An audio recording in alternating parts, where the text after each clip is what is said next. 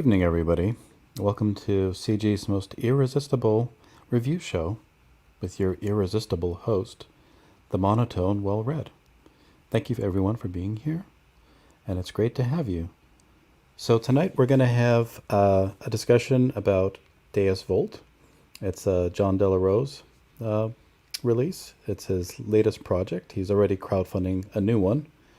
And hopefully we'll get a chance to talk about that as well later on. But first, let's jump into the chat and see who's here with us tonight. Velnet is always supporting the channel, one of our best and most loyal viewers, always boosting us on Twitter and promoting us and having nothing but positive things to say. What wonderful thing does Velnet have to offer us tonight?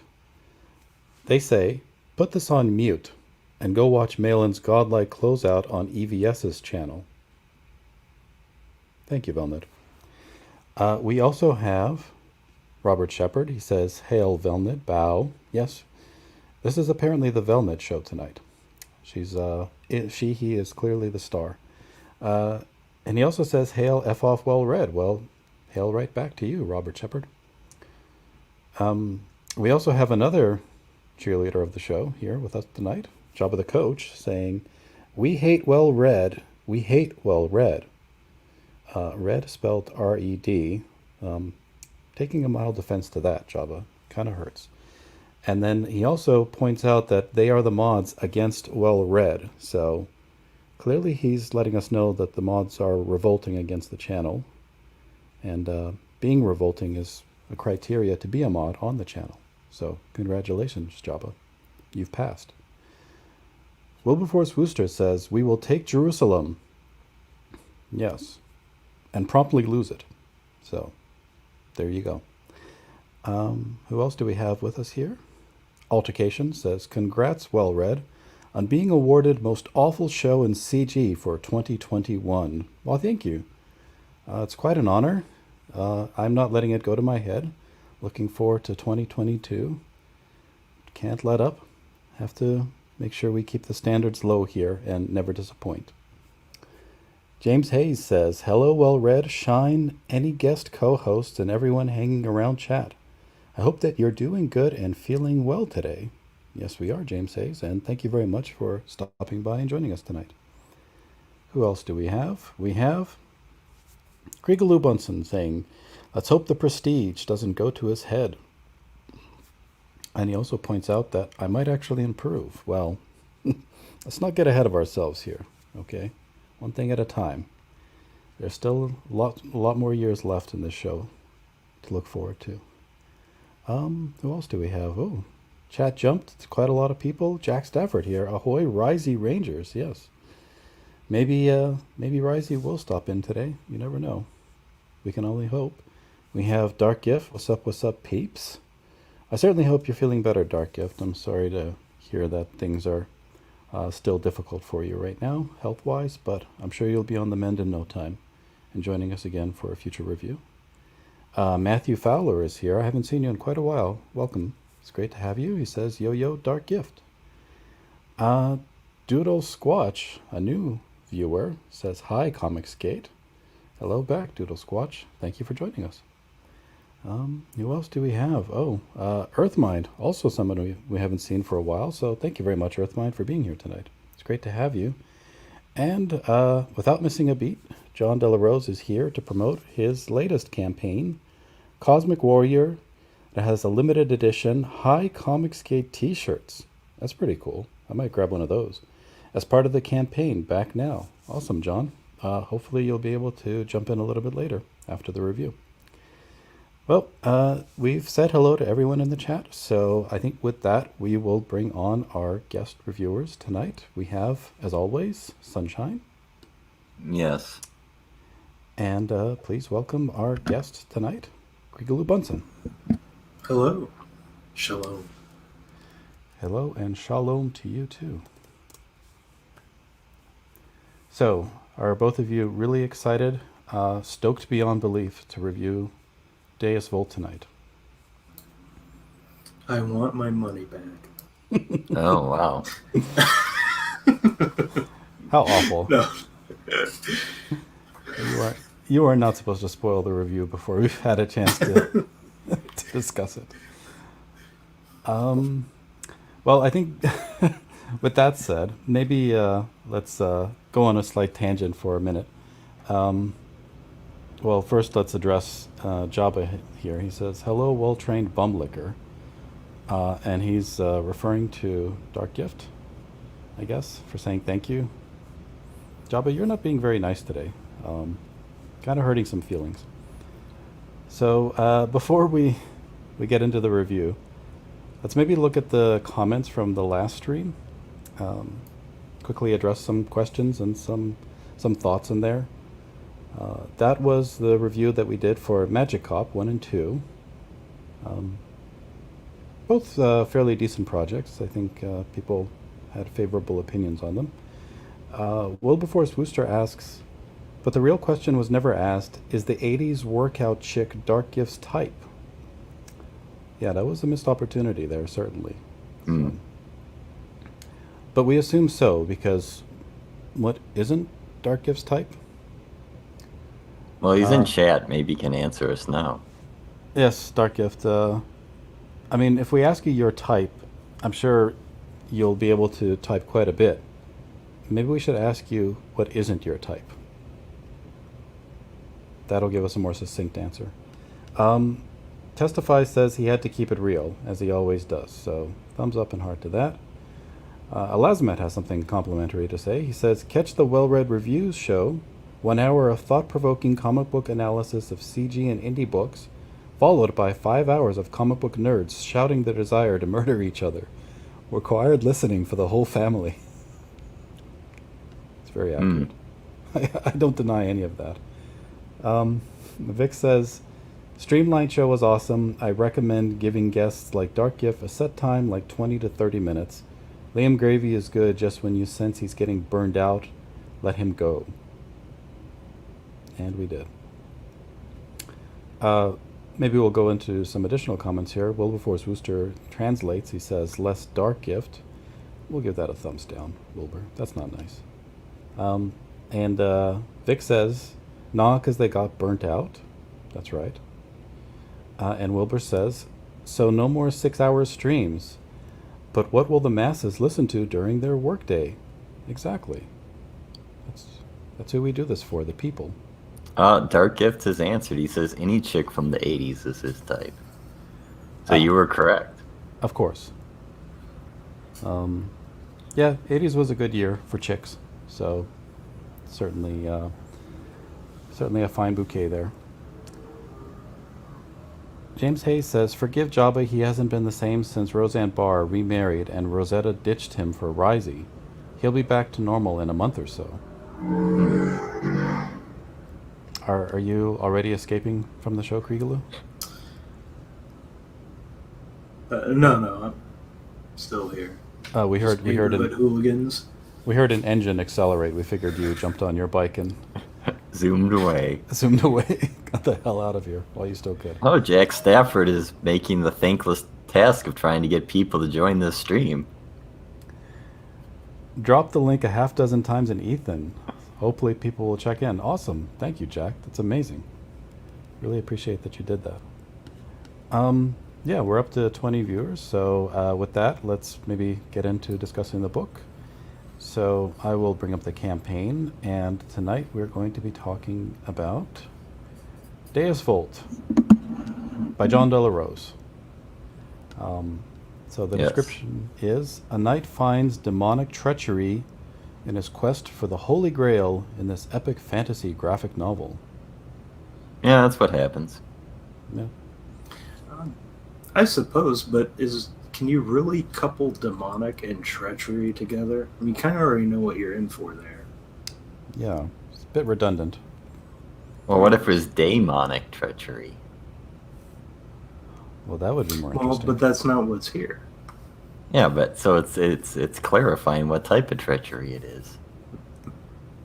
Fair point. Well, the backer count certainly is not treacherous. 561 people backed this book at $27,000. So A moderate success by CG standards. I think it's his most successful campaign since John Malin drew the Flying Sparks #1 issue. Ah, congratulations to him. And several tiers, of course, several covers. He offers a digital at a very affordable $12 and a physical for $25. So that's nice to see 2 different pricing tiers. And you get the PDF along with the physical. Mm-hmm. There is a Ms. Sashi variant that some people might be interested in, and a regular plus a variant sought cover. Not sure what that means. There is a hardcover version of the book, I guess. So I see. This is the Sashi variant that some people backed. How many? some people. 35. Joe Sontag says, "Hi, Comicsgate. Hi, Sontag." Oh.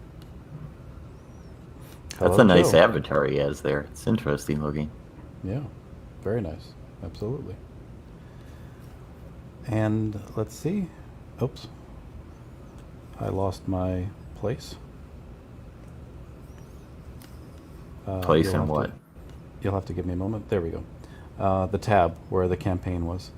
So that is the Miss Sashi variant. I'm not sure what kind of creature this is, or if it actually appears in the book. Yes, it does. Quite often. Okay. It is a kitten. It's a furry. Yeah, that's really what it is. Ah, it's a play on the other species of half kitten, half female Witten.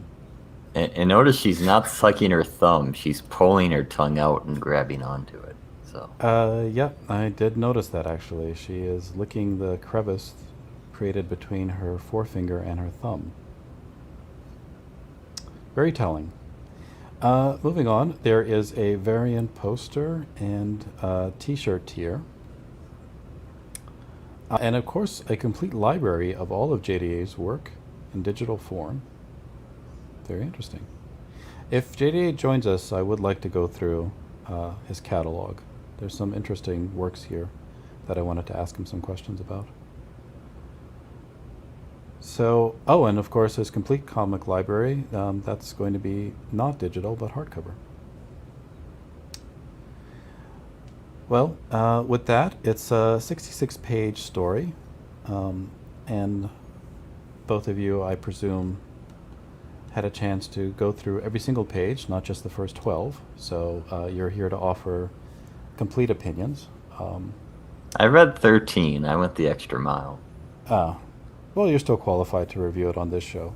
We don't have very high standards. Oh, I wish I would have known that. Well, I see a lot of fantasy and swords and Vikings. I'm assuming this is Conan the Barbarian. No, On this is a practicing Christian. What do you mean, Conan the Barbarian? Oh, Christians with swords. Do It's tell. Crusader. here. Yeah, he does everything with class, dignity, and righteous fury. Yes. So he prays before every kill? He prays He often. anoints himself in the blood of his prey. Is he a pagan? No, we told you he's a Christian. Baptizing in the blood of your enemies. Interesting take on Christianity. Are the monsters meant to be the Muslims occupying the Holy Land that he seeks No. to free? So the setup of the story is they've taken some city in the Crusades, and he's returning to report, and a vision comes upon him, and he presumably enters another realm. Okay. So he's that in is a- the premise. He's in another realm. He's a Christian that's a Christian warrior from the Crusades taken into a fantasy land. Yes. Yes, yep. And where does the quest for the Holy Grail enter into this story? Well, in the beginning, he's first tempted because a vision is given to him by a succubus. That's the Holy Grail. That's what she tempts him with. And essentially gets saved by the cat lady. And he says, "Oh, it's just an illusion." But you said, "No, maybe it's real." And then that's when they start their journey to look for the Holy Grail, which might be in this realm. So, chapter the first. Yes. Chapter : the first. One of many chapters, I presume. But There's 3. so he enters in on this quest. I think the art is very nice here. Maybe I'll take a minute to just Yeah, comment. it's by Jesse White, or I think it's Jesse. Yes. Mm-hmm. It's pretty solid and detailed throughout. Yeah, it's pretty much this. It's, as he says on the second page, it's in homage to John Buscema. Obviously, if you remember the Prince Valiant comic strips, that this kind of has the similar feel to it. Even the writing, I think, is kind of similar to that. Mm-hmm. And the colors, in particular, this is a very interesting palette. Yes, Chosen. but it's done by someone we're all familiar with, Matt Krotz. But it's Oh. not his standard style. I don't think he generally colors like this. Although I do notice these whites, and he said the whites were often how he picked out Elizabeth Brightweiser. So he must enjoyed like putting whites into his coloring as well. And I don't mean the snow. I mean like on his cape and his kilt. Mm-hmm. Very different from Kiri, his other book that he... James Hay says the art is okay, but that over the colors is what makes it good. The colors are incredibly strong, I will agree. Yeah. I was going to comment that it feels like the colors are what particularly stand out here. Yeah, I mean, the art's good. I mean, I realize his artist is drawing in a certain style, and like the creatures, I think, are drawn very interesting as well. That helps. But I mean, like the normal humans, they look fine, but there's nothing... The facial expressions are kind of fun because they have over exaggerations. Like here, he's going for the Grail. Now, is this what exactly kind of warrior is this? This is a Crusader, specifically. Yeah. Okay. Yeah, he's a knight because he's called Sir. Is he? Domingo, I think. Yes. Of Spain. Is he embarking on this mission for the Holy Grail as a sacrifice to God or as a quest for vanity and glory? Well, he mentions getting oh, what's the word? Why can't I think of it right now? A vision? No. Well, he mostly wants to do it, I think, because he's not assigned this task. He just thinks he should do it because he sees it, and then he's told, "Oh, it might be here." He's like, "Well, I should go get it then." So, a journey of obligation and duty. That No. might be closer to it. It's not quite that. He's lured in by the sounds of music, and then a beautiful, beautiful vision of a woman. And when he sees the Grail, he's like, "Oh, maybe I've received a vision from the Holy Virgin." So, yeah, I don't know. It's like equal parts compulsion and glory. It's weird. It's weird, man. It's fun, but it's weird. Okay. So, Yeah, I guess he says at one point, "It would be quite a moral victory if I were to find the Grail. The chalice I sought wasn't mere witchery." So, I mean, I guess that's how it's not for like fame that he wants it, but he wants, recognition from the Lord if he were to find the Grail, for example. so some compensation expected for this quest. I mean, do the demons that he encounter, do they toy with him at all emotionally, or are they meant there to be set up there as primarily obstacles to him fulfilling it? Well, I mean, Although go ahead, Kriega. those two are basically obstacles of their own design. Outside of that, the other The other demons are kind of enacting their own mission, and he stumbles onto it. So he's more like their obstacle. Are they also in pursuit of the Holy Grail? The demon already has it. Oh. He's in pursuit of total control. Yeah, so he controls this realm. He's like, wait, maybe I can take over other realms. So let's find this man from another realm and see what knowledge he has. So that's why they want to get him. They don't actually even want to kill him. They want to plumb the depths of his knowledge. So supposedly this demon king could take over all the realms of existence. And I take it that this Witten character, Kitten. Kitten. Not Oh, Witten. my mistake. Witten is on the Jack show. There are no urination scenes in here, are there? No. Okay. No, So this is John far too Malin much approved. class in it. This book is completely approved by John Malin, I think. Good. Thankfully. Right. So I believe that then it would be from this realm, hoping to intercede and make sure that the evil rulers would not be able to access other realms. Is that Yeah, correct? so their race is being subjugated, and he learns about this. And he's like, well, this wasn't really my task, but since I'm God's disciple, I will help you, because the story of the Good Samaritan. So I must help you. This thing is oppressing you. So he's taking on quite a bit in this journey. Is there anything extraordinary about this individual, or he's merely He's just just the mortal. man. There's some hint that like his sword was blessed, but he's on a cruise. I'm sure they blessed all the things. But when he, I guess in the second chapter, the kitten characters say, "Oh, you've been foretold to tell," and they have a statue that looks like him. So obviously, there's something. Maybe he's the chosen of God to help save people. I don't know. So, Kriega, how did you feel about that? Having a mortal fighting all of these demons. Did this seem constructed realistically to you, or did it strain believability to have this character in this circumstance?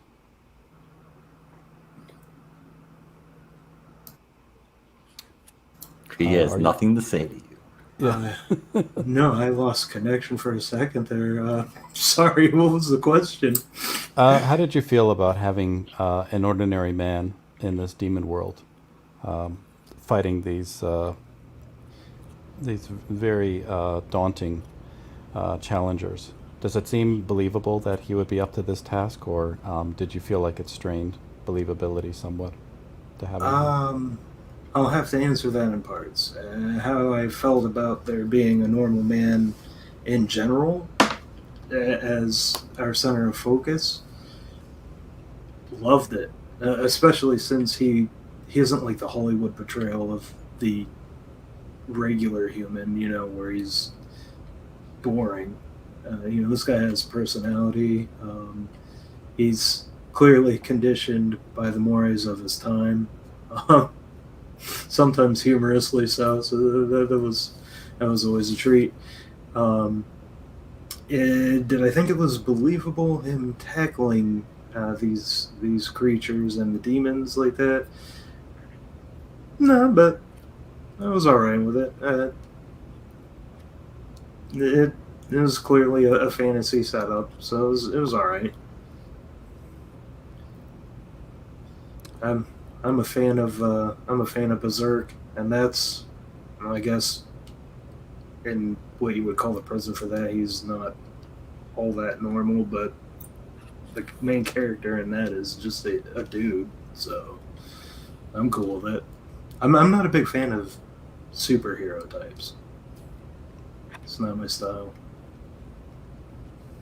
Also, Jabba can suck it. Go eat a dick. I would say that like this is kind of the standard kind of fantasy mix kind of swordsman. It's like it's just a human, but they just overcome these. I mean, Conan essentially is just a human, but he like fights off hordes and monsters. So it's kind of the standard trope of these type of thing that this isn't a homage to.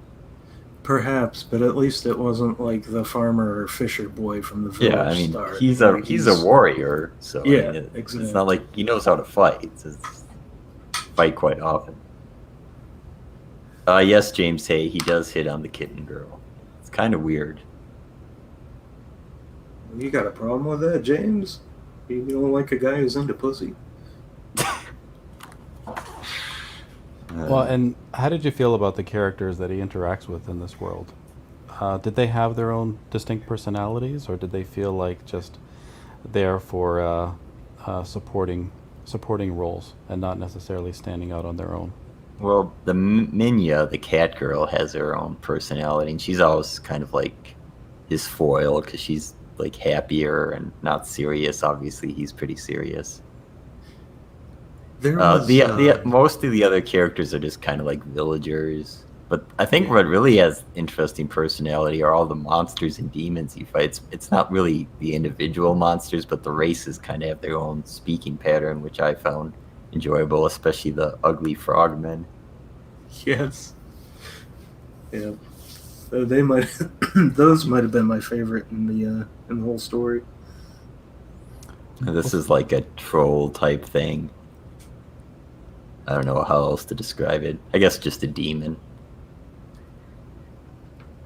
So how many different races are there? No need to give us an exact count, but a handful, or Yeah, we don't see like multiple civilizations. Essentially, these cat people, and then the demon king and his minions, and he has like 4 or 5 different type of minions he sends after them. Yeah, I would be. I'd be interested to know, because it almost seems implied that the Kittian, if I'm saying that right, were to have been the dominant or perhaps even only race on this world. I'm not sure, but it almost seems like all the other ones were brought there by the archdemon, if you will, the Mr. Green there. Demon King, as he's called. Yeah, James. He thinks of himself as one. James Hayes. Yeah, the dialogue is very kind of old-fashioned, like what is his name? Dominus. Domingo. Yes, because he's Spanish. He speaks in a very flowery but direct manner. Like it's pretty obvious the kind of callbacks he's speaking in.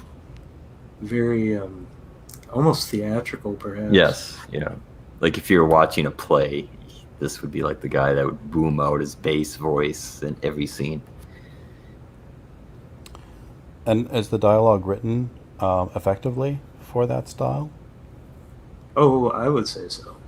Yeah, it hits it to a T in terms of that. And the villain, of course, you can see he says, very villainous things. He's not someone to say, "Oh, I understand his point of view." He just wants power because he's a demon. There's nothing to understand. He's just evil because he is evil. Mm-hmm. Well, so all of these races that he encounters, did you feel like the plot kind of just took you through an exploration of this world, or did they actually add any character development for this knight on this journey? Did he interact with them in any kind of meaningful way, other than having battles or saving them from? Well, I think points?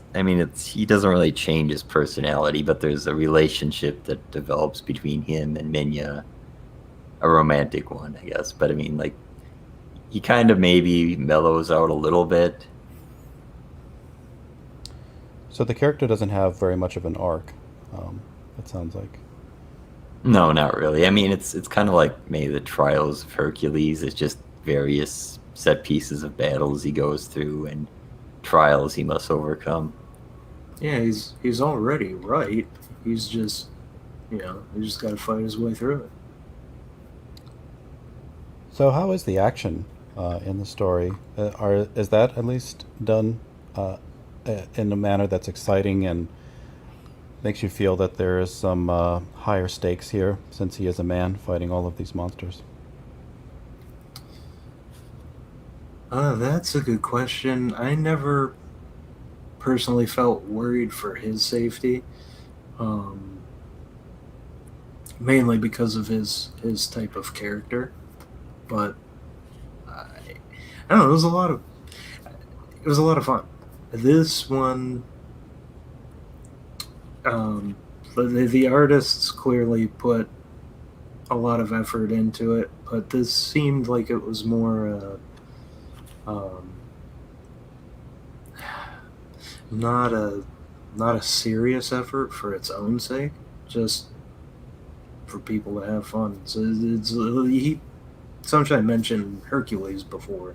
It's like what the hell's that guy's name? Kevin Sorbo's Hercules show, kind of. It was just Yeah, I could see that. I mean, a little bit. or I mean, it's kind of like that in a broader sense, but the main character is, if any of you have ever seen Blackadder, he's like Brian Blessed's character, kind of over the top, grandiose, um, but a lot of fun for all that. Despite being not one dimensional, he's not flat, but he's I don't know. He's certain in what he wants to do. He doesn't really waver ever. Yes, yeah. I think that could lend to some people thinking he'd be a flatter character than he really is. So as you're turning through the pages of the story, and you can kind of predict all the story beats that are going to occur, what keeps you reading? Well, I mean, Kriega's already mentioned. It's just fun. It's fun to read the dialogue. It's fun to look at the drawings. The coloring is beautiful. It kind of also feels comfortable, I guess. It's like, oh, I remember stories like this. It's kind of a trip to the past, and it doesn't drag. Everything just is snappy and moves. Are the battles at least unique and interesting in their own way? Well, they aren't repetitive. At least I don't know if they're the most unique things anyone would have ever read, but they aren't repetitive within themselves. And There's what a about fight intrigue? there's like a callback to the Golden Fleece where he's fighting skeletons, and that's just kind of fun because everyone loves the skeleton fight from that movie, and the creatures just look interesting, I'd say. James Hayes says, so this is a story of heroic adventures rather than a hero's journey. Yeah. Yeah, he there's really no development. It's just kind of a vignette of Domingo's supposed adventure. And that could change if he decides to put out more, if he tries to make like a series out of this, which honestly I'd be interested in. There's plenty he's left for world building there in that realm, but who knows? The ending was, you don't know where it will go from there, really. I mean, it seemed to me like say. this is a story, and the end is the end. It's like it's a complete story. The end isn't very open for interpretation. I mean, there's a little bit of interpretation, but in terms of where it's going, it's this is the end. So it's kind of nice just to have a full story. It's quick read, it's fun, and then it's done. Mm-hmm. And it has its own personality and character. I'm likening the way you're describing this to Road Warrior Drake, that seemed to follow very similar story beats, but had very distinct personality. Well, it's sort of like Vestry, except like the Vestry Ashcan, which is a single story. It's a battle. This is multiple battles. It's a little bit longer form than the Vestry Ashcan, but it felt like that. It's just a kind of fun fantasy adventure. The character is not the most exotic, but he's fun enough and to read about, and he acts as you expect him to act. You kind of get his personality within the first few pages, and nothing ever seems out of character after that. But you don't really know exactly what it's fun. This is one of the few books where it's just fun to read the way the dialogue works. The dialogue's is actually fun in itself. It's not just it's serviceable. It's actually, what is he going to say? That'll be a little funny, although he's taking it completely seriously. Yeah, it's one of those instances where it's not the plot really that has any major twists in it, but it's the dialogue that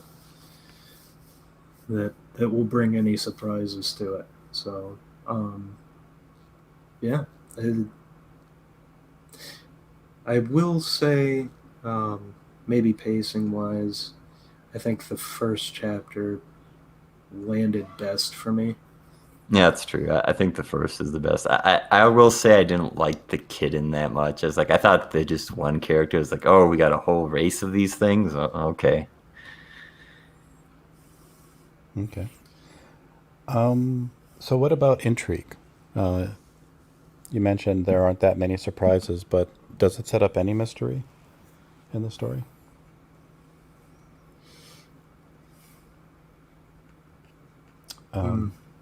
Well,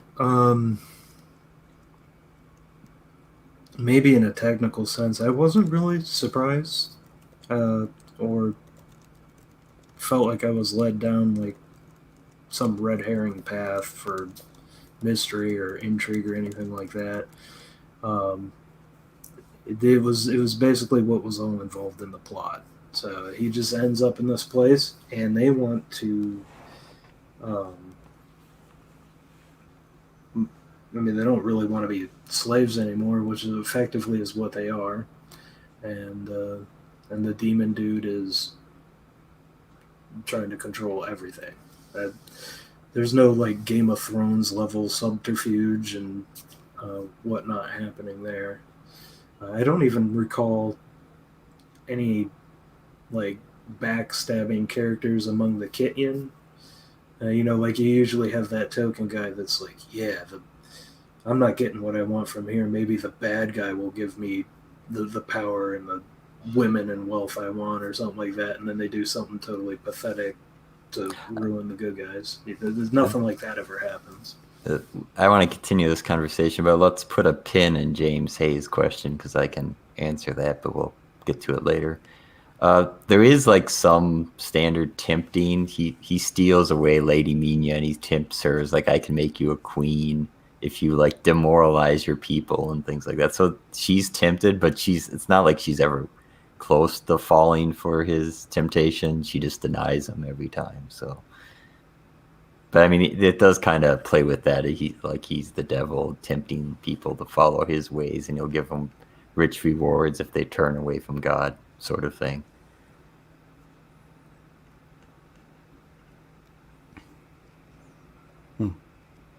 So what about the religious allegory in the book? Since it is a quest for the Holy Grail, how heavy-handed is that?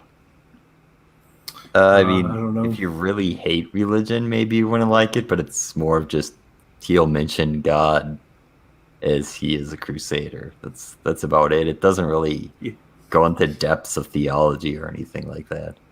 I'd say it's about as heavy-handed as Monty Python's quest for the Holy Grail. Yeah, that's probably true. Which serves the story just fine. Yeah, I mean, you want this guy to talk about God. I mean, that's kind of his thing. It would make sense. Wouldn't make sense if he didn't mention it. Okay. And does God make an appearance at the end once he, assumingly, does succeed in his quest to retrieve the Holy Grail? Not directly, but there's hints that like his actions have been guided by God, and that like he gets his favor to succeed and things like that. The standard kind of 2 steps removed God is in many of these kind of allegory type stories. Okay. I don't know how much more to ask because it sounds like the story beats are pretty standard. It's meant to just be enjoyed on face value. Um, I how mean, about yeah, the there's nothing really in depth to talk about. You can go through scene by scene, but that's not typically what we do. So, sure? What about the three story arcs? Since it's broken up into three chapters, how are those divided? so the first is, he gets tempted, he gets introduced to the realm, and then there's one of the minions comes at him and he defeats him, and he's the second is the celebration of that, and then his quest to help the kitten, and Minya gets stolen away, and then the final chapter is him saving the day in the final battle. And of course, slaying the Demon King. Yes, it's nothing. And then, of course, the last page is they go through a portal, and he wakes up in the bed with a bunch of monks, and it's like, oh, we found you unconscious. So it's the standard did it really happen kind of Wizard of Oz thing. But he sees Minya in the clouds, so it's like, oh, I think something is real about what I just experienced. I see. Was it all a dream? Yeah, that type of thing. Um, no indication that the demons were even partially successful crossing over into his world. No. So everything wrapped up very nicely with a neat little bow. Jabba tells you to trust them. Trust your mods, well dead loser. If it's a spammer, they will get it. Except for Jabba. Not me though. I won't. I don't get it. Okay. Well, at least he's honest. I'll leave it to the mods then, Jabba. Sorry. Maybe I jumped the gun. Does he bring Christianity to this fantasy world? Is there any proselytizing that occurs? No, not really. It's clear like the kid didn't know of God, because they're like, how do you not know there's 7 realms? Yet the creator of us, but they don't really seem like they worship God per se. They just acknowledge his existence. So you mentioned that everything felt very familiar to you, that you've read these kinds of stories before. Had you not read them, would you still have enjoyed this story? I think you'd probably enjoy it more, but I mean, there's the familiarity. Obviously, that's if you haven't read anything like this because you're 15 years old and you haven't been exposed to classic comics. I don't know if I could put myself in those shoes. What do you think, Yeah. Riga? Would you hand this book to a 15-year-old and expect that they might find enjoyment in it? Well, no, I'm not a creeper. But Yeah, it does have furries. That is the problem. hey, no, in a general sense, there's nothing really to recommend against this. It's Besides the furries. yeah, well, yeah, but you know, aside from that last bit toward the end, he kind of puts them in their place. It's, humans are the best.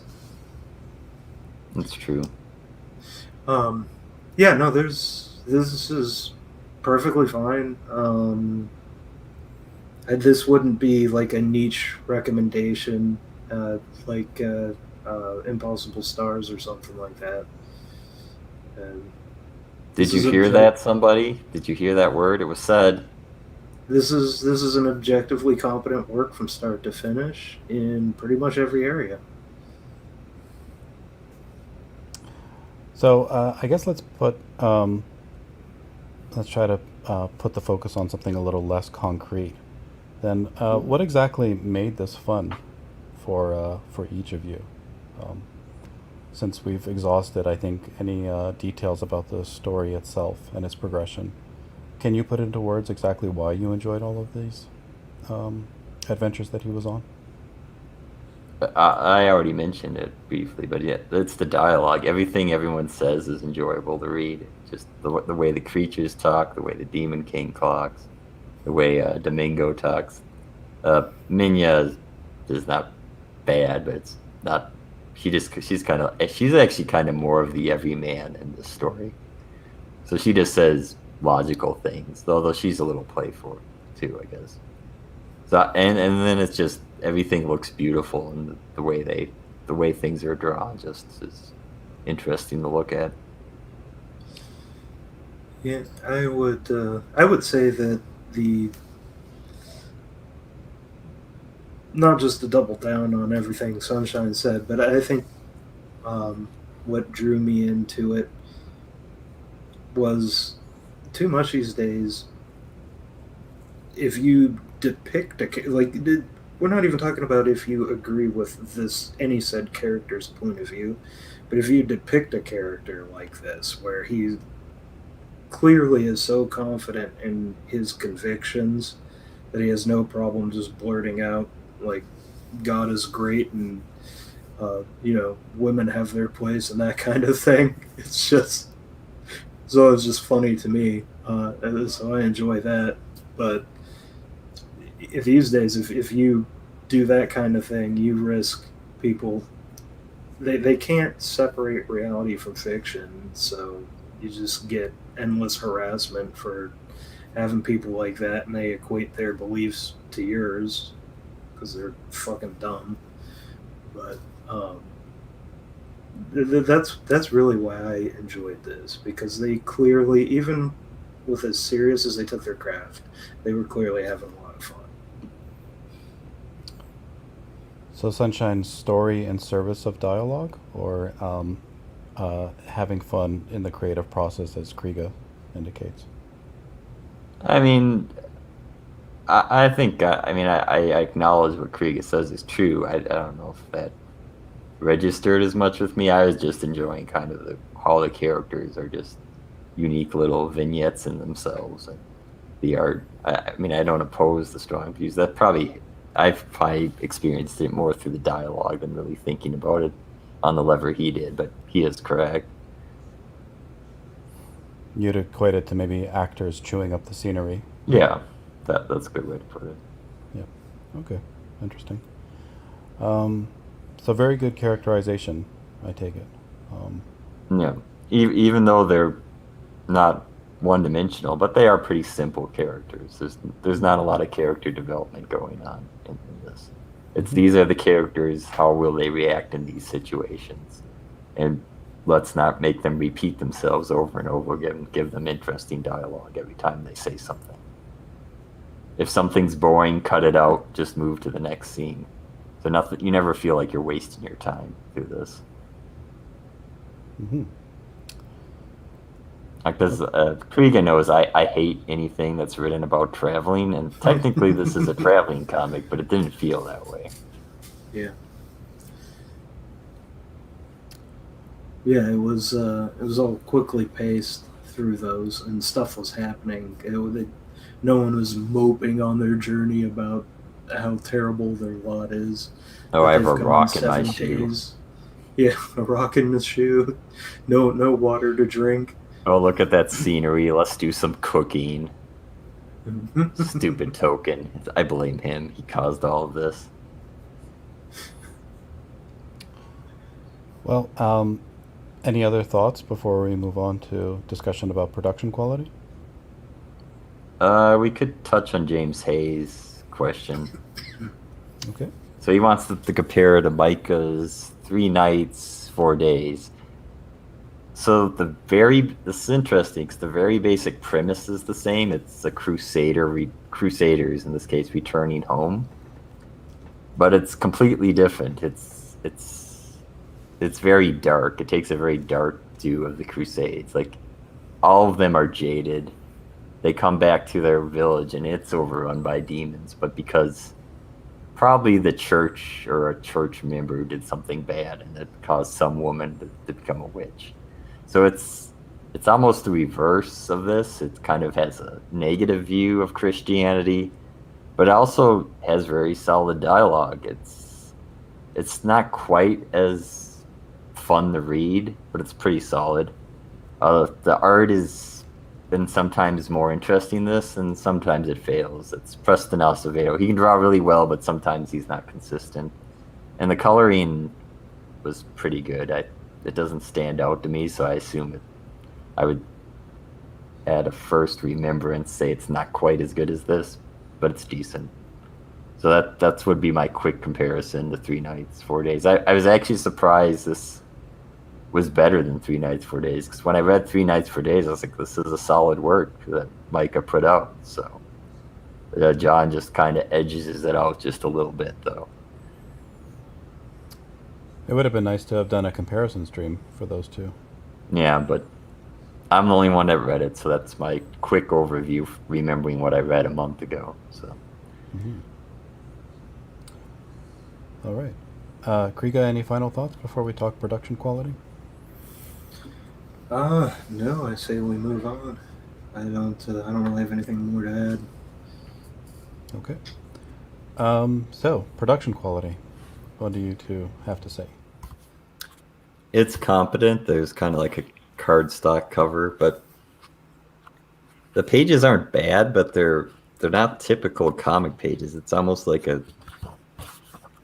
don't know, it's almost like just plain, printer paper, I think. Is that what you think this is, Kriga? I think it's a little better quality than that. I get it's. I almost feel like they were trying to recreate like that Prince Valiant feel on a newspaper without being that cheap.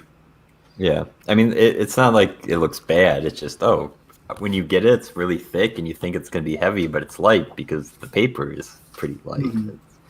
It works for what they're trying to achieve in terms of the coloring. It looks good. It was kind of surprising when I first turned the first few pages, like, oh, it's this type of paper. So I don't think we've had a book with this similar paper before. What about lettering and anything related to the actual presentation of the art? Go ahead, Kriga. I don't have any problem with the lettering, and they do go out of their way to make it distinct between the humans and the monsters, and even the monsters among the monsters will have something that sets them apart from each other too, which is nice. Except for like the Demon King, as you can see there, is normal because I don't know, he's as sapient as the humans, maybe. I don't know. Well, it's implied he left heaven with Lucifer, so he's a fallen angel essentially. Yeah, but there's most of them speak. I almost said English, but whatever language. Most of them speak it without problem. There's a couple monsters in there though that they just make little word bubbles and fill it in with, I don't know what the hell it is, some kind of chicken scratch, because they're on a whole other level of incomprehensibility. Although I did like the Cerebus because it's got different like coloring, but it's like each head like finishes the sentence of the one before it. Yeah, that was it. Yeah, and that just adds to what we discussed before with what made it so enjoyable. Is the dialogue and how the dialogue was presented. I do like the fact that like when things are near death, it's like they're offended that they're dead. They're not like crying or screaming. It's like, what have you done to me? The overacting type of thing you would like see in like in stage play or something like that. It's like, I am undone, I think is what the succubus says when she gets stabbed or something. Yes. James Hayes says, for the first time in forever or more, you guys are making me think that CG finally has a good book to talk about. Well, there you go. If this appeals to you. That's not true. Xenotype is amazing. I would say the Vestry Ashcan is probably the closest thing that's like this book. And there is 2 other fantasy books, if fantasy is your thing. It's The Guardians of Urloth, which we haven't reviewed, and Fiendish. I mean, they're all different categories of fantasy, so they're not going to be exactly like this. But they're those 4 solid entries of fantasy in the CG sphere or indie comic sphere I don't know how various people view themselves, but those are books I have found on Indiegogo, at least. And Fiendish is certainly one we'll review at some point. Yeah. Is Jack Stafford talking about the Watchtower? Oh, is that the ones that like used to like say D&D makes you turn to the devil and things? Oh, those ones. Oh yeah, no, I'm thinking of Oh, like I'm thinking of those Jehovah's Witnesses oh guys. right, yeah, those ones. They actually do kind of look like this. You're right. The Jehovah Witness ones, yeah. They because they have like a divergent view of what the Bible says, so they like paint out these pictures of how God did things. It's yeah, they do kind Yes. of look like this. I guess you're right. Interesting. All right. With that, I guess we don't give scores, but we. I mean, guess- Kriega can if he wants. I don't do it. I'm sorry, I'm just taken aback. We now know John Della Rose is a Jehovah's Witness.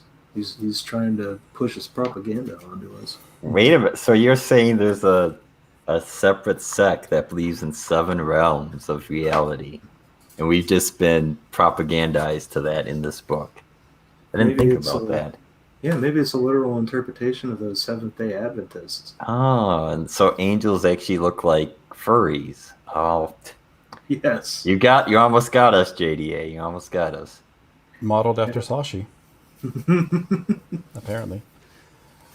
By the way, that's the cover I got. Oh, you got the Sashi one? Of course. Well, and are you happy with it?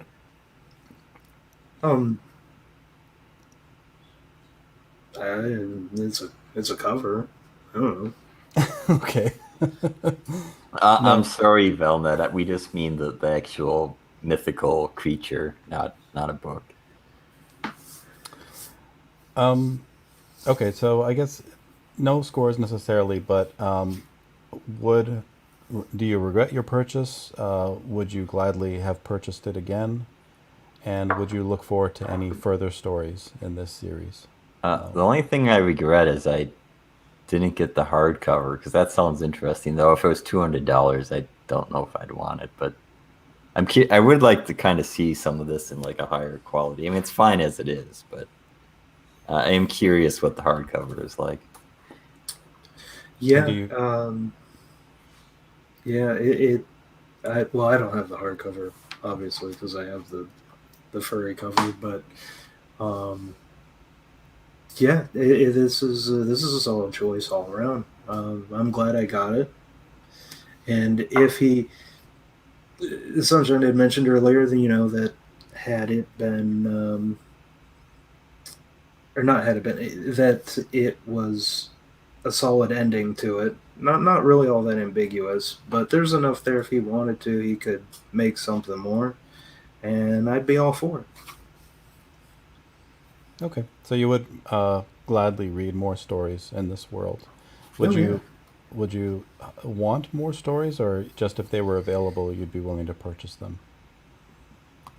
I For would me- want more if it sticks to the hue of this book. It's just a full story adventure. You don't need to set up the next one or leave a cliffhanger. It's just 60, 70 pages of a complete story, and there you go.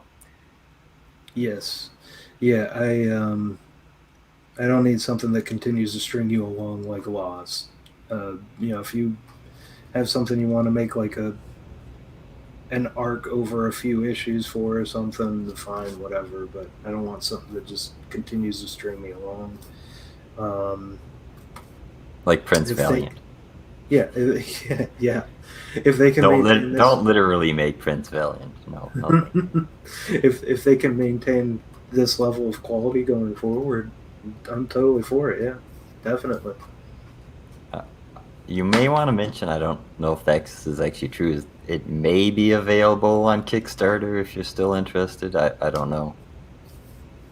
This Days Vult. I know JDA opened a campaign on Kickstarter, but I don't know if it's still going or not. I guess we can ask him if he stops by. Yep. So we don't have a lot of books for comparison, as previous reviews done by both you and both Sunshine and Kriegelu. But how would you compare this to Impossible Stars? Is that book still the highest, the standard to judge all other books by, as being the highest quality one we've discussed, or do you feel this might surpass it? Well, the problem is Impossible Star is just more in a genre that I usually read. This is fine for what it is, but I mean, there's kind of a lack of sci-fi that the Impossible Stars really need. I didn't really miss high fantasy. It was fun to go back, but yeah, I enjoyed this book. I wouldn't say there's anything incredibly special about it, though. Yeah, I don't think either work actually pushed the envelope for their genres. I don't know. That's a tough one to answer. I'd say someone I mentioned earlier about just backing anything of quality in CG at all, and both of those would be at the top of my list. I stand by my decision in the previous thing with Impossible Stars that that is more of a niche recommendation, but I would still wholly back it. That and this. This one I think will have a more broad appeal. Uh, Okay, great. Well, thank you both. Interesting opinions all around, so it was a great discussion. Um, I have topics for tonight, but I guess I wanted to ask Sunshine. How much sci-fi do you typically read? Do you prefer sci-fi in comics or in novel form? What's your Most sci-fi I actually read is short story. I mean, I haven't done it for a few years now because I haven't kept up with it. But I mean, novel form. Generally, novels and sci-fi though are collections of short stories. Most of the famous ones are, at least. What do you usually like about the sci-fi genre? What do you look for in stories? Generally, it has to have a premise that's interesting. It's like, I mean, having characterization and plot development, obviously you want that, but I mean, the premise has to be interesting and thinking about what does this premise mean for people rather than I'm in space, let's have a human drama story. Like, you can have a human drama story anywhere. Why waste it on a sci-fi story? why have one at all? There you go. I guess it's kind of like a critique I hear of The Walking Dead. It's like, it's not about zombies, it's about people fighting with each other. It's like, that's not a zombie story. Yeah, it's a soap opera. Yeah. Um, we'll have to interrupt this discussion just for a minute. We have somebody in the back.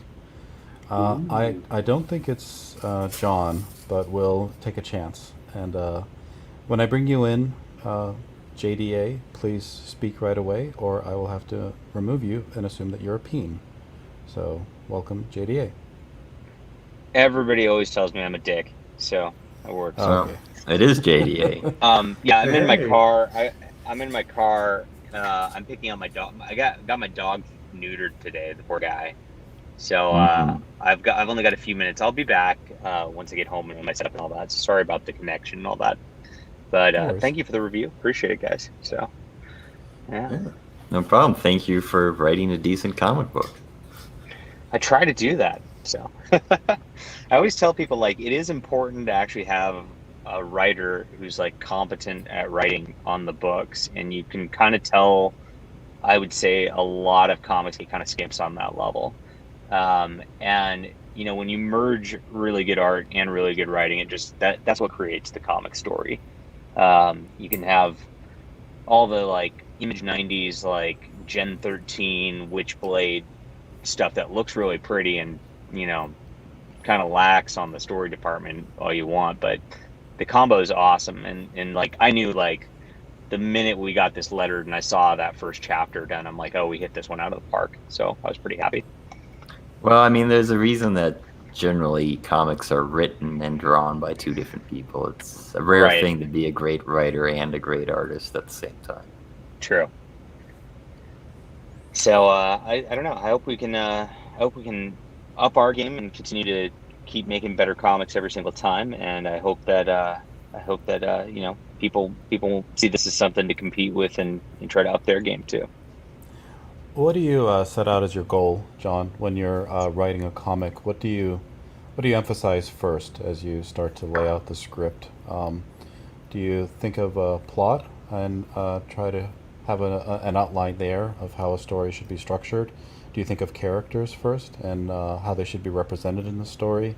What's your most interesting contribution to your script as you begin the process of writing it? I usually go with the basic idea. So this one, you know, I mean, I knew my artist style out the gate, and so this was kind of a rare instance where I could come up with a concept to tailor to him, rather than having a concept and then trying to find an artist to fit that concept, if that makes sense. So I knew he had that like John Buscema, Conan, Thor sort of style, right? And I was like, okay, let's do something in that vein. And you know, being a pretty vocal Christian Catholic guy and all that, I'm like, well, let's do something kind of on the Crusades level. And then I didn't want to do like a direct historical comic because I just didn't find that as fun. So I was like, let's throw that into a fantasy type of deal. So my favorite books and concepts, I would say, are like Exo Manowar is one of my favorite characters, and he is a Visigoth king who's like transplanted into like Iron Man armor, right? So it combines that ancient feel with like, you know, modern sci-fi, right? So I wanted to combine something, and so that's what we kind of did with that, as you guys already kind of talked about. We had the Crusader. He went into the fantasy land, like that's kind of a Wizard of Oz sort of setup, or I was going for more of a John Carter kind of setup, because what John Carter was a warrior, if you guys remember. I mean, this is kind of directly where it comes from. And John Carter then got transplanted to Mars through a cave, right? This is very similar. And then John Carter at the end of the book ends up, you know, kind of waking up back on Earth also. So that was a nod to that. We wanted to get that Prince Valiant traveling feel in there that you guys mentioned too. We wanted a very Conan feel to the battles, where the guy is obviously very strong and very much confident in his abilities and not scared of taking on anything. So those were the kind of elements I wanted to put in right away. And I guess to answer that question fully, those sort of elements right there both inform the plot and the character of Domingo right away, and I kind of filled in the blanks around it, right? Were you trying to write a story that was also, with blending all those themes, felt a bit reserved? When they were describing the storyline, it sounded like it had a lot of moments that you would typically experience in this kind of genre, but it also didn't have the very large epic kind of set piece moments as well. So it seemed a little grounded despite being a fantasy tale. Was that intentional, or did you feel like you were trying to hit those notes and just didn't quite formulate it in the script No, that you were? I think that, you know, I think you're thinking kind of more epic fantasy type of stuff. But if you look at 70s Conan books, they're all very like, the camera is always on Conan, and it's very much centered around Conan. Even when there's like a few battles that are like kind of bigger that he's involved in, you really are still dialed in on Conan's perspective, and the world's there and that's happening. Like the Kityan and the demons have a giant battle over the course of this, for example, and we see a couple scenes of that, but it really only pertains to like what's happening with the quest with Domingo. And no, so I was very much intentionally trying to get that Conan vibe out of it. Mm-hmm. So did you have any thoughts for creature design? I mean, there's obviously the flying monkeys, and whenever you see anyone battling skeletons, you immediately think of the Golden Fleece. So, Right. But Those were both both important. Yeah. Did you have any other ideas for the other creature designs, or inspirations The for them. flying monkeys was all Jesse. He wanted to put that in there, and I was like, "That's fucking awesome! I love that." Yeah. I always forgot about those, but I love those. And of course, I wanted frog creatures. I don't know. I put frog creatures into shit just because of the Pepe meme. Um, and then I did a cat girl thing just because I thought it was funny. So that was that's why I did that. I'm bad about that. It's like, oh, what will trigger people? Oh, a hot little cat girl following this guy around and a bunch of furry cat people. That's funny. So Speaking of the cat girl, I Yeah. don't know if this was intentional, but obviously she's like naked sort of in the beginning, but then at the end, like the demon closer, you kind of get like the Adam and Eve realizing they're naked kind of thing going on. Was that intentional, or I'm just reading into that? you're just reading into that, but I'm gonna start saying that it was Okay. intentional from now on because that sounds cool. So, Okay. Yeah. they have fur, so I was like, Yeah. but yeah. But then she's clothed at the end, so Yeah, we like, I mean, the little dress up as a princess, is kind of getting her a little closer to like a human princess in that like sort of temptation scene. And I think for the romance aspect of it, because I always put a little romance in my stuff, I wanted to push her a little more on to feeling human, I guess, by that point, if that makes sense. So was it intentional? Because she used to almost have fur like all the way down to her lips, but then that kind of recedes. Or is that just a coincidence? Or I think that's just a coincidence. I Okay. don't think that was very intentional. Yeah. For a holy quest, I also thought that the religious allegory was kind of reserved in the story. Did you also intentionally do that, or Yeah. did that kind of just?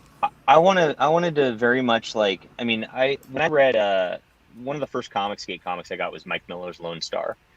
And his characters, it always struck me that like because Mike's a strong Christian guy too, but it struck me that his characters like would stop in the middle of a vampire battle and pray, and like you'd spend a whole like it'd be very like, okay, by the way, this is a Christian comic and you're gonna like it. It felt like that. It felt a little preachy in those moments, and I wanted to not do that very intentionally. I wanted to be like, you can have a Christian theme and a very Christian vocal character. Obviously, Domingo, is very pious, but you don't have to preach at the audience about it. And this is how you go about doing that. I wanted to show that you can make a Christian comic that's not lame at the end of the day, if that makes sense. Yeah. Did you have plans for sequels, or do you think it's standalone mostly? We did this as a standalone for a couple of reasons. So one, I wanted to make the whole thing feel like a European comic volume, because in Europe and other countries, they just do full volumes and they're just stories like this. And I've been reading a lot of those and they feel really good. It feels a lot better than like reading your comics that like never end, right? I did that in Flying Sparks. Every issue like really has a cliffhanger to the next issue, just like your very standard superhero comic, right? But that was right for the superhero comic feel. This was a little bit, I feel, classier. So I wanted to have that European feel with the story. However, being 7 realms, it opens up to he can travel to a lot of different places. I do have a second story in mind now that it especially like did so well. We're definitely going to do a second one. And so with this, I've plotted out its own story. And the second one is going to have a lead in to the third, but the second will be a complete story, if that makes sense too. So we're going to try that whole single story volume thing. But the third will definitely start because of repercussions from the second. I should point out I didn't even realize this existed until I was looking through the PDF. There is a short story about the Demon King that you wrote up as well. Right. I did that. So, I was toying around with stretch goals and what I could do. And I'm personally, I know a lot of people like the trading cards, and stickers, and all this other stuff. I personally, like when I get all that stuff, I toss it all. I hate getting junk. So I was like, what can I do that's a stretch goal that actually adds value? And we did the character bios, and that just helps define the characters a little bit more. I put the little map of the realm in the back, which is awesome. I love that. Jesse did that too. Oh, we need to show that, well read. That was cool. I was very happy we got to do that. And then I was like, well, how can I do something? I can write a short story, right? And I thought I toyed with putting it in the book proper, and then I'm like, I think it actually shouldn't go in the book, but people can read it, and it gives a little background and a little better world building, so that you can like peel back layers and have a little more depth to the world. And that was my intention with that short story there. And is your campaign still open on Kickstarter? I think you did one, right? No, we're all closed, and the Cosmic Warrior is the only thing that's up right now. Okay.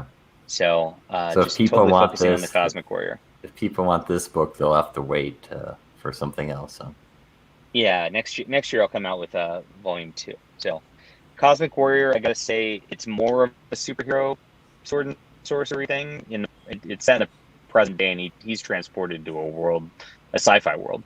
But you get the same sort of. I'm really trying to hammer that like strong male, heroic character that like is based on everything we used to read, and freaking nobody is allowed to make anymore in mainstream comics. So you'll have the same vibe, but he's definitely a modern guy. He's not like talking in Thor speak or whatever. So it'll be a little more modern dialogue than this book was. Yes. I try very much to make my characters feel very distinct, and I appreciate that you guys noticed, like, just that Domingo talks very differently than like the Demon King and then the Frog People, and then Mina has her own kind of sort of playful way of speaking that's not, so I'm very cognizant of that. And so when you look at my superhero stories, they're not gonna have this kind of dialogue. Okay. So this is the There's map. the map. Yes. And the most important thing is the Risey Ocean. The Risey Ocean is And the is Finatra transcends all. by the Finatra That's Desert. right. That's right.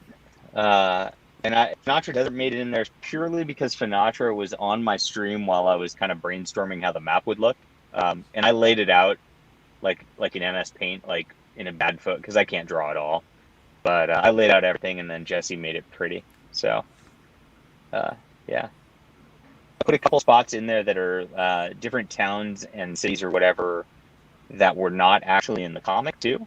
And I did that so that we can, maybe explore those areas in future volumes or things like that, or just a little add to the world. Because I remember when I was a kid, I read The Wheel of Time, and the first Wheel of Time book had this map with like all these different cities in it. They didn't go to these cities, and I'm like, what's the deal with those? And that always like made me interested in exploring the world further when the next books came out. So I wanted to present that feeling too. It kind of felt like the kitten were the original peoples of this world, and the demons invaded them. Yes, correct. Are you going to tell an origin? Oh, sorry. Go ahead, Kriga. Is that a nod to a Steely Dan record in the top left there? The Asia city. Yeah. Not intentionally, but I probably thought about that because I do have that song. Yeah.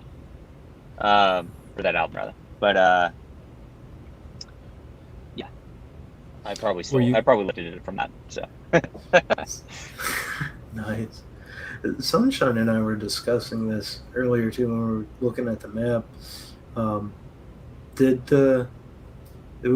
We noticed that the travel line is one way. Like any backtracking he had to do just follow his footsteps exactly back. I don't think he did any backtracking in the story, as I recall. I think he went down from the mountain to the kitten sort of town, and then he traveled this underground sort of spot, which led to a portal, which took him then to the Demon King's deal.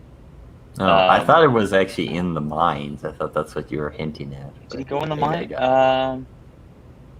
Let me think about this. I have to remember. That's what I I don't have it in assumed. front of me. But I mean, you obviously No. don't dwell on it he just goes to caves. But I thought maybe it was the mines he went back to. Because that's why I thought they took over the mines, because they overran it from the portal or something. I don't recall exactly. I don't know. Are you thinking of doing an origin story for the It's world? hard when you wrote this stuff a year ago.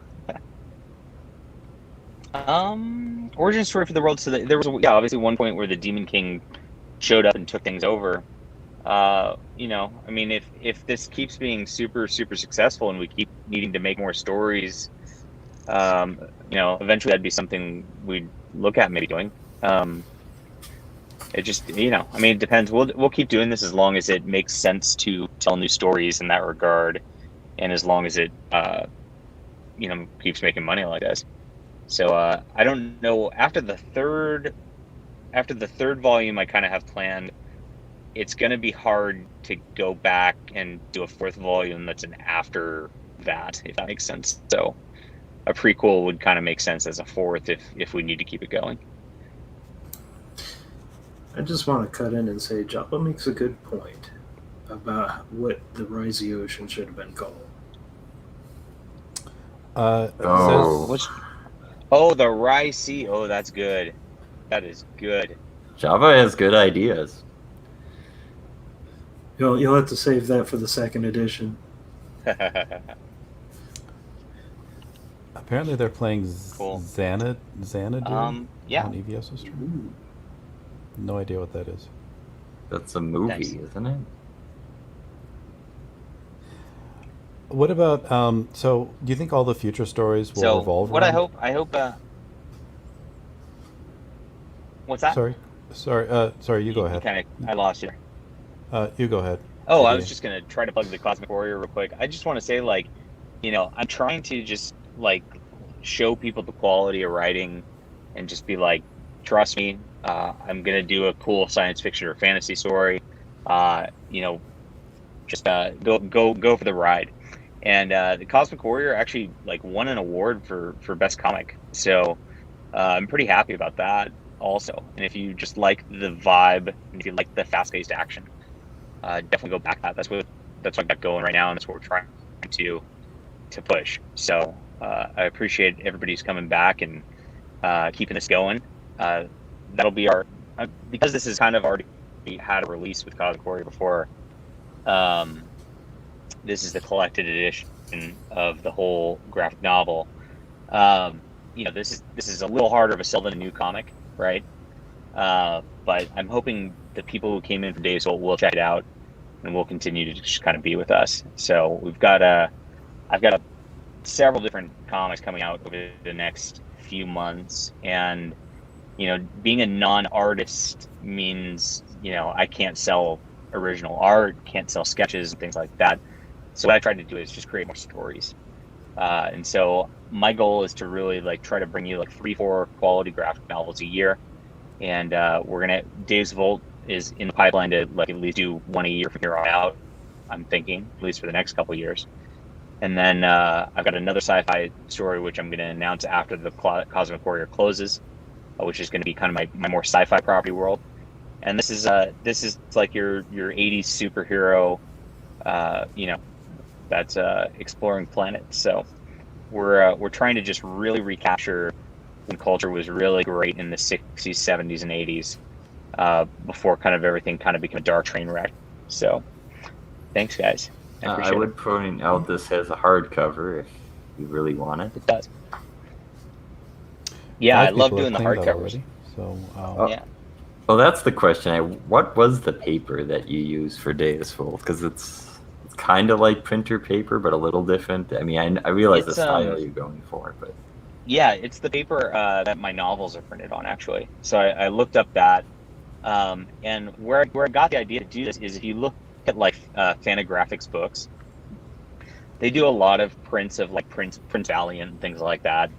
And they use this kind of paper, and the colors just stay a little more true on it, I feel like. And so I like printing on this paper. I really dislike glossy paper. I think like you get a weird glare depending on how you hold it. The colors really change depending on how you hold it, and I just have never been a fan of it. And I think that like the classier books again just have this like matte paper that just it looks better, I think, and then two, it makes you feel like you're holding something a little more robust, I guess, because the paper feels a little stronger. I would say, than like normal comic paper. So I guess, yeah, it's yeah. pretty strong, but it's actually very lightweight too. Because when I picked up the book, It is. thick, and it's like, oh, this is light. So it's very light Yeah. paper, but it does definitely hold the colors very well, and there's no shine coming off of it, which is annoying often when you want to Yeah, look at the art. I did my first campaign with this paper back in Flying Sparks, and because back then it was like, okay, so why are we doing things like the way comic books do things, right? And it's just like, well, this is the old way it's always done on the stands, right? And I mean, there's a point where newsprint was the way it was always done on stands, and Alternatives made a cheap, nice model by doing that.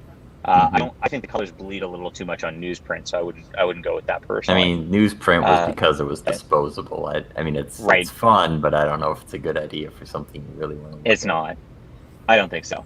So I wanted to do something a little more premium, and I think this feels a little more premium and a little classier at the end of the day.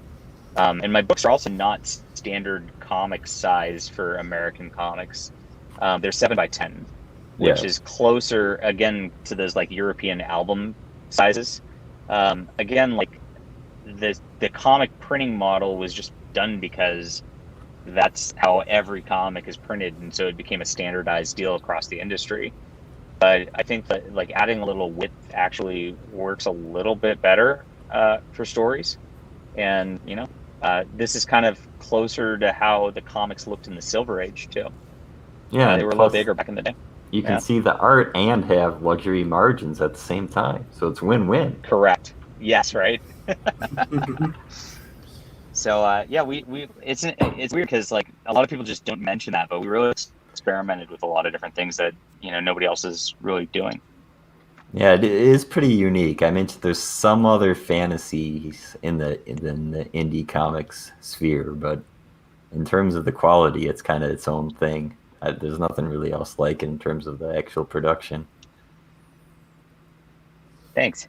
Yeah, I'd love to. I mean, eventually, like if we can get up around like 1,000 backers or whatever, I can start doing like maybe the fancy packaging, like Iconic Comics and things like that. But right now, I just want to put everything into the book and just make that the best it can be. So I think that's the most important at the end of the day, because I throw away the boxes when I get them. So yeah, I mean, so when was this Cosmic Warrior originally published? These were published in single issues over the course of the last year and a half. So the issue 1 actually came out April last year. And what I've been doing with my comics is I've been just kind of plowing all the money I make from my campaigns back into comics, and I just release extra comics on Amazon with the crowdfund money. So I was trying to just like build this like network on Amazon where like monthly comics would come out and all that. It ended up not being super profitable to do that because it's just the print cost for a single comic, believe it or not, is almost the same as the print cost for my full graphic novel for Deus, for example. So I make like 50 cents a comic on those, and it just sucks.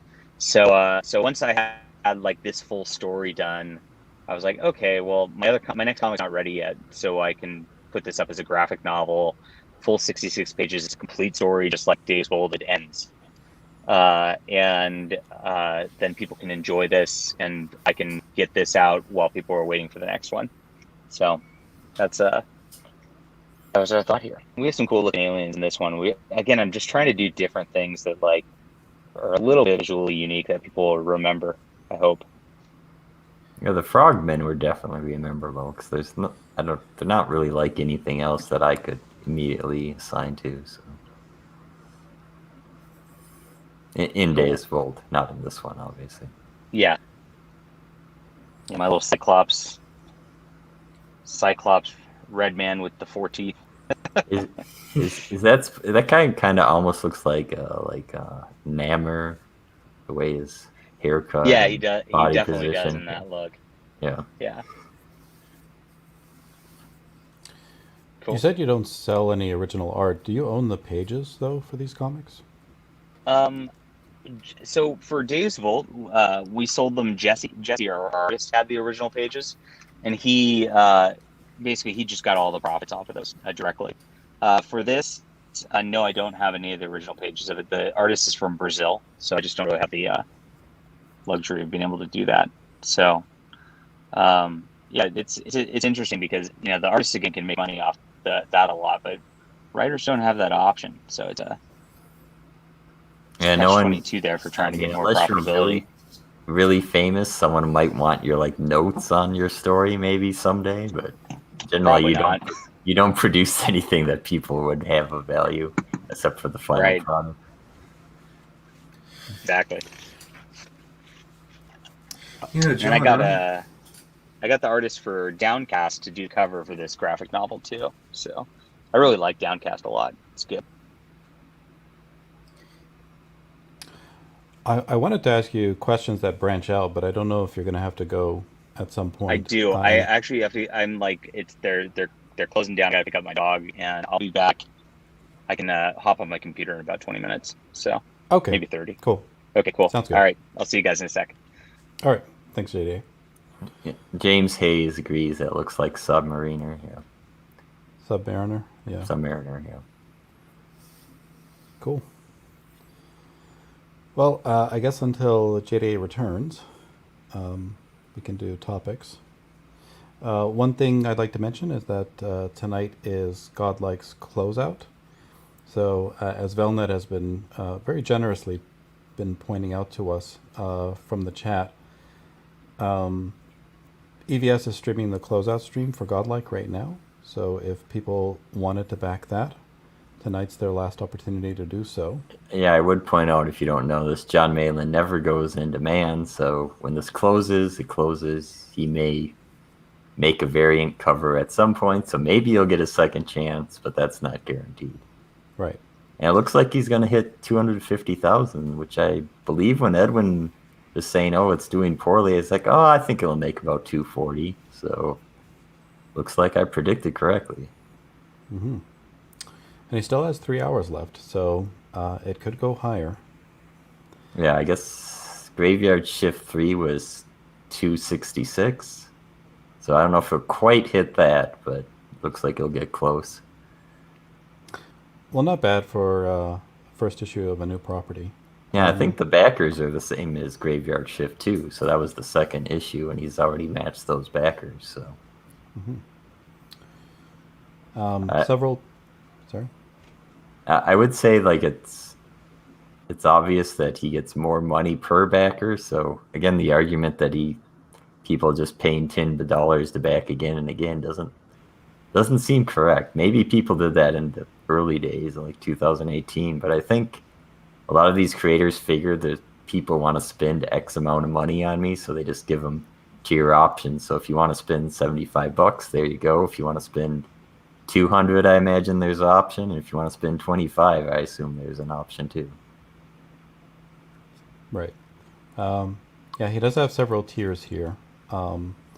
Which is more of a thing you do when you're popular. If you're starting out, you probably want a very simple and low value tiers to get people to back you. But when you know you can make the money, I think they've kind of figured this out now. Mm-hmm. He did add also these Virgin covers, which I was a day one backer, and then I came back to the campaign. I'm like, oh look, he added additional tiers, and one of them being 2 copies of the Virgin cover, which I didn't see before. So I ended up backing this. I might back this one more time before it closes. I guess Edwin's correct. Everyone backs 3 times. Not everybody, but I am guilty of being a super backer for mail-in. I typically get multiple copies of his stuff. So. Breaking news: Jabba the Coach has backed Wonder Island. A superb choice, Jabba. Yeah, and he's very upset about all the comic talk tonight. So he's ordering a meteorite to kill us all. Oh, and he can't go to Ethan's channel because they're talking about comics too. Oh. Yeah. That sucks for Jabba. Kumquest wants to know if he backed Wonder Island, and he confesses that he did. So. I assume we didn't have... we haven't worked up any links for this, but it seems Liam is going to make Xenotype 2. He's moving forward with that. Yes. And I did notice that there was a stream he accidentally put up that was supposed to be for Odie, so I don't assume Odie's coming back, but maybe he's buying out his artwork or he's buying out the rights from Odie. So somehow he's going ahead with Xenotype 2. If there's going to be Odie out in it or not, I don't know. Maybe it's a plead stream. Come on, Odie, come back. Help me out. I don't know. I mean, maybe he's just buying out the art and he's going to have it fixed up by somebody. Who knows? James Hayes, I am a Malin fan. Yeah. Well, think that we've is made definitely a Malin sentence. Right. Although I was dubious about the Malin interview, but well read, and Malin performed very well there. It was an interesting conversation, I have to say. Yeah. Except for the beginning when you wanted to talk about the origins of Comicsgate. Who cares? Yeah, I've liked Malin's work, and I like what Malin has done in Comicsgate just as an active member. So I would say I wish Malin and Mike got back together to do Drawn and Quarter. Those shows were amazing. That kind of that little barbs they would throw at each other. That was always fun. And Malin playing the villain and Mike being like the baby face. yeah, Those were always fun. yeah. Honestly, like with the breakup of all the relationships, it was sad that Malin and Mike also had to break up. And it's weird. There's a stream out there where Malin is talking to Mike. I think it's on Mike's channel, and it's just filled with super chats from me saying, "Let's not fight." Can't you guys just work it out? So you ship Malin and Mike, is what you're telling us. Yeah, I was trying to ship those two in super chats. Well read rubs one out to John Malin every night. He means you're pencil nub because you're like trying to draw as well as him. All right, yeah, of course. I'm trying to draw as well as him and write as well as Mark Polton. I think everyone backed you, Quest Comics. Quest Comics. Oh, Coom. Yeah. Yeah, he's gonna keep harassing everybody in the chat until everybody has backed him. Clearly. I mean, I'm glad you unbanned him. He's an entertaining chatter. Yeah, I mistook him for a Delta alt, and I assumed that he was gonna spam the chat any minute. Doodle Sasquatch, he did some of another Xenotype already, so he drew something. I don't know how much he drew, but he did draw something for the second book. Did he really? Yes, I think so. Well, that's cool. I doubt he finished it, but there's definitely some artwork for a second book that exists. Mm-hmm. So I don't know what Liam's doing with it, or maybe he's just bought, because I think Odie owns 40% of Xenotype, so maybe he was just buying them out, or who knows what Liam's planning. That seems something. He's planning something. Yeah, I don't know where he's getting the disposable income, honestly, because I don't know that Wonder Island is doing as well as he'd hoped it would have. Yeah, I don't think he's making money off of that. He stated as much. Right. So buying out Odie, I don't know. He might have had to take out loans to do that, I guess. I have no idea how much money he has. Maybe not. I mean, he just built a shed, so I'm assuming his credit cards might at least have a balance. Quest says, I hate Comicsgate, but you guys are okay. John De La Rose is a-okay guy too. Oh, well, thank you, Quest. Maybe there'll be a Liam JDA jam project. Yeah, collaboration. The two writers of Comicsgate. Right. I know you and Smug previously mentioned that you're admirers of Liam's writing, and then Ethan came on and thoroughly trashed it. I mean, were you perhaps reading his work with rose-tinted eyes, or in hindsight, was it legitimately as good as you both say it was? Oh, well, I mean, the writing, there's many different aspects of writing. There's the plot and like just characters and creatures and story. I wouldn't say Liam's writing is as interesting as JDA's writing, what he just read, but then again, I think he's coaching it more to, like teenage boys, so it was intentionally kind of simplistic. But Even now? there is a lot of manga tropes in Xenotype. So if you don't know anything about manga, particularly shonen manga, I could see being taken aback when you read Xenotype, and I think that's what Ethan was reacting to. And then there's just the weird things about the eviscerated cat. But I mean, I just found that outrageous but entertaining in itself. So is Liam's take on manga, is it kind of an acquired taste, or No, I mean it's standard manga stuff. If you know manga, you immediately recognize what he's doing. and could you see that a Westerner would experience culture shock picking I, up a I would book? think a boomer westerner might, yes. Yeah. Ay, ay, ay. Lots of slights. Um, What do you James Hayes- mean? What slates? I don't know what you're talking about. So if you're aged and decrepit, you would not understand the hip, cool books that all the kids are reading nowadays. Exactly. Like you wouldn't understand it. I can't imagine what you would have think if you Um, you would have made Ethan's review look great. Maybe. Um, James Hayes says Ethan has no business being too critical of others' writing, but to be fair, he has some hard feelings that will color his views. And Kumquest points out that Nasser is a hack. That is true. Yeah. Robert Shepard points out F. I, Nasser. I will point out I loved Ethan's review of Xenotype. It was enjoyable just to get his initial reaction of like trying to experience it. Because he didn't say anything that was wrong. I just could see, oh, I see how he saw that. It was just an interesting experience to get into his head a little bit of reading it. Well, the things he described sounded legitimately bad. That's why I'm wondering, what did you and Pug see? Well, one thing, he confused one female character with another and thought they were the same character. So if you thought that, you would be very confused. Another thing is like there's a lot of fighting, but that's like, I don't know, that's standard in manga.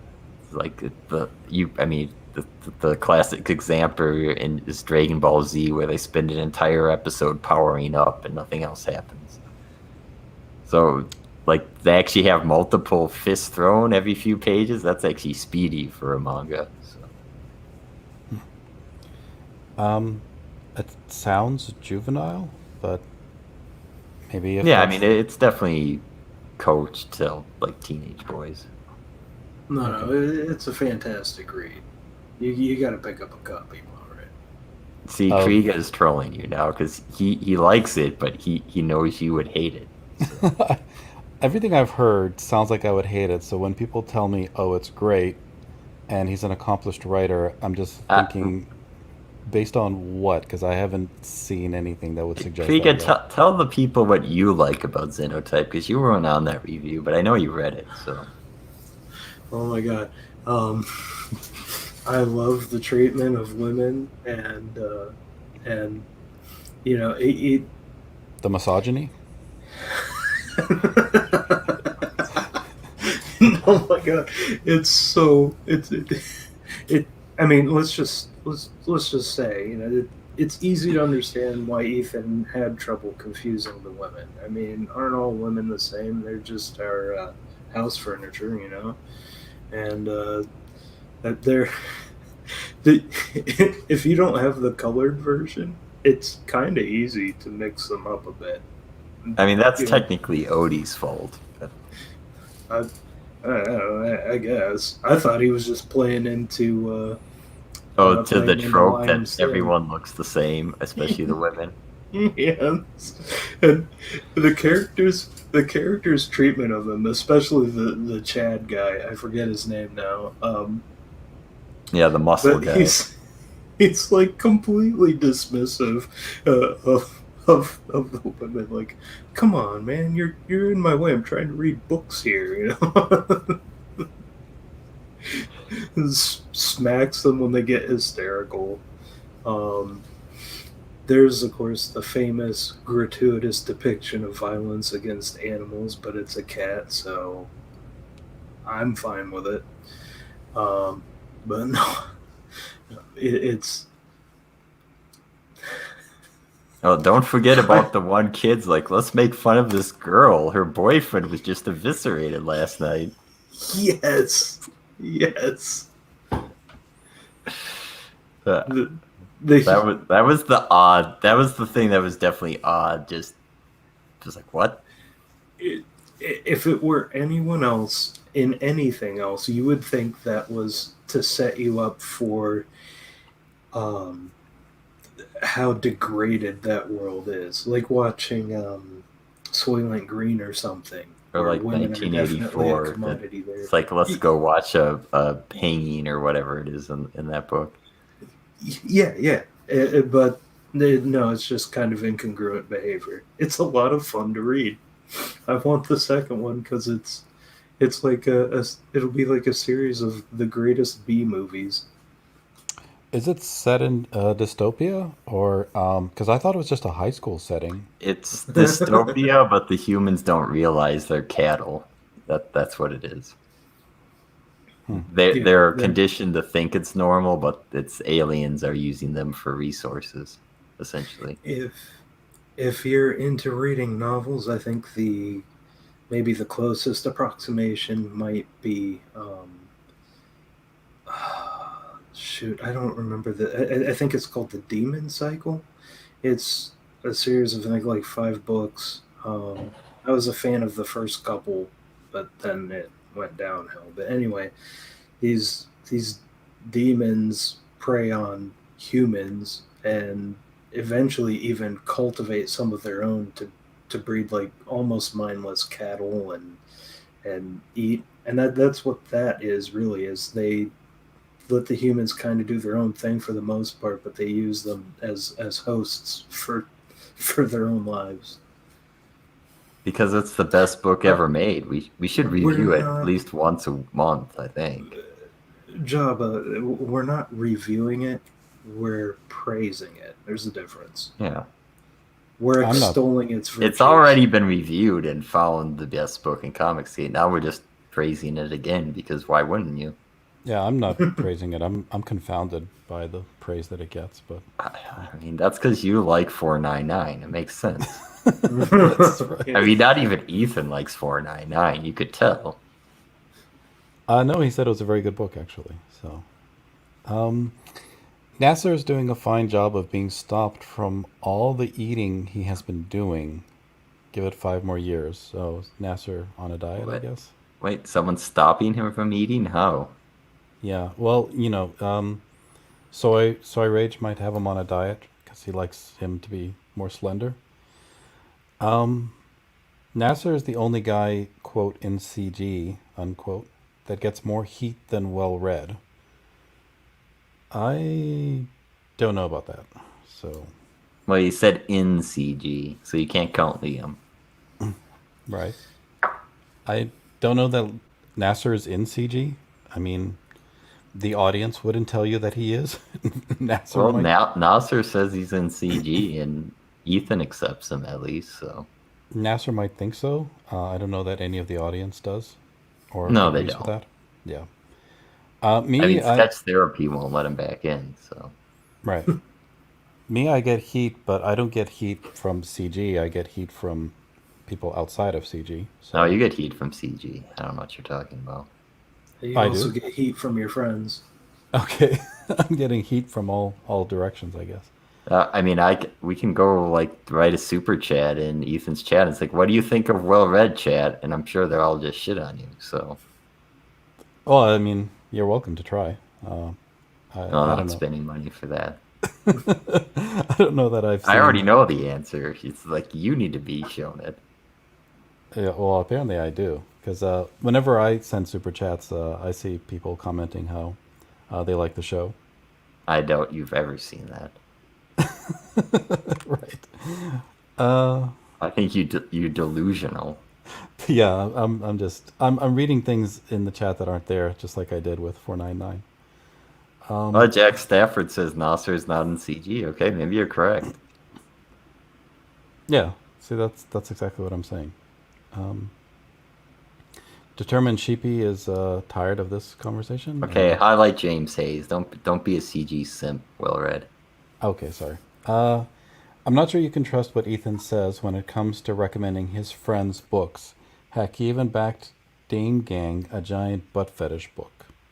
Well, it's not butts, it's a just giant fetish. Giant women fetish. I mean, they have butts, but it's more not their butts that's giant. It's just they are giants. F that, this isn't going well read. See, look, even Dark Griff knows it never happened. No, I think he's talking about this audience count.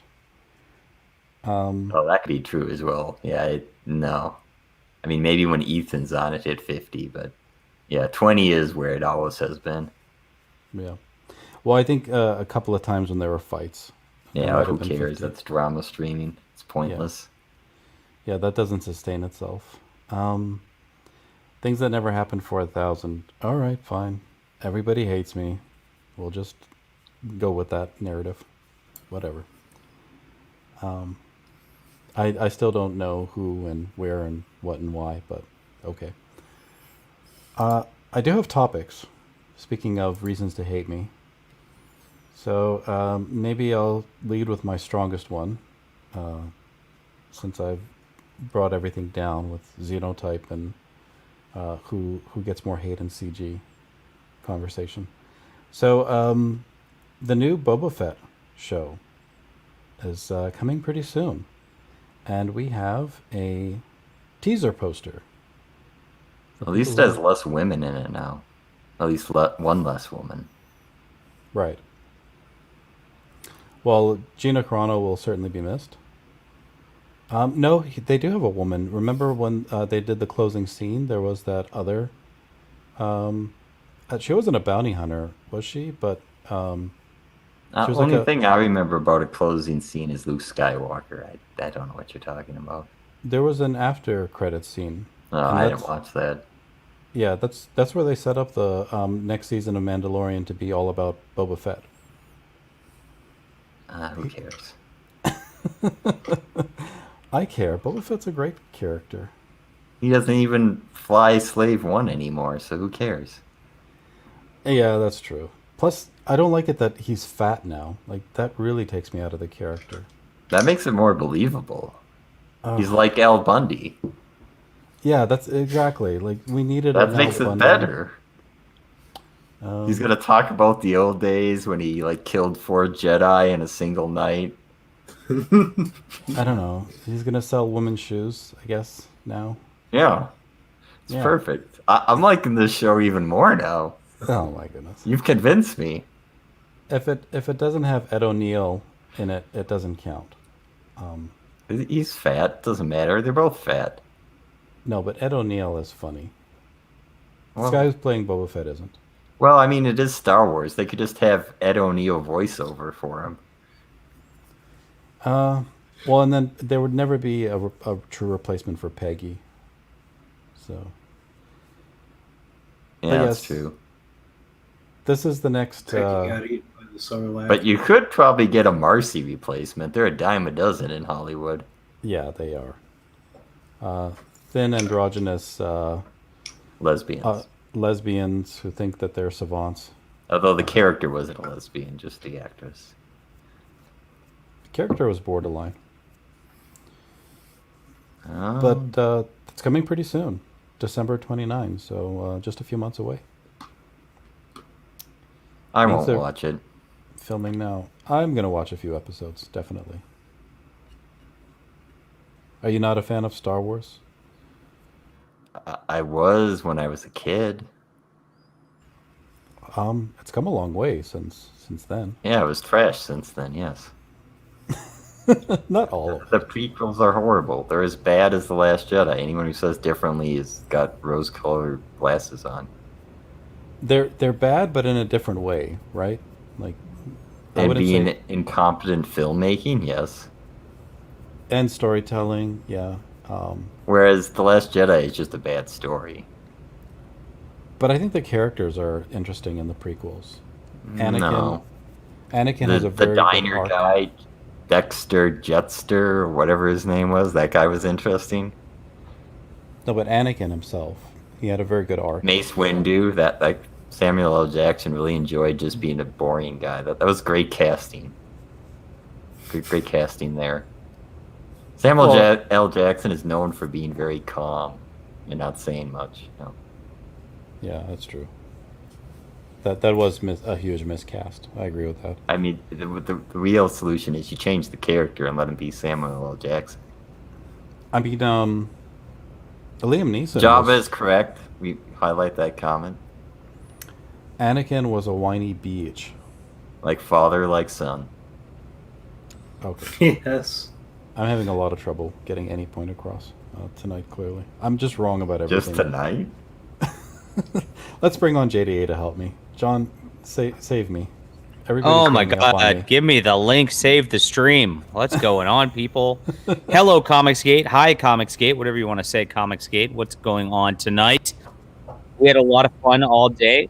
We went over Liam's stream, which is shocking that he's streaming so much when he apparently has a new baby. I don't know why he's leaving his C-sectioned wife alone at the hospital with the child. But apparently he's doing that, and he's trying to tie our good friend George P. Gaddis, creator of Joe King, to pedophilia in the process. He mentioned pedophilia in conjunction with our good friend George, I think 4 times on his stream today. It was absolute nonsense, disgusting that he would go there, and I think he owes George a big apology for that. So we had that instance with Liam Gray today. I went on the Adam Friended show in other news, and that was a lot of fun. Yeah. A lot of different people on there who I don't get to talk to normally, so I was very happy to meet some new folk. Was Kelsey Shannon there? Kelsey Shannon was not there. Is he usually hanging around there? He and a friend used to do a little show together. It was actually kind of interesting. Fun. Yeah. And yeah, it's been a busy day. And then I got my book reviewed, so good stuff. Yeah. The audience is very pissed with what we're offering tonight. Jabba says, "I'm out. I won't be back if this is the new formula." Well, I don't know what formula he's talking about. And Jabba, what's the deal? Robert Shepard is saying, "See, F me. I'm out. It's High Comicsgate." High Comicsgate.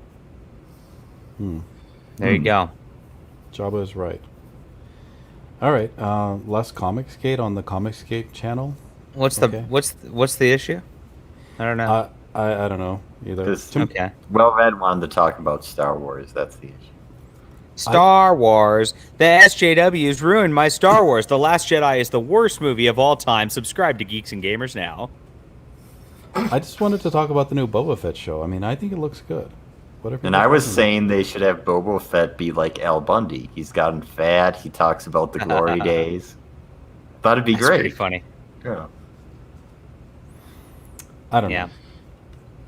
Why all the Liam content? Is he really that engaging? I think you're just getting him sales at this point, aren't you, JDA? I don't know if he's getting many more sales. But I was gonna stop, but this was a little too much calling George out and trying to tie George to pedophilia. That's pretty fucked up. So was this because of what's his name that George worked with? That guy that Ethan almost worked with? Yeah, correct. Yeah, okay. Yeah. I don't know why that has anything to do with George, but okay. It doesn't have anything to do with George. And what happens is George criticized Liam because Liam has not fulfilled his books. One or whatever it is, Xenotype has not gotten out to all backers even still. He's got his weird groom room shack or whatever, which he crowdfunded, which he claimed there was going to be a plaque with backers' names on it or something like that. That's never been seen. So George just questioned, like, why are you fulfilling your books? And Liam started going off on pedophilia. It was fucked up. So Liam, I'm sorry that you have like these anger issues, but you should stop burning bridges with literally every single person who's creating indie comics out there, and you do a lot better. That's what I got to say. Apparently, Elijah, what's this? I get his name wrong. Alasi. Alasi, yes. Yes. He put out like a 10-hour... 10 hours, yeah. Alasi came on my stream today. Okay. And he's like, I can't even believe I'm streaming. I did 10 hours. So it's interesting. He did a 10-hour EFAP of Liam's 4-hour EFAP, of Alasi's 1-hour EFAP, of Liam's stream. So it's an EFAP. This is exponential. It's gonna be a 100-hour EFAP soon. All right. I mean, we're headed towards the singularity of Liam content. I mean, It is. Everyone there's is nothing gonna really be more to say. EFAPing Liam. It's I don't. horrible. I mean, today was not actually very funny. I just felt the need to defend George, and I felt the need to be like, you know what? Get off the internet, Liam. You just had a fucking kid, like less than 24 hours ago. What the fuck are you doing? And that was that. We had Vito on my show too. Vito was on today. He's not the most popular. He's not the most popular person in a lot of circles these days. But who is it? Vito's the guy who he vaped Belle Delphine's bathwater. If you remember that video. Oh no. Yeah. So he's a gadfly about the interwebs, essentially. Yeah, he got into it with Nick Rekieta yesterday. So I don't. They had a back and forth, and then Vito was trying to make a point, which didn't come across well, and it just went nuts. And then Rekieta got into it with Ethan Ralph too. So they went back and forth. There was a lot of drama on the YouTuber interwebs, but I thought Rekieta got along with Ethan Ralph. He did until this moment. So then they went at each other. So big blood sports time. Was it about any interesting topic, or they just went at each other? The question is, Ethan Ralph did a 24-hour live stream this last weekend, which I was supposed to be on, but there was not a good time for that, unfortunately. But there was a point where he farted very loudly, and it might have been wet, and that's the question mark.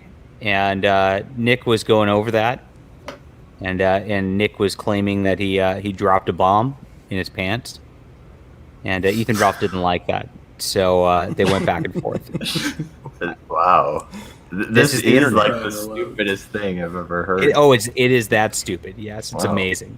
This is what the internet's made for, is this level of stupidity, though. I mean, So I think it's at least they're not like arguing about politics and that the other person's a evil German guy. No. I mean, it's kind of refreshing in that sense. It is super refreshing. I would love to have more arguments over whether Well-Read pooped his pants or not. It'd be amazing. The answer is yes. Yes. Every day. James Hayes says, I keep expecting Liam to die on stream somehow with some kind of ending credits done by Oz. I could see that. Yeah, Vito has 223,000 subscribers. Oh, wow. Vito's got a ton of. Yeah, and he likes me for some reason, so I don't know. The Quaff is in favor of it too.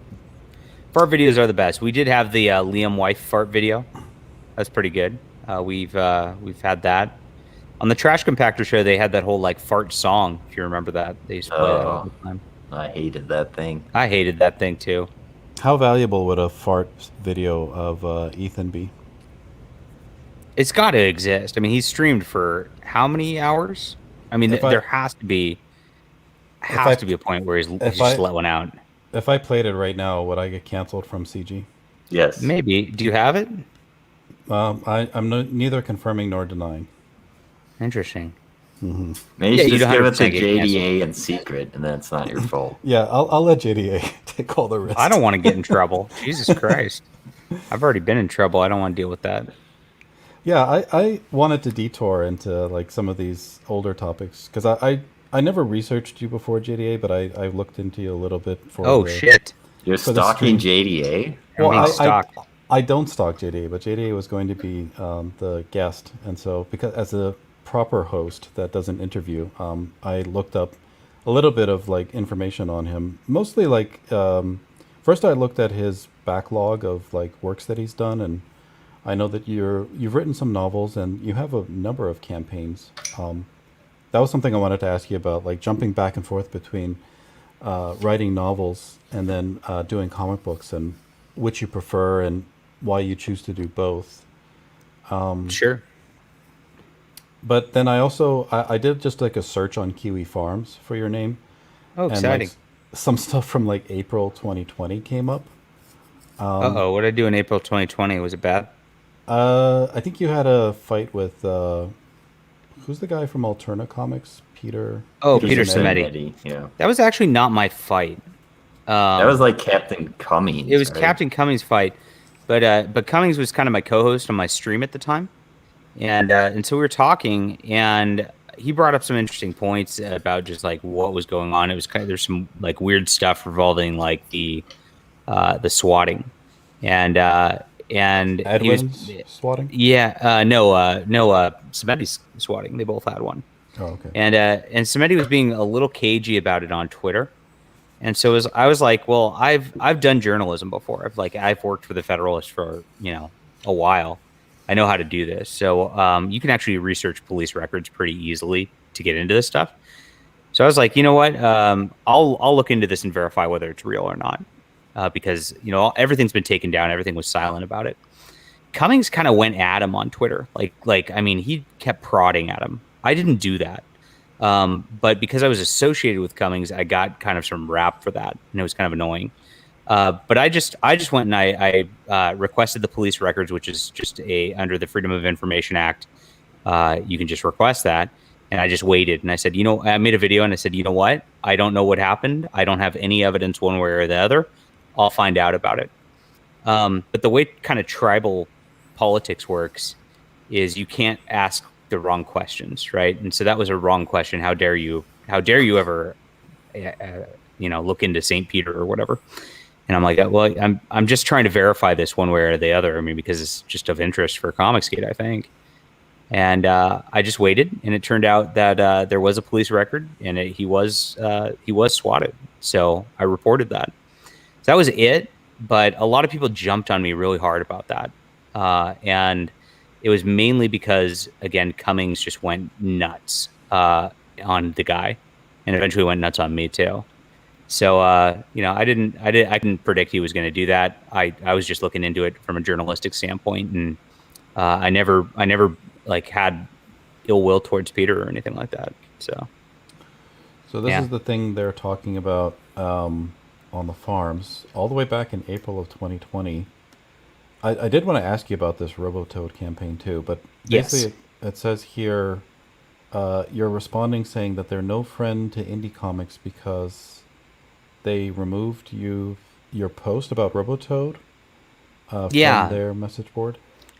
Yeah, so he's been pretty open towards indie comics and all that, but yeah, I was getting my shilling post deleted while others were not, and it was obviously just because of who I was at the time.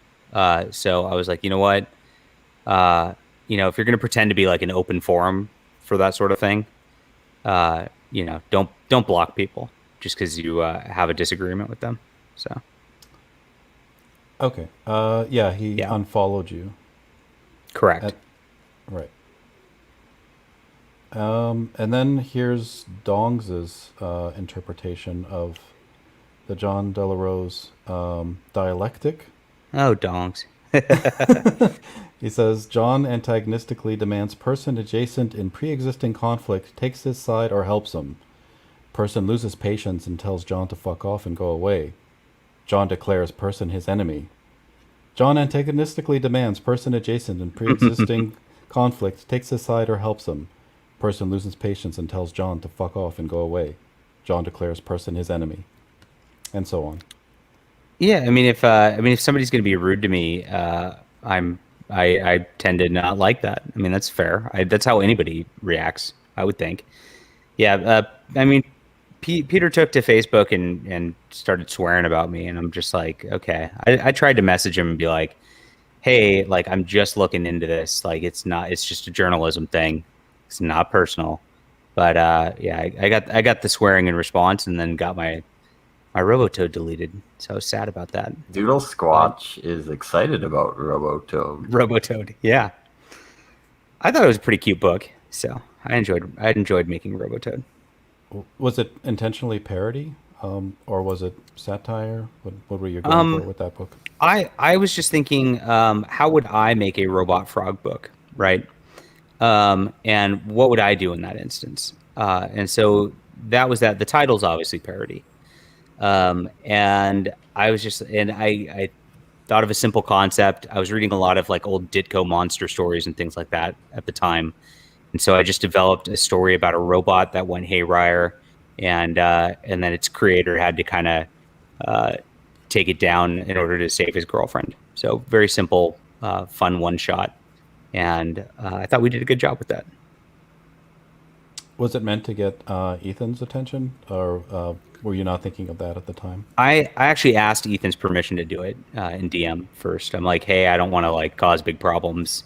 Like, is this okay? I was originally going to call it Technotoad, and he said that he already was developing a character named Technotoad and asked me to change the name, but he said he was fine with it. Oh, yeah. I wonder why he never went with that character. I don't know. Well, maybe he he will. still is. Maybe he will. Never know. I don't know. Mm-hmm. Yeah.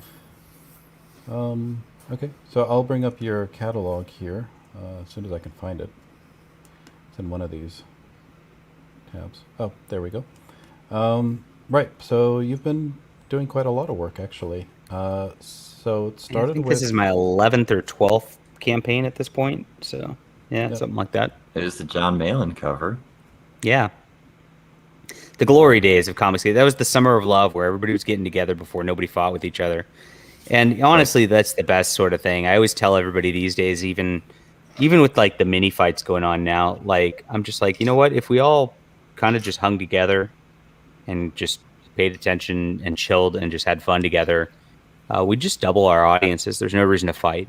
And yeah, it's on the big level, it's pretty nice now. I think a lot of the bad stuff from War Campaign kind of has worn off for the most part. But there's still a lot of fighting between different people, and I think it's silly. Yeah, like Over people farting. fighting with Twitless. Everyone should love Twitless. Everybody should love Twitless. But that went really well, and yeah, Flying Sparks have now done 4 volumes plus 3 side comics of. So that's kind of my like flagship work. So would you say you had an early falling out with CG? Do you know Yeah, what so the root of that was? oh yeah, it was. I'm friends with Vox Day, and he was helping me publish my book. So War Campaign kind of just saw me as a target since Vox Day really isn't on Twitter or engaging with anybody. They just needed somebody to kind of fight with, and so that's kind of what escalated things. It was really retarded. What specifically is the controversy with Vox Day? What has he actually said that people are not happy with him about? He's kind of a far right guy, and he kind of phrases things to troll sometimes, like I do. I do the same thing, and so people kind of lose their minds at him. He would say he's a Christian nationalist. So, and what does that mean? Is he like a Christian self-determining nation? But he's very much he gets into the weeds of stuff, which is where he starts breaking stuff down, and some people who don't quite, I would say, understand nuances, don't understand what he's saying a lot of the times, and then flip out. But from a nationalist perspective, if you're a nationalist, and I think most people kind of in Comicsgate and on our side in general are, that means China can have their own Chinese country. That means Israel can have their own country.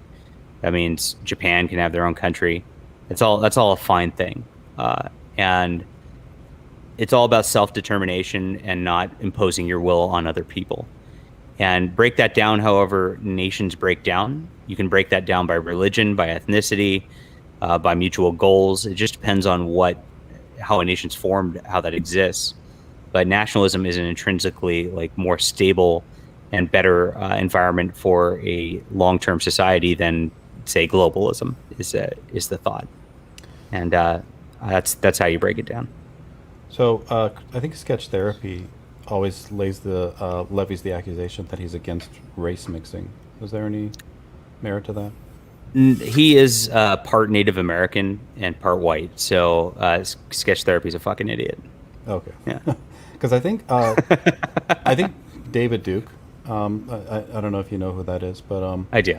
Yeah. So he now walks that line where he's evolved in his whatever way that he labels himself, and I think he now calls himself a Christian nationalist. But it's just a way for him to reframe all of his pre-existing viewpoints.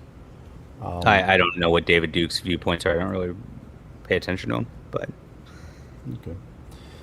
okay. So the Ember War.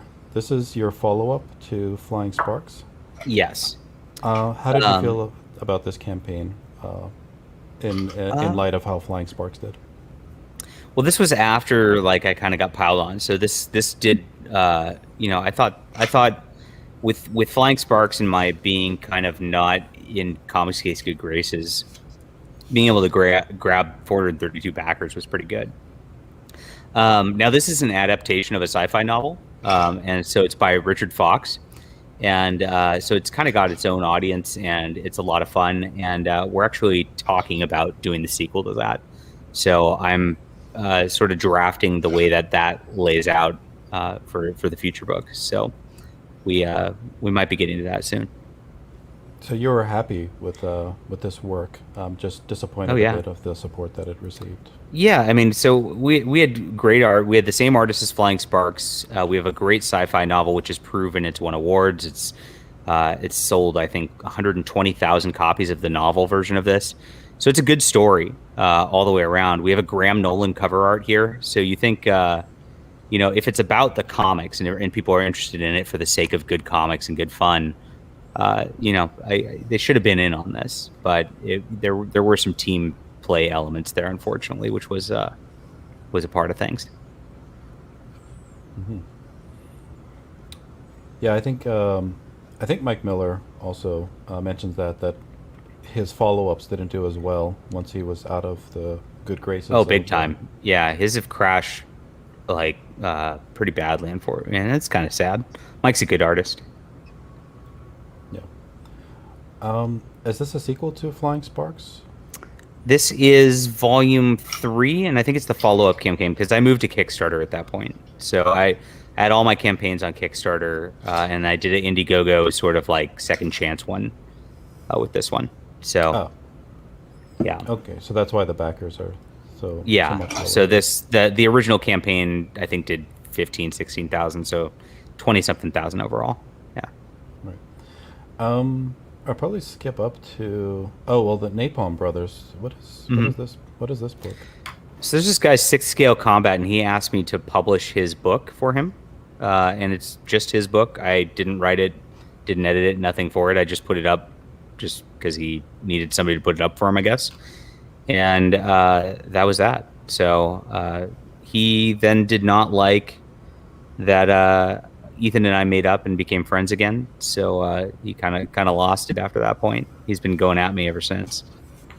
Is he anti-CG or is he just? Yeah, he's overlapped? he's anti-CG. Yeah. How would you? Because I've had people pose this question to me before. How would you define anti-CG? Anti-CG is somebody who's actively out there trying to berate Comicsgate, attack anybody associated with Ethan Van Sciver, even just on a mildly friendly level. I mean, they seem to like see conspiracies about Comicsgate and try to push these narratives that there's like this nefarious thing going on when, most of us are just sitting here trying to grow our audiences and make comics and navigate that. That's what everybody I know is doing. So it's I don't know. Would they be separate though from like the SJWs who typically attack Comicsgate simply because they disagree with the politics? Dark Gift says he's anti-EVS, but he's CG. I mean, how do you do that, Dark Gift? I don't know. He's anti-me too, so it's like, then where do you go? Who's he for in CG, right? Oh, don't ask So- Dark Gift. Dark Gift's gonna Yeah. go with it's the principles, not Yeah, the I know. group. And what are those principles? I don't know. I don't know. Yeah, I mean, there's anti-CG people who are on the right. There's anti-CG people who are in the center, and those can't be SJWs by nature, so they're different. Yeah, I felt that. So there's SJWs, of course, that are inherently anti-CG. Even before there was an anti-CG, they were anti-CG. But then Right. anti-CG seemed to grow out of CG's success, and it was mostly comprised of what I perceived to be people who would, in principle, agree with CG, would otherwise be part of it, but for the fact that they don't like Ethan or certain personalities in CG, and Correct. then they actively conspire to to bring it down. Correct. So that's my understanding of anti-CG, but people have questioned that. That's and that defines that 6th Scale guy to a T. He just he just goes crazy over Ethan. He goes crazy over me, and I can't get him to shut up. I don't know what to do. Darkyev says, "Sue me for still holding on to the principles." It's fine if you want to hold on to the principles. We just don't want to hear about it for the 17th time. I know. Yeah. It drives me crazy when people like are just still bringing up like that. You said this in 2018. It's like, holy shit! It's like that's 4 years ago. It's like shut up. Yeah. I also want to point out, actually, this caricature of you does not really look like you. I was so when Sashi drew that of me, I was 25, 30 pounds heavier than I am now. So I lost a lot of weight about a year ago. I like really dedicated myself to like getting fit, eating right, just bettering myself. And I think that's come across in everything. I think that was not me. But was this you in your 20s? Yeah, I had that chunk going on. Okay. But I think it's been better for comics. I think it's been better for building friendships. I think it's been better for everything. So I always say get fit, and that always helps your life. So Sasha just based it off this old picture of you that I'm showing here. Basically. Sure. Thanks. Thanks, well read. Yeah. Sure. Yeah. I saw that and I'm like, why does this look like something else very familiar? That's funny. Yeah. No, So- I was fat back in the day. It sucked. Oh well. Well, Not and like now. the heavy brows and everything else, like, this looks like Artie Lang. So your novels. It kind of looks like Yes. Jeff from World Class Bullshitters. That avatar. Velnet asks, who was anti-EBS? Oh, that was a sixth scale. Yeah, combat or whatever his name is. He's blocked you, Valned. Don't worry about it. We were talking about that already. Yeah. Were you a novelist before you were a comic creator? I wrote my first novel first, and then I wrote the first issue of Flying Sparks after my first novel. So I'd say kind of it was in tandem, maybe. Okay. Yeah.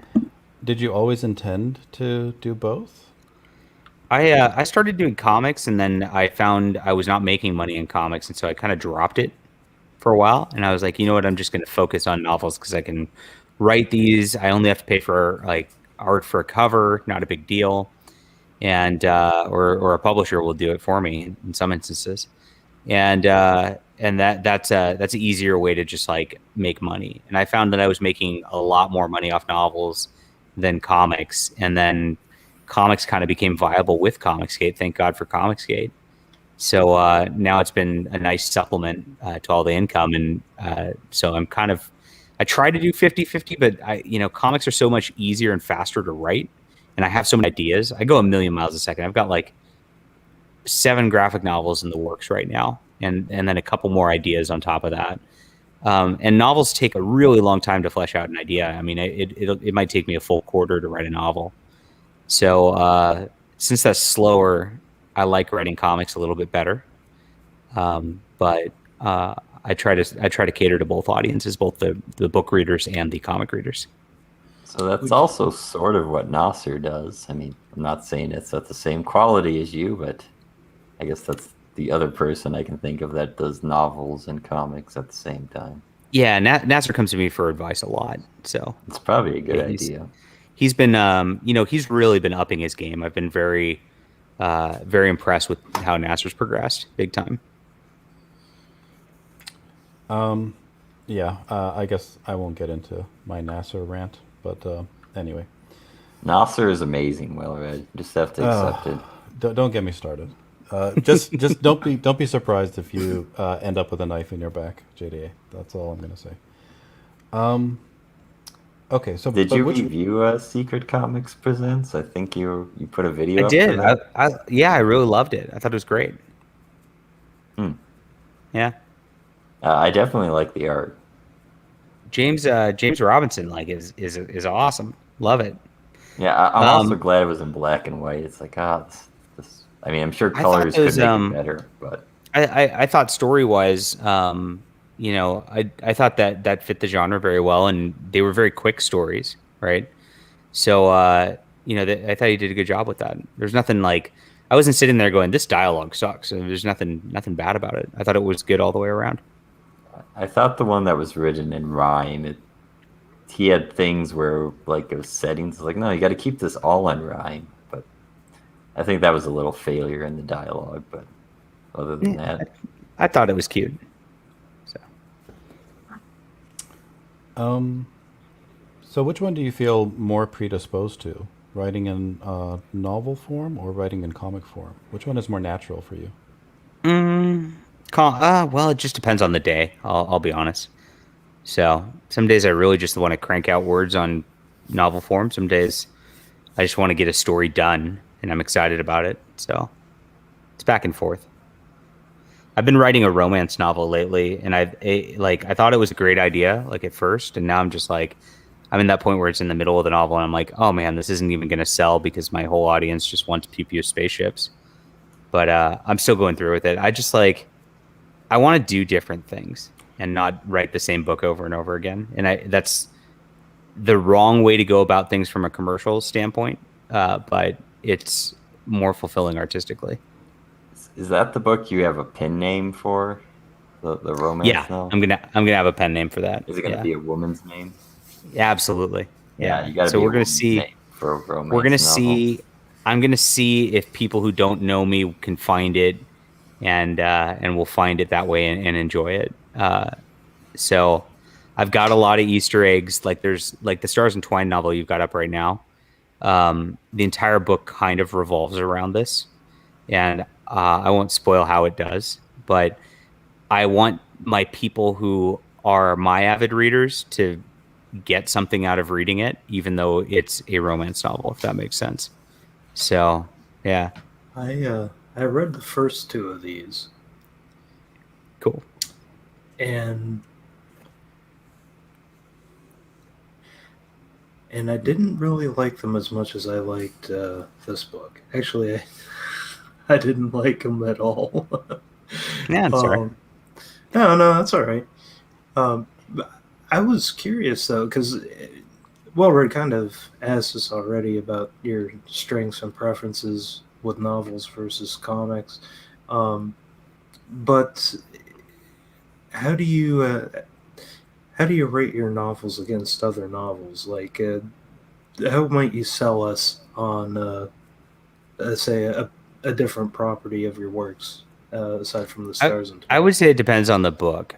So the Stars Entwined was my first novel. So you're reading something that even though I went back and edited it later and all that, like you're reading a premise and a structure that's based on like when I had not really had a lot of experience writing, right?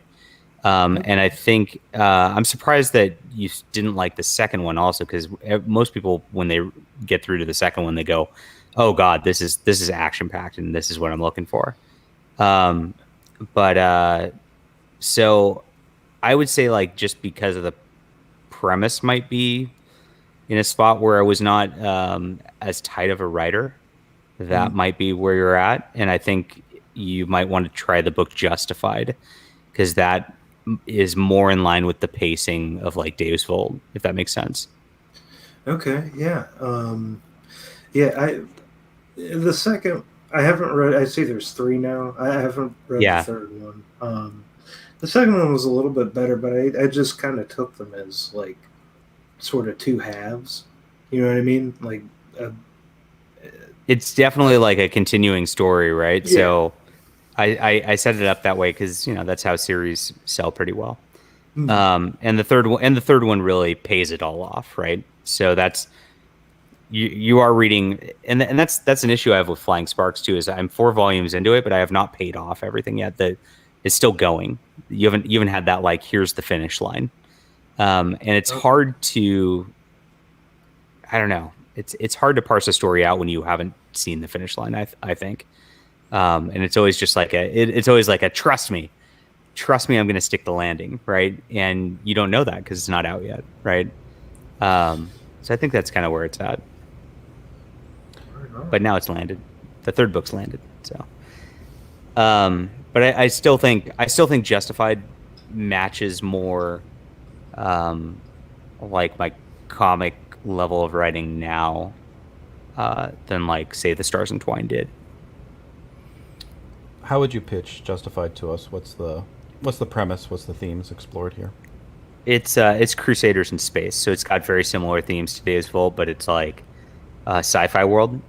So it's like very Warhammer 40K like, in that you just have a group that's like it's just space Crusaders versus space Muslims, and they both have like awesome tech armor that helps them have fantastic battles.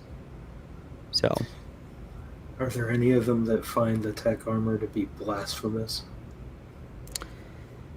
Like I wouldn't like some sort say of that. weird sectarian movement. I started this out as a response to kind of what was the first Disney Star Wars movie called? Force Awakens. That's it. Yeah, The Force Awakens. So there's a character like the Finn guy, the black guy, right? Has a really interesting beginning to that movie, where he's just like he's like, wait a minute, am I doing the right thing? This is like, I can't handle killing all these people. This is nuts. And he gets a little PTSD from just the aspects of battle like that, seeing so much death around him, and he starts to question his entire existence.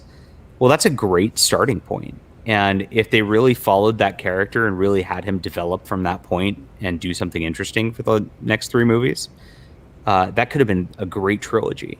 Unfortunately, all he did for Rose. after that, was just kind of fall on his face like a dumbass while Mary Sue did her thing, right? That was the biggest failing, just dropping the ball on Finn's It was character. such a great setup. Yeah. So I was just like, well, somebody should do this setup right. And so this Justified starts with a crisis of faith. Am I actually doing God's work like I thought I was? And the character like has to actually parse through that and like find like his true calling over the course of things. And that's what this is. That's what this series is really about. So I love that premise. And then of course you take all the Eastern shit out of Star Wars and make a space empire around like a Western sort of Catholic model. It changes things dramatically too. So I'm very pleased with this universe. I need to write another one of these books. It does It sound sold like really well. a lot of components that should set up to be a good story. I mean, I haven't read it, but that is a lot of that's a good premise, I think. I spent a lot of time world building this universe. So, and I think the Stars Entwined world building is really good. I did a lot of work on that end, and so I'm going to utilize that world in the future, but for a different series. So, I would say if I were doing a full review on that work, I would say that's probably its strongest suit. yeah. There were definitely things I enjoyed about it, but Yeah, I mean, if I had to redo that series today, I would do it a lot differently. I think books 2 and 3 are very strong, and the first one, like, I think it picks up about halfway through, but I think the first half of it is really slow paced, and I messed that up. But that's okay. I think everyone like realized an author's first work is probably going to be pretty rough unless it's been through like a decade of editing and they finally got it out, and essentially everyone fixed it for them, and then they go forward. Yeah, but since I've got the world, that's like you said, that's the strong point of it. I don't want to waste it. I love that world, and I love writing in that world. So I'm gonna since I did this was kind of my Star Wars take, the Justified one. What I'm going to do with that world now is I'm going to make that my Star Trek take, because I'm so disappointed with Discovery and Picard and all the shit they've done with Star Trek now that I think I can just do that way better than them at this point too. Well, I think the real shame is, I mean, there's lots of components people hate, but the one that's not mentioned is they just drop the science fiction of like, put a science fiction premise and how do people react to it. Now it's just drama about social issues, which is not very interesting. Drama about social issues, and then they pretend it's science, and they just go like, "Oh my God, there's a big spore thing in math." The power It's of like, math. What was that line? The power of math that the red letter media did What? was hilarious. Yes, that was so funny. Oh my And god. then out of nowhere, just explosions and the season ends. Correct. Well, And that's exactly it. I like So- that red letter media's Mike says, I like the old Star Trek. It was so slow paced you could go out to get some food and come back and you feel like you haven't missed anything. Yes.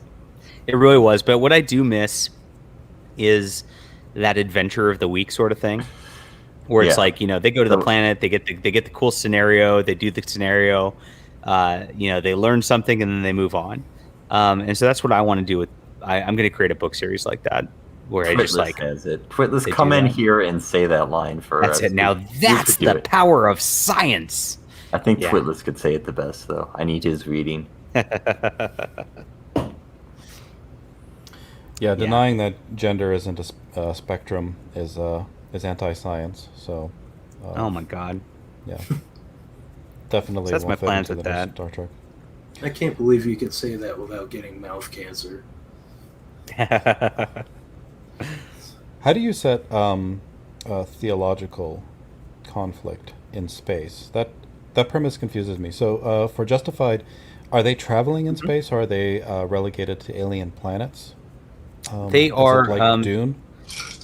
So I set it up a lot. I set it up like the Crusades. Their home planet is like their kind of holy land. Like, we got to retake Jerusalem, right? And they've been kicked out by the space Muslim invaders, basically. And so they've spent hundreds of years battling with these space Muslims, and just have lost a lot of ground. But they're finally starting to gain ground again, and their big objective is to just retake their homeland and their holy land. So So it's that's more how of I a did it. territorial dispute rather than a theological dispute. Well, there's a theological dispute in that, like, they have their god, and then the space Muslims have their god, and Yeah. it's heresy, right? Yeah. So How do space traveling people, though, recognize the existence of a god? Like, what form does God take for them? why how would do they that? Why would interpret that? them? Why would it change from, the way we look at that now? Well, because a lot of so the way that God is interpreted for us, it's very terrestrial, right? There's a lot of it's implicitly connected to creation of our surroundings, and there's a lot of references to aspects of the environment that are implicitly connected to God. So it would be a reinterpretation to have to place it into a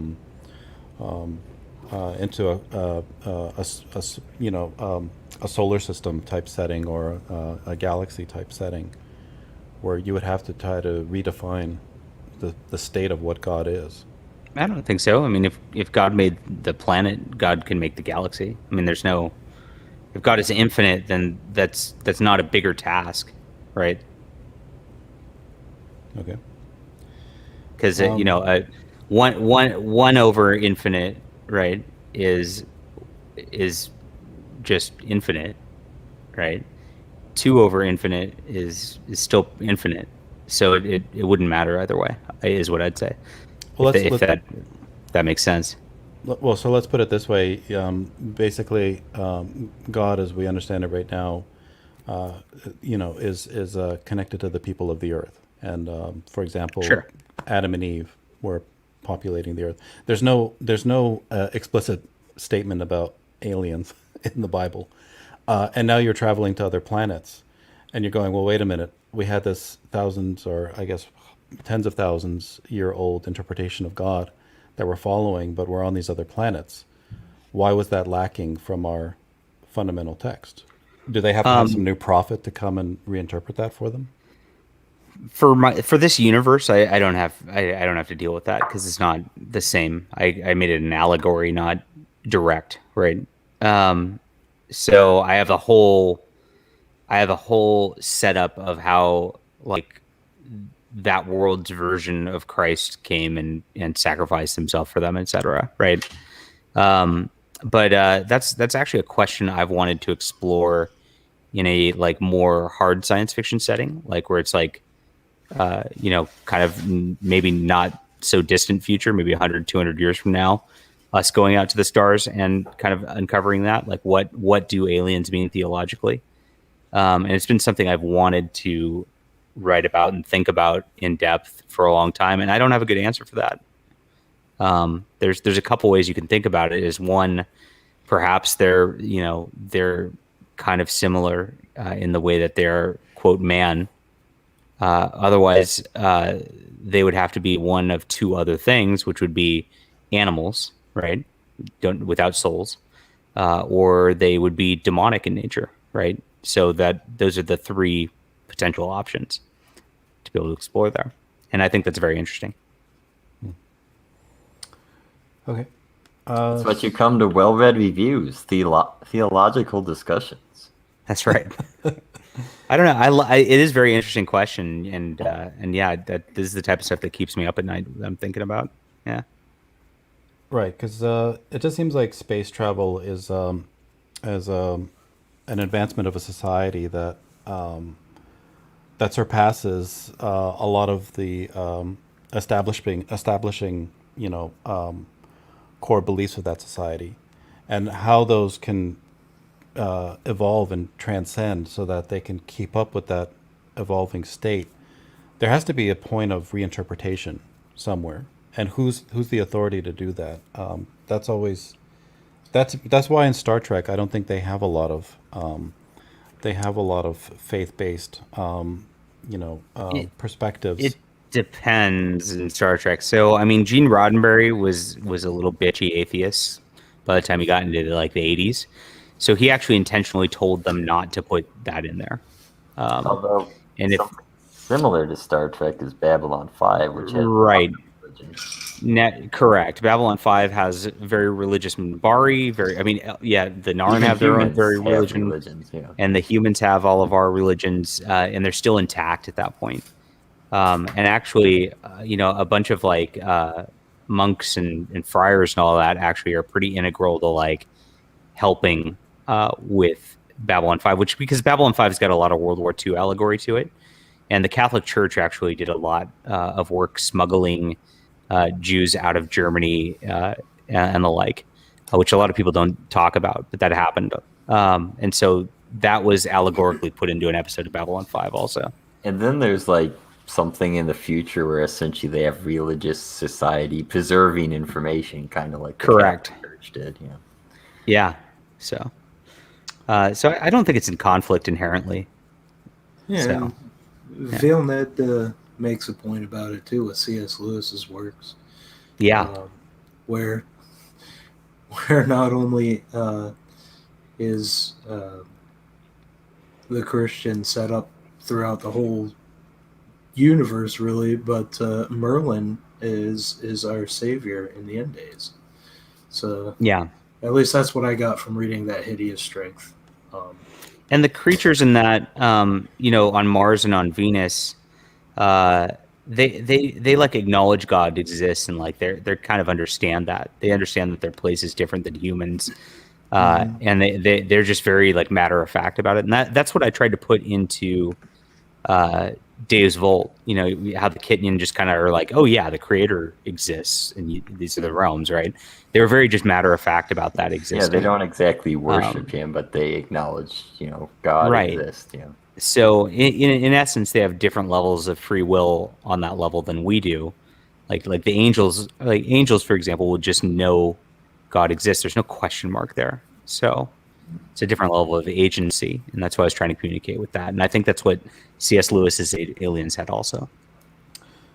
Welcome, Determined Sheepy. Hey, how's it going? Good. Hey, my friend. Hey, You come pleased to meet join you us. guys. Hello. Yeah, this is the first time I ever talked to you. Hey. Yep. I was just, I'm glad you covered all that stuff with C.S. Lewis. Thank Velnet. So, hail Velnet. Thank you, Valen. Paul Heyman says aliens aren't in conflict with a biblical view. The movie Signs sort of touches on that. Yep. They mentioned Jesus in a positive way in the original They Star did. Trek series. Yeah, Gene Roddenberry didn't become a weird atheist guy till like 70s, 80s. What happens is you get success in Hollywood, and and you get rich and you become a hedonist, like and then you become an asshole, and that's Gene Roddenberry's story. Velvet's bringing us more news. Apparently, the Ethan stream was suspended. Oh no! Just like my stream the other day. If it's just Yeah. suspended, he should come back in a minute or two. Too much good music. Yeah, probably. No fun. Can't have fun. I wasn't playing good music. I was playing R. Kelly. So Oh, And that was Yeah. not good music. at least were you playing Ignition Remix? oh no, I was playing no. trapped in the closet. Yeah. Yeah. Oh yeah, Risey was enamored by it. It was amazing. I did like Aaliyah. She died way before her time. Jack Stafford says Star Trek had a whole episode about sun worshippers who ended up being sun SON Correct. worshippers. Jesus gets a direct call out. That's true. Yeah, it just seems like when they deal with theology in space, though, a lot of the societies that still hold theological viewpoints are ones that don't have the ability to travel in space. They're Well, you have to remember that the sci-fi is being written often by atheists. So Yeah, it just depends on who's writing it. Yeah. And that's what you're going to get. So I'm going to come at it from a totally opposite perspective, and I think I kind of view that as like my job to actually bring the theology into sci-fi. So, as the person who's undertaken that monumental task, I guess you would have to think about those kinds of questions of All the time. Yeah. how do you bring the biblical text and interpretations into an environment where the people have understood their surroundings to such a level that they can now traverse large distances in space? Because even just being able to do that, you have to understand fundamentals about space-time that really make you question reality the way we understand it itself. You can't just hit a button and travel a straight line and expect to be there in a reasonable amount of time. There has to be ways to manipulate space-time for you to be able to even accomplish getting to any other inhabitable planet. So there's things there that make you question reality. Leading to questions of reality would also lead you to questions of our understanding of its creation, and how a singular being would have been responsible for that, and how the text that we have actually can contextualize that that aspect of nature as the way they've described it, because it was done for a people that were so far removed from that understanding that I don't know how exactly you would cross that, cross those eras of those generations, those periods of development. I still just don't think there's a conflict there. I don't know. Let there be light, and the universe began. You can't just hit a button and open the pod bay doors. Says KSSS. I mean, you can. You can. They did it in Do it. Star Wars. Yeah. Anyway, I'm probably getting Cool. too deep into the science fiction. No, it's great. It's a fun topic, and Jabba's I don't get probably I don't upset. get I don't get to talk about this stuff very often because I don't. Star Realms, Rescue Run. Yes. So does this also deal with religion in space, or is this something? No, this is just a rebel humanity trying to offshoot from like a corporate humanity, so corporate controlled humanity. Who's the artist on this cover? I have no idea. Publisher did all this. Oh, So okay. yeah, Same guys who do the cards, right? yeah. So I was commissioned to write a novel for their card game, so I did that. Great game. Great game. We have somebody here who's done with us, but apparently he's here anyway. So let's bring on Testify and see what done actually means. There's a reason why nobody watched your big sci-fi stream yesterday, and that's why everybody's dead right now in the chat. My Thank you. sci-fi stream yesterday was excellent. Testify HD.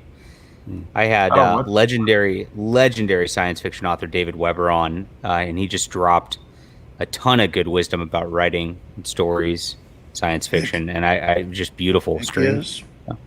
Oh, that's on my to watch list. I'm gonna Yeah. set that up this weekend and watch that. Yeah, I was surprised I did not get a lot of people live on that because he's such a big name. It's like, wow. I think you streamed at a bad time for me. I like saw it, but I was like, Yeah, it's okay. So this was Flying Sparks Volume 4's cover, I think. Yeah. So this was done by James Pascoe, who did Azrael, Agent of the Bat.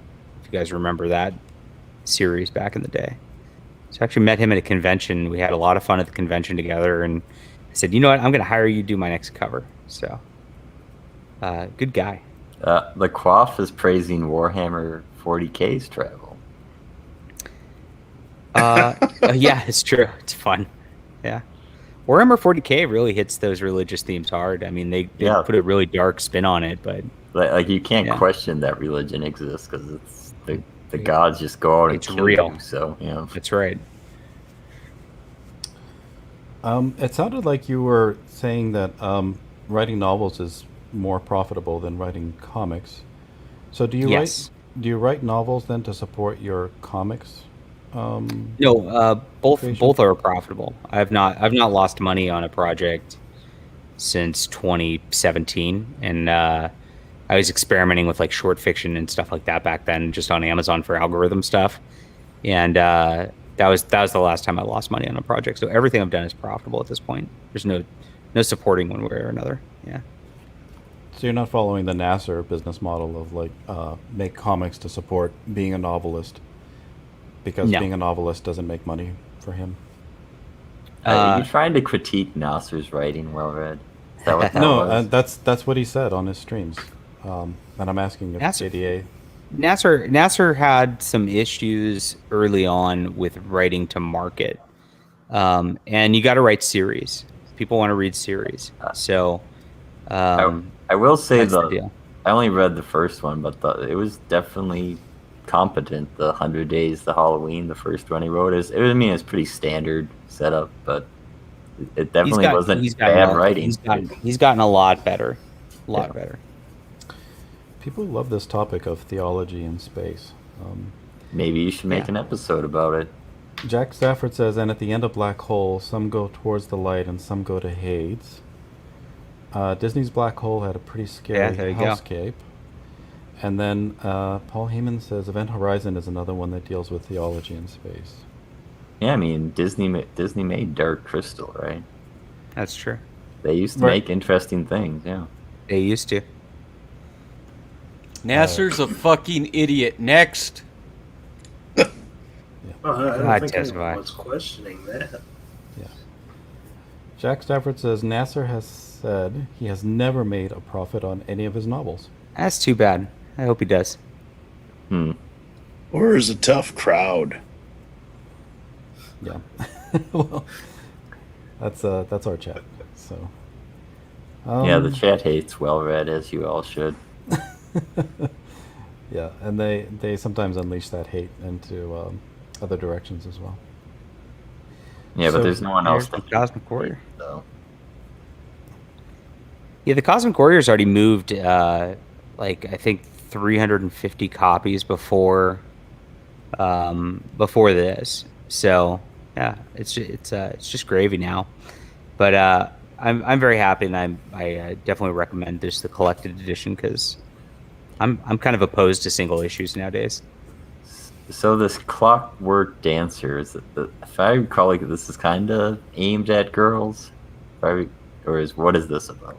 It's both. But this is about a clockwork automaton who gets created, and then both the English government and the Church of England decide she's an abomination. So they chase after her and her creator, who is a former Queen Victoria's Secret Service agent. And they go on the run and then find out there's a conspiracy to create a whole army of automatons to take over Europe, and then they have to fight that together. Okay, so it's not just girls for that. I mean, so No, is it I kind of just like wanted to a make it cool. Frankenstein type story, or don't you delve into that? A little bit, except I mean, in that like she's misunderstood by obviously you know authority figures. But I have I have like just a good Christian twist on her creation that I'll leave to people who want to read that. And I think it ends up being more of an action adventure just because that's what I tend to write. Mm-hmm. You're right to your strengths.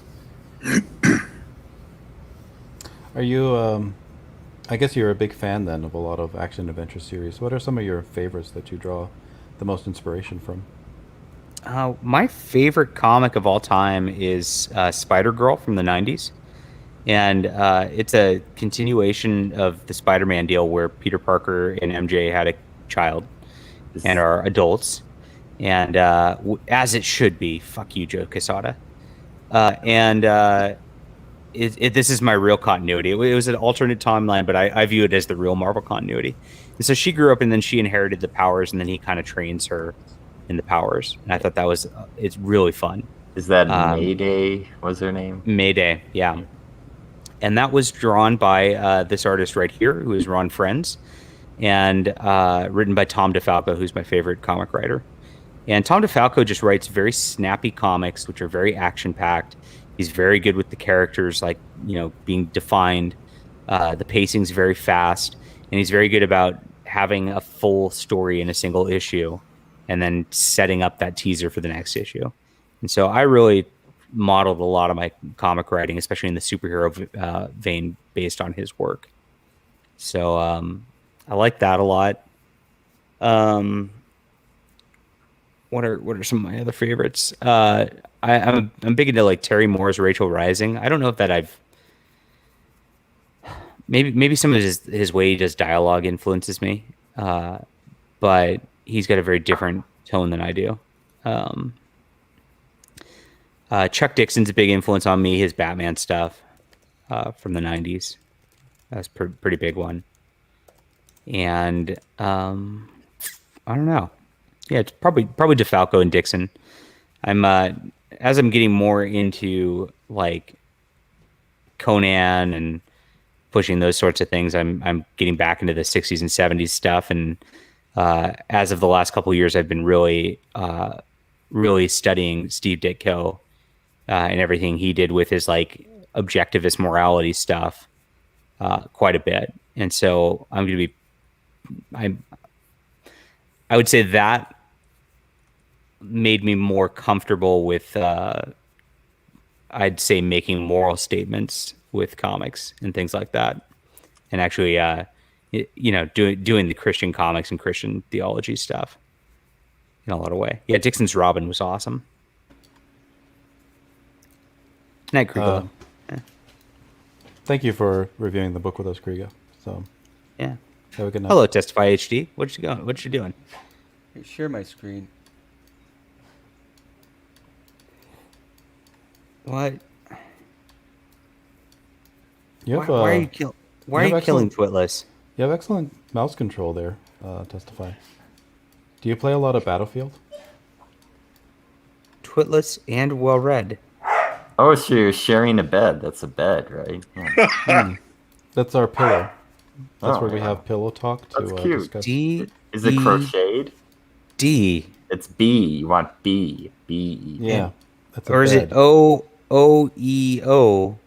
O-E-O-E-O. Or maybe it's OED. Maybe you guys overdosed. OED? A-B... Abo. O. Abo. I'm not an abo. I can't speak for Twitless. He has the hair. I thought Nasser was the dead one. I mean, he was a zombie in his Secret Comics Present. Oh, there's Nasser. Oh, you guys are having a threesome. Well, but Nasser's in the dirt, and we're on the pillows. Nasser. Oh, he's under your bed? He's under the bed. That's right. Okay. Have a good one, guys. All right, so if we're gonna, Thank you. Nag German Have a good Chief. night. If we're gonna critique this Testify, I would say that really there's too much going on in this drawing. This to where is it kinda probably the loses greatest the drawing ever composition. seen in the history of a Comicsgate stream. I would say I would dial in the focus a little bit more. What do you think, Well Read? Oh, you don't like my art? Yeah, I think I think that was the best possible outcome for that drawing. After that reaction, I believe he is a real comic artist. There you go. Exactly. Yeah. Oh, funny. I'm falling asleep too, guys. I'm not going to make it much longer. I'm not going to lie. So Sure. Well, I Yeah. mean, you've been super generous with your time, and thank you for talking with us for as long as you have. thank you. I appreciate just it. tell Well Read to shut up and you're leaving. Everyone else does. Exactly. Learn how to pitch novelists, and you can't write copy for yourself. Is that for me? I think he might mean Nasser. Oh, now. Oh, yeah.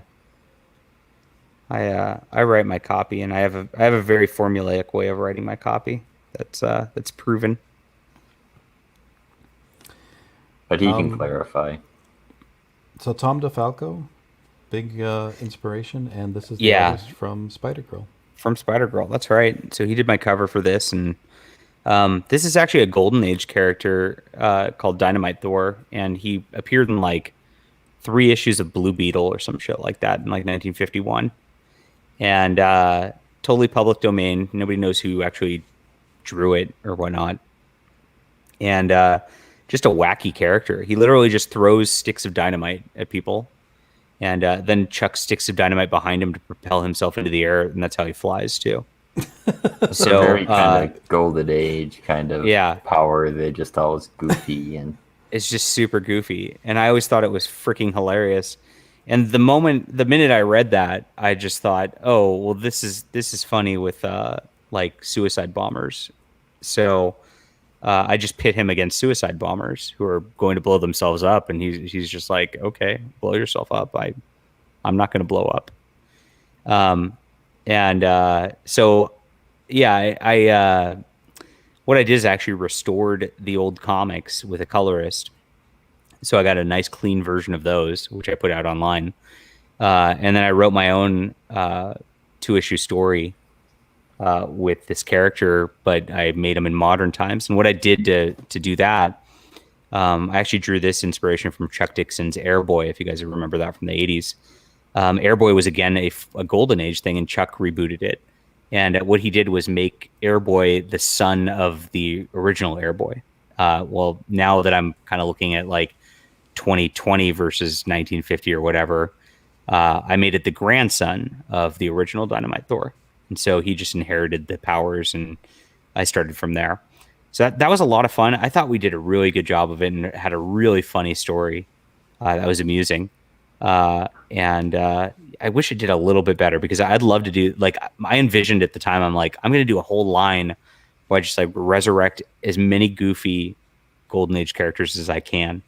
There's a limited amount of audience for that. So I would say like a was direct alright. superhero indies, those generally do kind of struggle. It's hard to get an interest in them because people think it's just a rip-off. It's like, well, why do I want this? I'll just go to the comic store and get the same thing.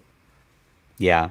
But you can't go to the comic book store and get the same thing. I mean, the superhero stories that they're putting out right now are just not super heroic, So I'm trying to just bring that back, like the actual way that storytelling was before Brian Michael Bendis decompression kind of ruined everything. Well, So I think the problem though might be boys that used to buy that as kids, just they aren't interested in superheroes anymore. So that's true. Quite a problem. I don't know. The Marvel movies make insane amounts of money, and if only they were putting out comics that felt like those movies, I'm sure they'd have a whole new audience. Yeah. Yeah, but I mean, For a the lot of comic it books. depends on having great actors like Robert Downey Jr. and things like that. But I mean, great actors in roles that people want to see them in. I think people still like superheroes, personally. I think it's just fun. I enjoy writing them. So, yeah. So you said you like this character because he throws dynamite to make himself fly, but then there's terrorists that blow themselves up. There were no And he'll- terrorists in the old ones. He fought mobsters, right? That's kind of a 50s thing. Okay. So he like a mobster would. I mean, it's literally so ridiculous that like a mobster would be pointing a gun at him and he'd chuck a stick of dynamite, like, and he would time it such that it would blow up in the air and knock the gun out of his hand, like, and that's all that would happen. Like, just like the amount of precision to do that would be impossible, but it's awesome. I love that. I think that's super fun about superheroes. And so yeah, so I set him in Reconstruction Iraq, and having to deal with terrorists there, as well as a ancient Mesopotamian demonic threat. You know, kind of a Cthulhu type of monster. So, Very cool. Let's see. I guess, are there a lot more on this list? Because I know you said you we're wanted running to- out of things. I Yeah. think the Spectacular chat doesn't- Comics is my short comics. You've already is gone over Robotoad. Robotoad. Yeah. Yeah. Okay. And that's about it. I think this is my whole catalog. It's a lot. Yeah. We've got 30 something, 30 something plus issues of comics, and I think 16 novels. So, and the best is yet to come, my friends. Wait, So I that's saw it. Pandemic on that list. So if you like Pandemic, you should buy JDA's novels. Well, Yeah, welcome to my my SEO, my search engine optimization strategies. if you don't like Pandemic, you might like my books. That's what you should have written. Yeah, I count on nobody reading this part, and it just if they're searching one of these terms, then mine will come up. I read this part, JDA. Do you? Oh Yeah. shit! Cyberfog Ribbon Coin. Wait a minute. That's so now you know. Now you know what campaigns were active while this was active, right? Yeah. This is actually amusing. Oh, there's Earthworm Jim, Earthworm Bigfoot Jim. Bill, Yeah. Plot Holes, Yeah. Freyga, yeah, Six Gun Gorilla. Oh, even Brian. Oh, yeah. Fusco gets some love.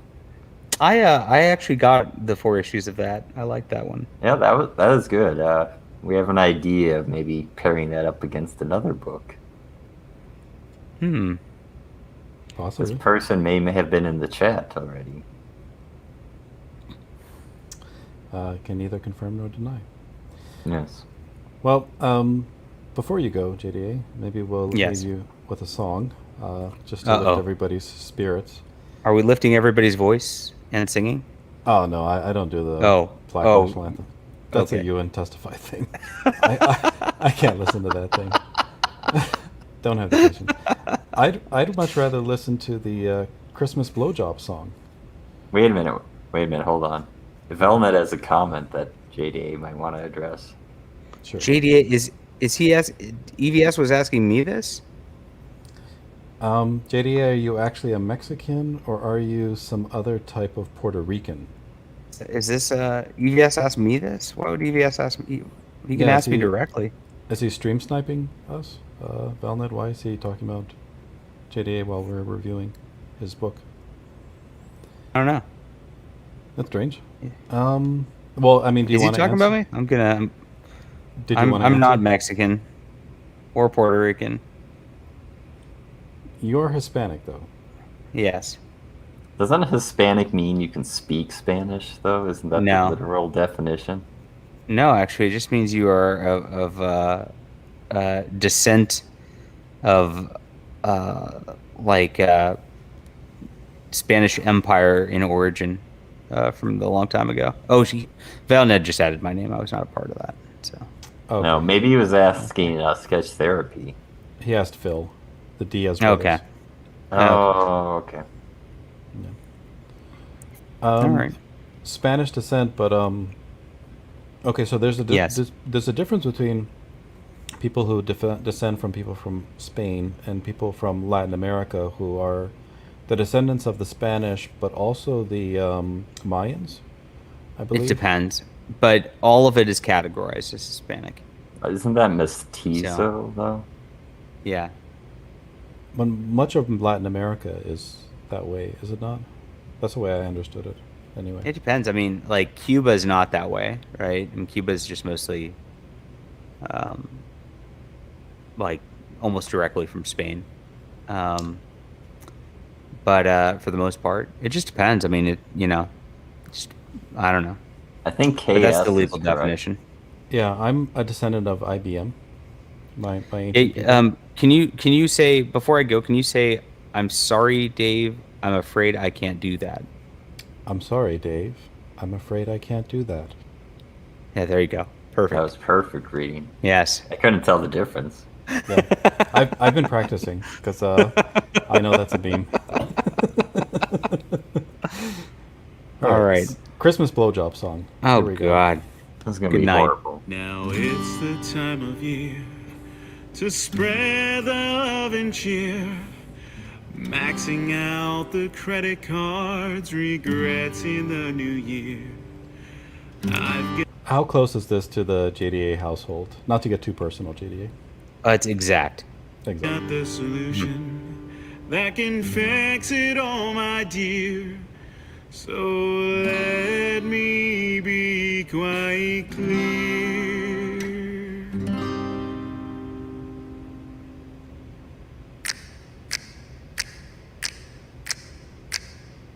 All I want for Christmas is a blowjob.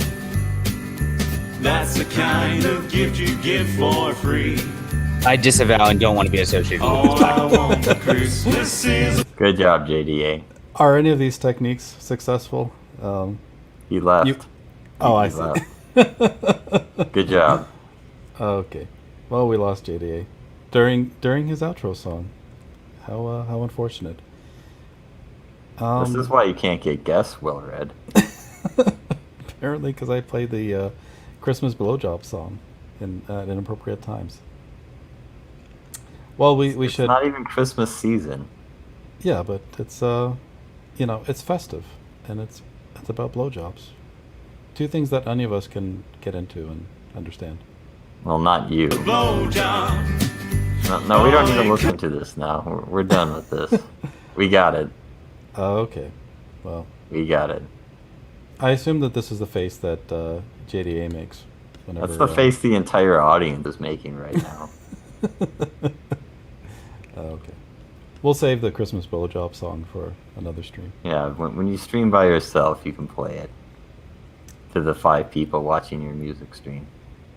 Is it really that offensive? Inappropriate times, it's Halloween. It's just bad. That's funny. No, I mean It's it's funny. Like 499 is good. Paul Heyman says this is the only Christmas song that should be played before Thanksgiving. It should be a song that's never played. Fine. If you don't like the I'd Christmas, rather hear that stupid comic book song again. then the comic book song. I remember. Yeah, your old favorite.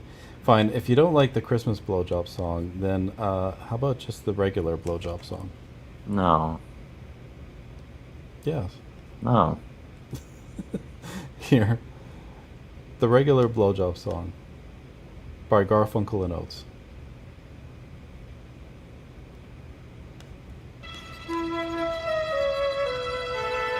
I have no idea if this is going to get us struck. I've been down here such a long, long time. My neck is at a weird angle and I don't love the view. I hate it. I've been working hard here, not sure what else to do. Maybe I'll try eye contact. Nope, no eye contact, I feel like a creep. Maybe it'll be over soon and I can go to... Ew, I just jagged a hate check. I did it again. Who was the first woman to put a dick in her mouth? So avant-garde, what a pioneer. Okay, I feel like JDA right now. So This is this is what I do to clear out the panel when this show is over. Jack Stafford says the comic book song. I always thought it sounded like Smug singing. Maybe that's why he liked it so much. He is trying to kill what audience is left so he can end the stream. Yeah, exactly. I just wanted to offend everybody into leaving. Dark Gift was digging it, so he likes songs about BJ's. Oh, the Blink 182 Christmas song. I saw that, but I don't know. I'm not the biggest Blink 182 fan. Well Read has a different sense of humor. Well, I mean, I have a funny sense of humor. People love it. Velnet said, "This is Bizarro World tonight. Yanafui being played on the Jack show and blowjob songs on Well Read. You think I wouldn't play blowjob songs? Really? I'm offended. What do you all think of me? Of course I'd play blowjob songs. Any day of the week. I could play even worse. I mean, there's a video that goes with that song too, which is pretty funny. Maybe I should look that up and torture you all with that. So, yeah, it's very short, but it's to the point. I'm sure all of you will enjoy it. So, here we are, the visual representation of the blowjob song.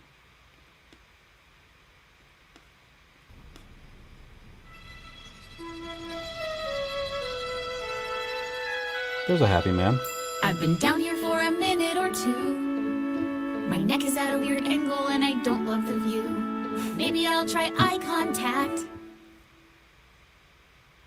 Nope, no eye contact, I feel like a creep. Maybe it'll be over soon and I can go to... Ooh, I just gagged, I hate gagging, it's so embarrassing. Gagging is very embarrassing, just so everybody knows. Do your best not to gag, because otherwise you'll never live it down. People will just make fun of you forever. James Hayes is out. He says good night. Paul Heyman says, I was going to ask DG if he was still slaying that snatch. I don't know what's going on with DG's sex life. I don't know why it's become a topic of discussion for CG. But apparently there's a lot of interest. Jack Torrance says, I hope you get the chair.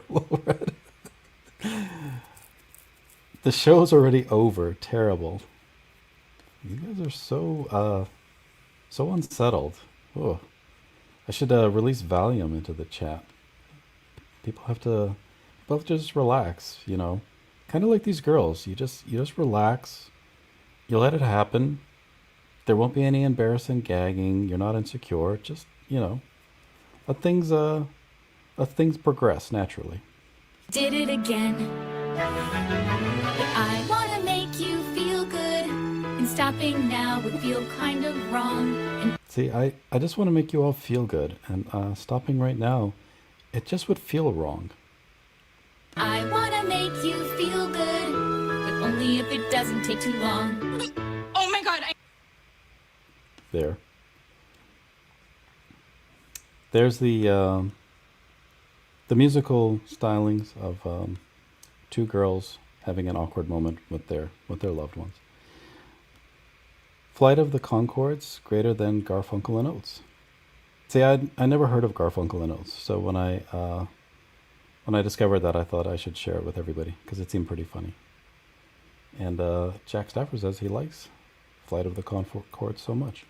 I am curious. Quickly, maybe let's stream snipe EVS. See what's going on there. How close are they to finishing up the closeout for John Malin? Just going to do a check-in. I have no interest in making their content my content, but I am curious to see how far they've gone in their closeout stream. So quickly, I'll bring that up, and just give me one moment. Jack Show closeout. There we go. Just pockets of quarters and just Galaga. And by the way, I remember playing Golden Axe when Peter Gabriel's Big Time or Sledgehammer. Yes, those were the two days. songs. Yeah, those were brand new on the radio. I'd have my Walkman on. Phil showing off.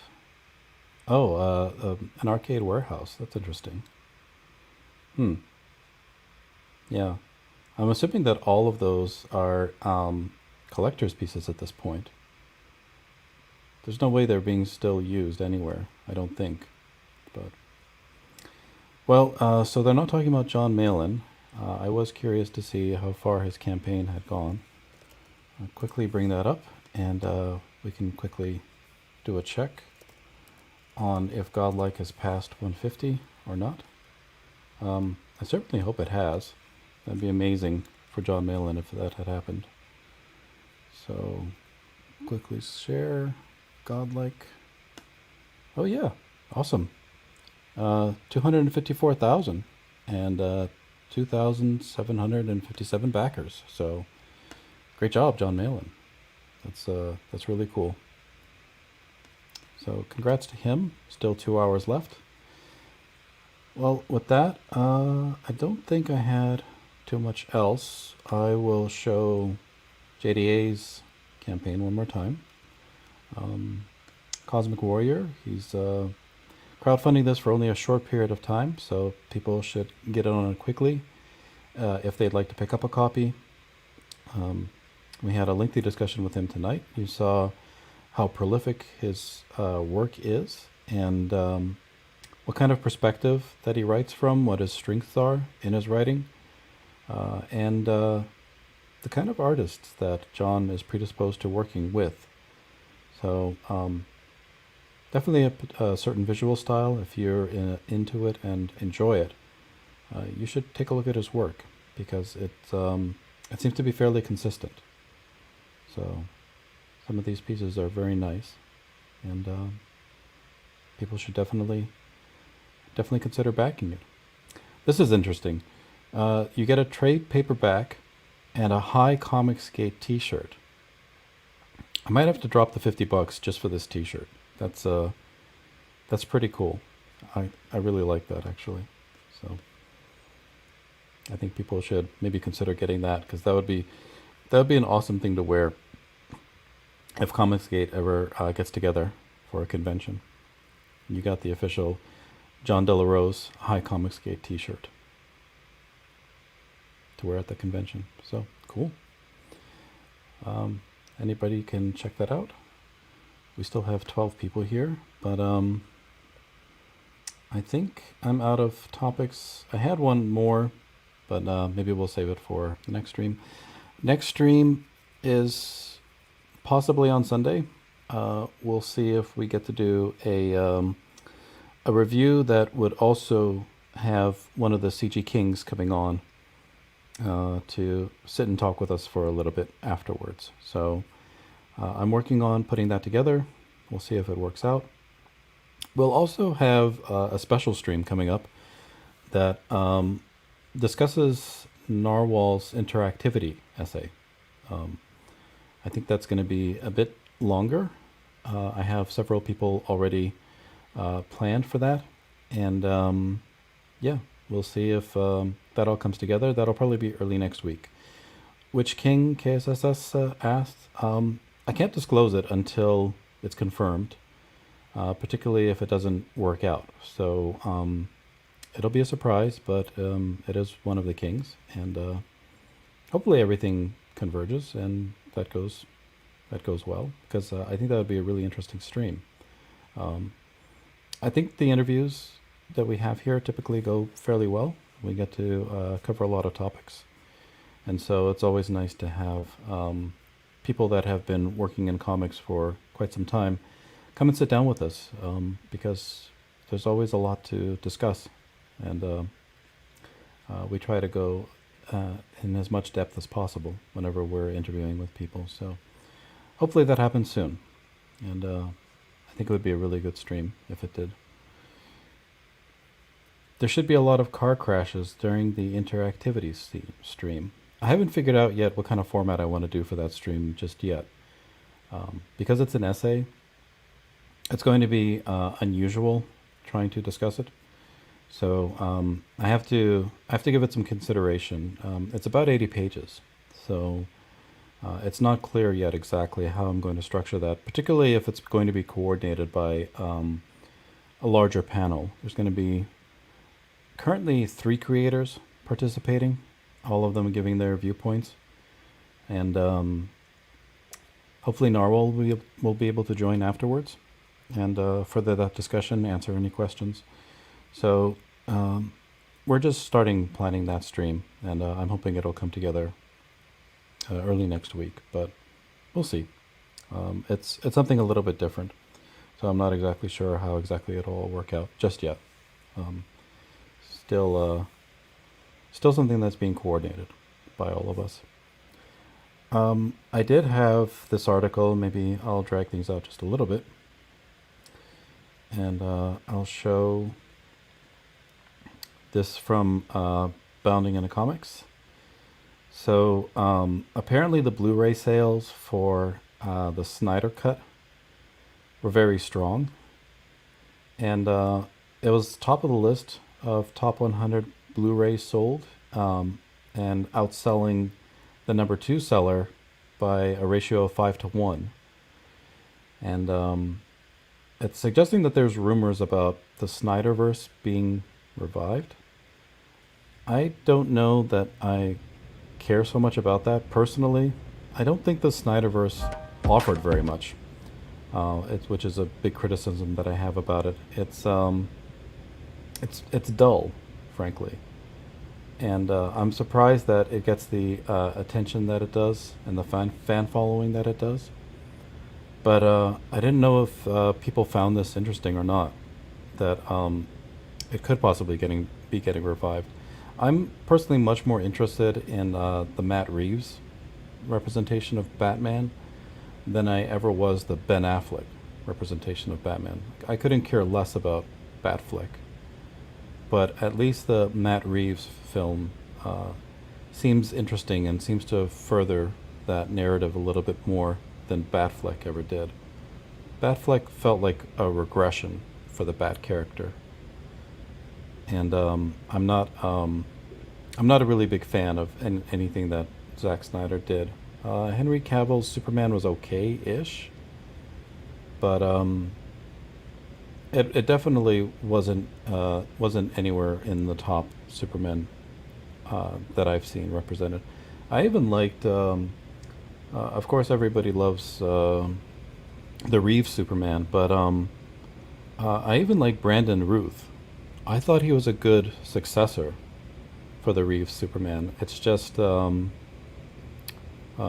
director, I forget his name. He did all the X-Men movies. But I felt that he just kind of failed in making an engaging Superman story. He wanted to make one that was intimate and a logical progression from Superman 2, but he forgot the heroics and the grandeur of a Superman movie. Bryan Singer, thank you, Bill. So unfortunately, that was the real weakness there. Even Kevin Spacey as Lex Luthor, I thought, was a great casting. Brandon Routh was great. They really messed up not following that up. Yeah, I would have been curious to see the sequel, because honestly, for Bryan Singer's X-Men, I didn't like the first one, but the second one is really great. He's only remembered for doing the X-Men, I think, because of the second one. The first one I thought was lacking in a lot of ways. So Snyder can do good visuals, but if you have broody Superman, it makes broody Batman redundant, right? And everybody's just broody and upset, and the universe doesn't feel heroic at all. It just feels sullen, and you don't understand why superheroes even have a place in it. They should all just be villains, like Suicide Squad. So I thought I'd share that. The Blu-ray sales are apparently pretty strong. Maybe it'll spur a revival. I don't see why. It doesn't serve any purposes. I think the one character they're talking about doing another movie for, Flash, was probably the worst representation I've ever seen for that character. Even the 90s TV show Flash was better than that weird thing that they had in the JLA movie. So there's nothing really I want to see further from the Snyder universe. So I'm happy to just let it end and maybe move on to something else. Have somebody else take up the reins and see what they can do with it. So with that, had some speculation from KSSS. He's asking, which king? Art. It's Art, isn't it? Graham Nolan. It's Graham Nolan, isn't it? It's Aaron Lopresti, isn't it? It's dull, quite frankly. You like the Batfleck costume, really? That big, bulky, like, I don't know. It looked like foam inflated. It just, nothing felt natural about it. Like, they were trying to do Frank Miller's Dark Knight with a really oversized Batman physique. And, but that was all meant to be muscle. It was meant to show that Batman was, he was not the traditional slender Bruce Wayne undertoned frame, which was more accentuated in his Batman costume. It was meant to be brutish, like a, just like a grunt or an ogre. And they tried to compensate for it with a big overinflated foam costume, which didn't make any sense. They tried to make Batman into Iron Man. Yeah, I don't know what they were going for in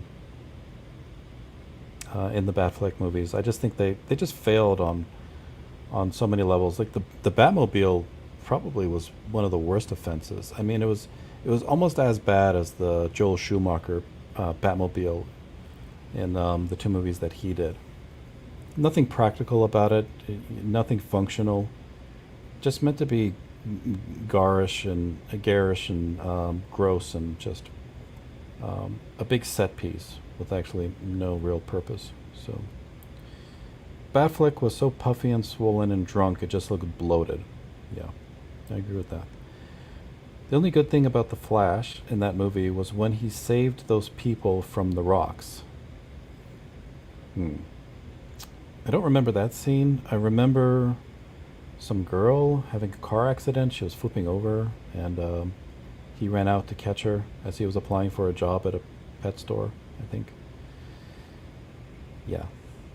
There wasn't much to like there. I guess Wonder Woman was pretty good. Gal Gadot. Nobody can complain about that. That was definitely a good casting choice. And I think the first movie worked pretty well. The second one was really, really flat. Otherwise, I can't think of much else to like about it. DC sure hates redheads. Yeah, but that's all of Hollywood, right?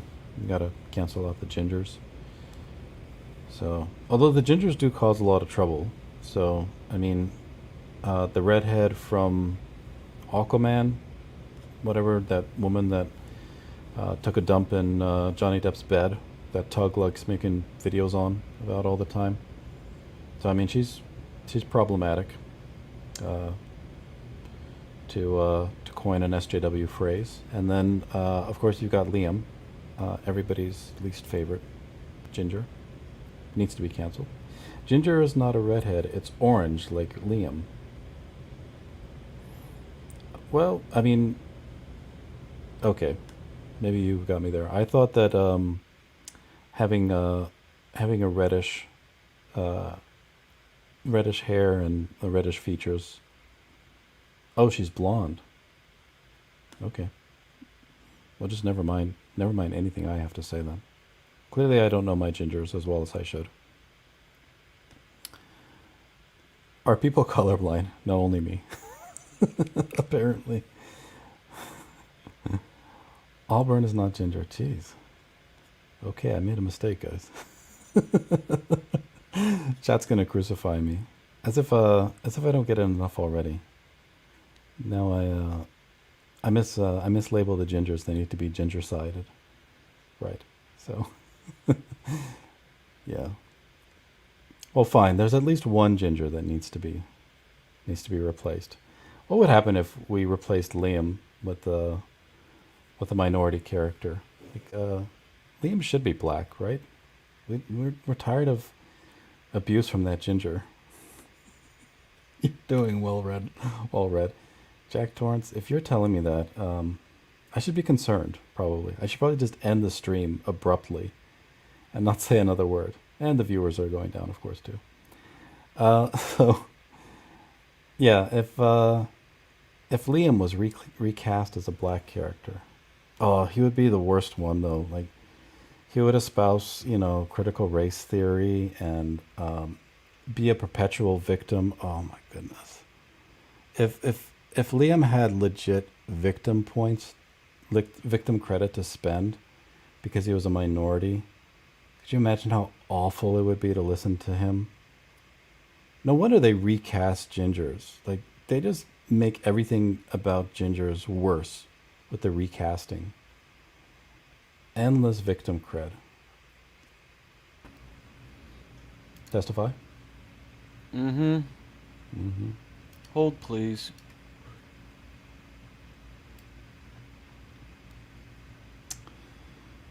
Are you sharing some art with us?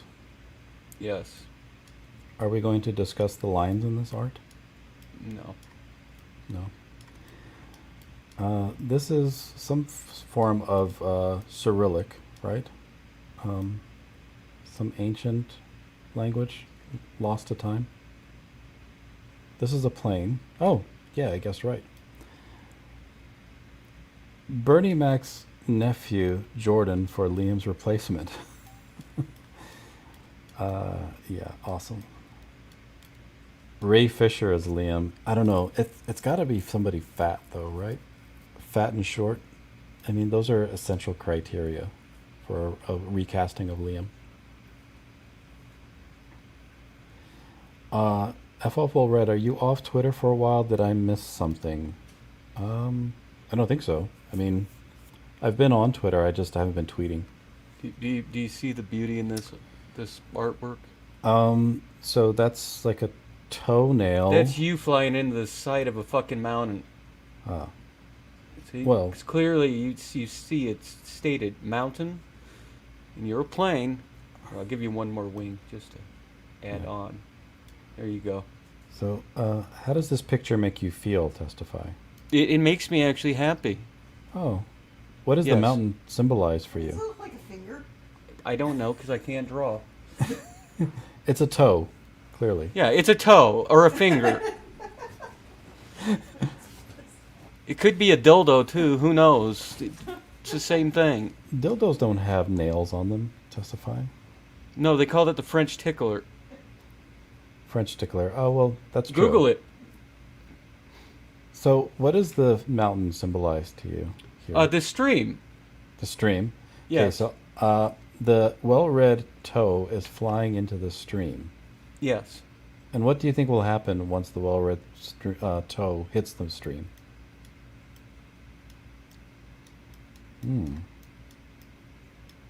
That's interesting. 2 exclamation marks pointing to the bottom of the toe. Yes. So what are you trying to tell us here, Testify? I'm trying to tell you that your topics suck. You pick all the most boring stuff because you're on boundingintoshit.com. What else? You know, that's where, what's his name? The Supreme Heretic, you know, the great writer that can't create anything new by himself, works. Who? What? I forgot his name. His name's Supreme Heretic. I forgot the guy's actual first name. Oh. It's the guy I ripped apart on a George stream way back. He's a writer for them. Yeah. The one you always call a turd, right? It's where the copy and paste song came from. Yep. Yeah. Jack Torrance gives you a C+ Thank you. for effort. Thank you. That's very gracious, actually. It's the highest grade Testify's ever received in his life. No, that's not true. I actually made the honor roll. No, you didn't. I did? Were you also a part of Mensa? No, I'm not that insane. The mountain Yeah. could have used some snow or goats. Oh, we don't want to talk about goats because I was, you know, remember before Admiral Doom died, he called me a goat rapist. Well, I mean, he's just pointing out your fetishes, Testify. And everybody knows you're into goats. Yeah, I just wanted to show you the mountain and everything. It's beautiful. Everybody Loves Cthulhu says, Testify is telling you to spread your wings and not be gay or you'll be dead. Exactly. But if I spread my wings, I would be Do you more realize gay. you tried to turn this into a fandom reject stream earlier? And what did I do? Bringing up the stupid Boba Fett show? Why is that stupid? I thought you'd be excited for that. I am excited for it, but until anything comes out, I'm not listening to any of the damn, tabloid crap about it. It's a preview poster. Everybody said The Mandalorian was going to be horrible, and everybody loves it. So who knows if this one's going to be good or not? You didn't want to see the teaser poster for it? No. Because I already saw the end of The Mandalorian. It's the picture from the end of The Mandalorian where he sits in Jabba's throne. But it also had a release date. Yeah, it comes out the same day Cobra Kai comes out. Yeah, but nobody cares about Cobra Kai. Oh, yes, they do. I actually care more about Cobra Kai than the stupid Boba Fett show. No, but so Cobra Kai sucks, though. That's the thing. No, it doesn't at all. Right. Karate Kid was gay. No, Karate Kid was awesome.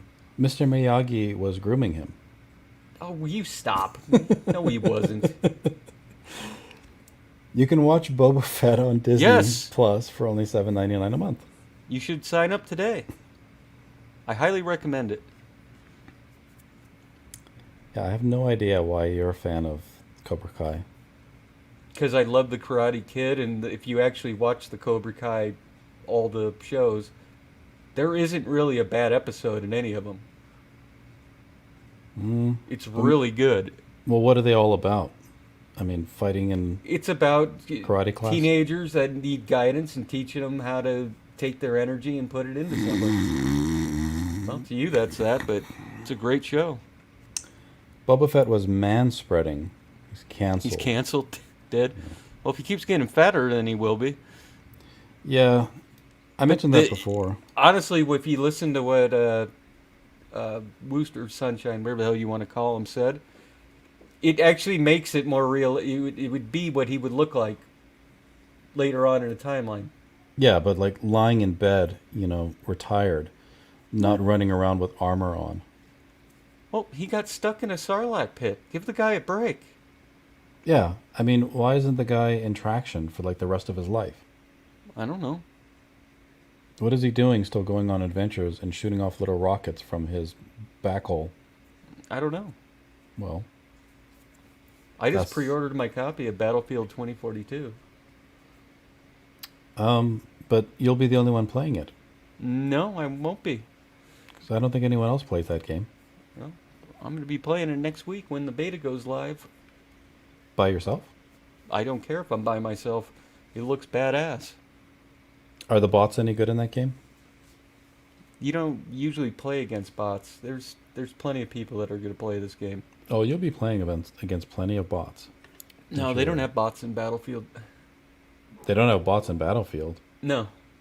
So if there's nobody to play with, you're just running around a big empty map? Yeah, That sounds like the worst game in the world. because there's always people playing it. But there won't be. There will be. If I was paid to be Boba Fett, I would lose all that fat. Yeah. It's like the first thing, right? I don't know. He was in the desert. You think he would lose some weight in there? Yeah, I mean, he was He eaten was- in a sarlacc pit. Or partially digested, at least. Yeah. How did Bib Fortuna survive? Well, it's because Leia killed Jabba, and I think he got back. I don't think he was on the trip. I can't remember. I'd have to actually go back and watch now, episode 4. I Or thought no, you were- episode. I'm sorry. Episode 6. But it was in the comics that he got out of the sarlacc pit, wasn't it? Yes, he came out in the And you read those, right? I read some of them. I read that one actually. I forgot what issue it was, but Oh. yeah, he did climb out of it. So you do read some comics, at least. I do. I told you I still read the Darth Vader series they make. I actually enjoy them. Did you want to review them? No. Because you suppo- would ruin it for me because you talk too fucking slow. You were supposed to review the JDA book that we talked about tonight with us. Deus No. Vult. It's still Yeah. in the box. I got it sitting right here. Well, you were supposed to review it. You promised. No, I think it'd be worth more just leaving it in the box. And then you had a little hissy fit and you said you're done, and then you didn't get to review it. So there you go. That's your punishment. I'm not the one going into narwhal streams where there's one person watching you kiss his fucking ass to try to get him on this show. Oops.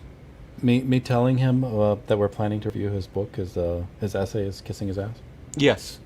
Mm-hmm. Okay. Yes. It's not really Boba Fett as we knew him. The big reveal would be Rose Tico beneath the helmet, stealing all his old glory for feminism. Here's the thing I would say on that, James. I could actually see them doing that. That's what's scary. Yeah. Yeah. I don't think they're gonna fuck it up because it's Favreau is doing it, and he didn't fuck up the Mandalorian. There wasn't any SJW crap in it. It was a good series. Both seasons of it. Loved it. Why didn't they put him in charge of the Star Wars franchise? How many times have they teased us with the Kathleen Kennedy firing? Well, they keep saying that there's been no official notice that Kathleen Kennedy re-signed with them. So what is she doing there then? Running out her contract. Which ends when? I think in December, if I remember right. So this is like the 4th time she's been fired then? No, not fired. She never was fired from Star Wars. Well, they said that they wouldn't renew her contract and she would be leaving soon. Yeah, and I think that is December, but I might be wrong. I haven't kept up with it because honestly, I don't care. You I'm don't not want going to do one of these fandom reject things where I'm whining about Kathleen Kennedy all day long. Everybody knows she's death to frickin' Star Wars. Favreau and what's his name, the guy that created the Clone Wars, Dave Filoni. They're the ones that should be running the show. I mean, they should be. Do you think they will be? I have a feeling that's what's going to happen. We'll see. Paul Heyman says, as great as Palpatine was, they never should have brought him back. It cheapens the ending of Return of the Jedi, and Andy Serkis said all this stuff about Snoke having a past, which they never elaborated on. Yes. Grabbing something to drink. Okay. So, Velnet clarifies, Filoni, and Jack Torrance says, Boba Fett will have a daughter, and she will replace him. Boba Fett would have to have sex first and procreate, which he's never done. Never know. I have my doubts. Isn't he a clone, actually? No, he was the one that created the clones. They used his DNA for the clones. Oh, right. Yeah, that's the canon. Exactly. And you could see it in the greatest Star Wars episode 2. Which is so stupid, honestly. Like, yes. It was better when he was just like a mysterious rogue character that didn't have some big elaborate wait a background. minute. We're not talking. Jango Fett was the one that made from the clones, and they made Boba was a clone, but it had no alterations to him, so it was like a natural child. So I was right. No, you are right. You are. Yeah. I So shut up. corrected myself. Jeez. So clones cannot procreate. Yes. So he would never have children. No.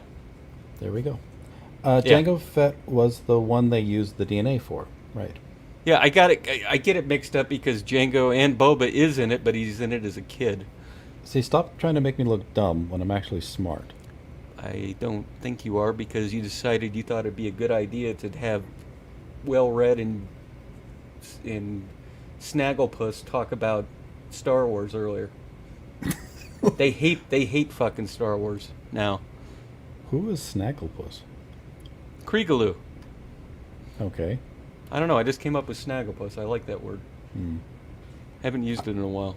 I'm a member of Mensa. Oh, okay. Good.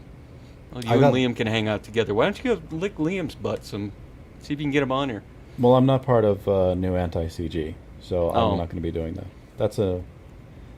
That's for a little other group to be doing. Oh, okay. Not me. So. Well, yeah, the Django was in Star Wars. Yes. Yes, he was.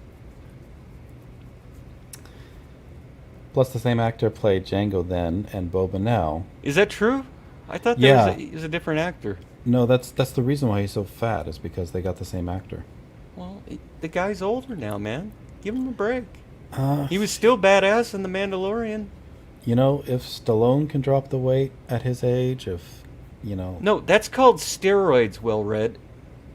not at his age, no. He's admitted to it multiple times. He takes steroids To keep thin? to keep his muscle mass up. Well, fine, muscle mass up. I'm talking about losing weight.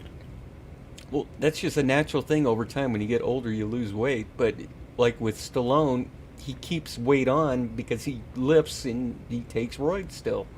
Yeah, but the point is that the actor who played Boba Fett needs to drop some pounds. Will you give the frickin' Boba Fett a break? He does not need to be wearing a rocket pack with that extra belly fat. That's all I'm saying. How do you think he gets around? It's like his wheelchair. Give him a break.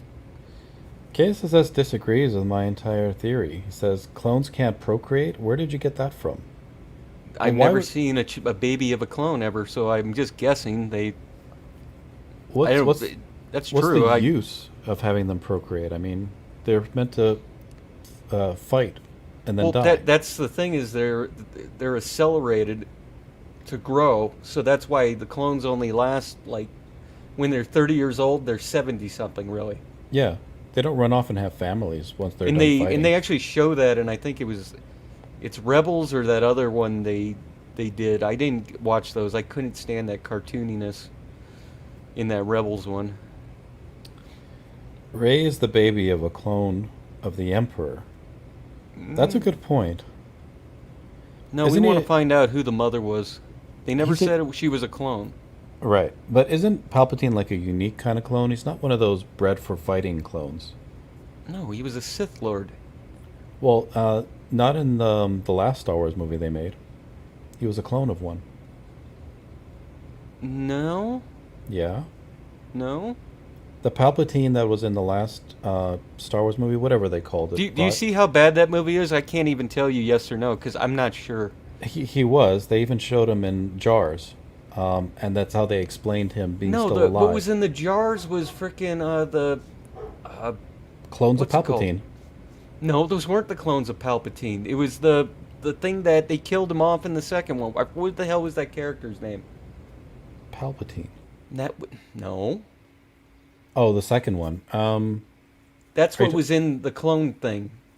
Those guys. What the hell was his name? I can't remember it now. Snoke. Snoke. That's it. Those were Snokes, not Palpatines. But Palpatine was a clone. I don't think so.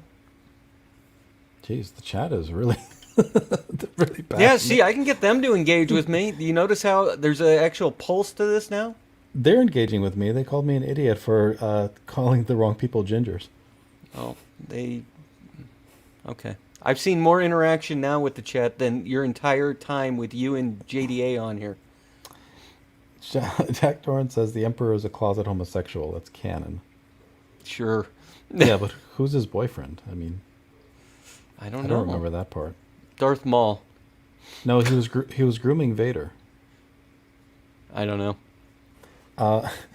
Jack Stafford says there has to be a whole story about Palpatine's son, how he had kids, was on the run, etc. In the comic book, they showed how he did it. It was like he did a spell to Anakin's mother. It was like Jesus got pregnant. So Velnet clarifies here. She said, "Yeah, I remember that. That was ridiculous too." Yeah, they retconned it. So yeah, they said that the Emperor in Return of the Jedi was a clone. Okay, Yes. and Snoke was a failed clone. Okay. Yes. Right. That's exactly what it was. That was the real Palpatine in it. Jack says the Emperor surrounds himself with men. Think about it. That That's is true. Yeah, it's a good point. You didn't see. I'm really having to think back now on the original series. Were there women in the Empire? For some reason I'm thinking yes. I remember female officers. I don't remember them in it for some reason. Yeah, it's not something that's gonna jump out at you immediately. Sure, it happened just in passing. Yeah. Well, Red's gone big time. We've accepted it. I expect Professor Glasses and Fireside chat streams soon. I'll just Yes. wait till we talk about the Yeah, interactivity Quaff, essay. that is what the way they explained it was that was a clone, the one that went down the frickin' shaft in Return of the Jedi, and the real Palpatine was the one you saw in the last episode 9, the stupid one. Yeah, the one that made no sense. Exactly. The The worst, jump cut scene movie. yeah, the worst scene in that whole movie was Harrison Ford, Han Solo, being there all of a sudden. See, I actually enjoyed that. That was one that I liked. You liked it for the moment, but Yes, it made just the no moment. It made absolutely no fucking sense, Yeah, but it worked. It was funny. I liked it. it was funny. Well, Yeah. if it was funny, then it didn't work because it wasn't intended to be funny. Well, you got to see emo freaking his son on there. Yeah, having a fit. Yep. There were no women or aliens in the Empire at all. They are sexist and speciest, I think. Yeah, that's what I thought. Because if you really, because I was thinking back in my head, I'm going, I don't remember ever seeing a woman in the Empire at all. KSSS says there weren't any women in the Empire when Lucas made the films. That was intentional. Probably. I don't know if any of you are right. I feel like I'm gonna have to watch all 3 of them again. Just to I prove do that- it once a year. I'll go through and watch all of them. Yeah, just to. But prove, I actually start with Rogue One now. that one doesn't count. No, it does count. I love that movie. I'm the only person who's not a big fan. I don't know how you didn't like it. It's a good movie. I love that one. It's okay. It's fan service. Hmm. I mean, it doesn't really add anything to the Star Wars canon, but it's just nice to see some of the scenes in it. No, I liked it because you could literally start episode 4 right after Rogue One. It's pretty good. From like the most irrelevant plot point story storyline ever. I mean, why Even would if you you even don't want to? like it, the last 2 minutes of it is the greatest scene in Star Wars history. It's overrated. Oh my No, it's goodness. not. He's Darth Vader and he kills people with a lightsaber. Yes, you finally got to see the true power of Darth Vader in reality, not in animation. To slice a bunch of people who aren't Jedis. I mean, did you not know He could do force choked a guy, held him on the ceiling, then did a backhand with his lightsaber to cut him down off it. It was fucking awesome, well read. that? Video game lightsaber Darth Vader? Really? I don't care if it was video game Darth Vader, it was fucking badass. It was so lame. No, and it over the was top. badass. No. There was nothing menacing or tense about it. The old Darth The Vader. fear in those rebels when he's coming down that hallway and their expressions were priceless. The When old that Darth freaking Vader- lightsaber lights up and you see the red, it is just, you're like, it's on. And anybody that knows some of the books and the comics and stuff also, they've heard about how menacing Darth Vader was. You got it for 2 minutes in an actual movie. The old Darth Vader that force choked his generals for failing him.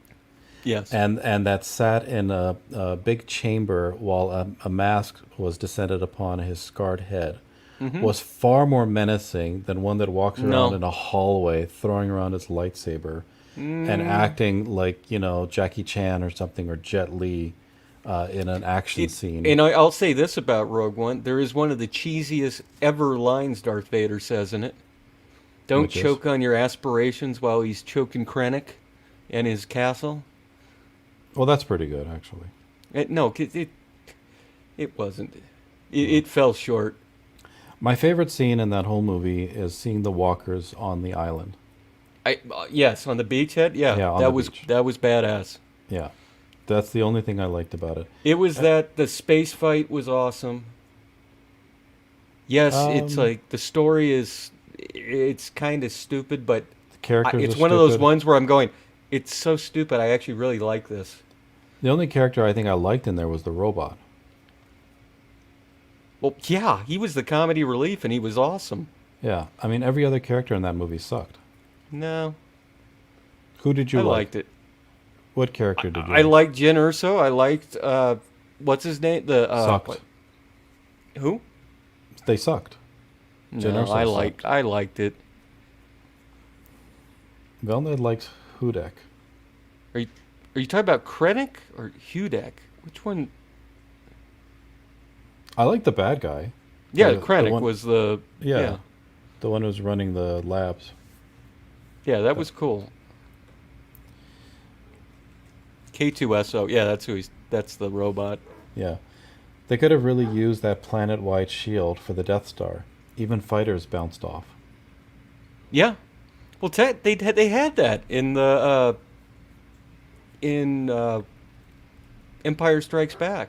Or no, I'm sorry, in Return of the Jedi. They had the shield around it, and that was why they had to Right. get into the planet to turn it off. That's right. Yep. Yeah, see, Gaming Theory knows what I'm talking about. Jen Urso had no personality. Thank No, you. she didn't. But it worked. I don't What know worked? why, but it worked. I'm sorry, the Death Troopers, the guys that actually could hit something, they were fucking awesome. Forrest Whitaker's character? Yes. Is okay. He was basically one step away from being Vader himself. He had all the same crap. There's another tubby character that doesn't belong in any action scenes. Did George try to warn us about human trafficking in episode 1? No. I don't think so. No. That's the one that I can't actually get all the way through still to this day. I fall asleep watching episode 1. I even fell asleep when I ditched school to go see that in the theater when it came out. I literally passed out during it. Really? Yep.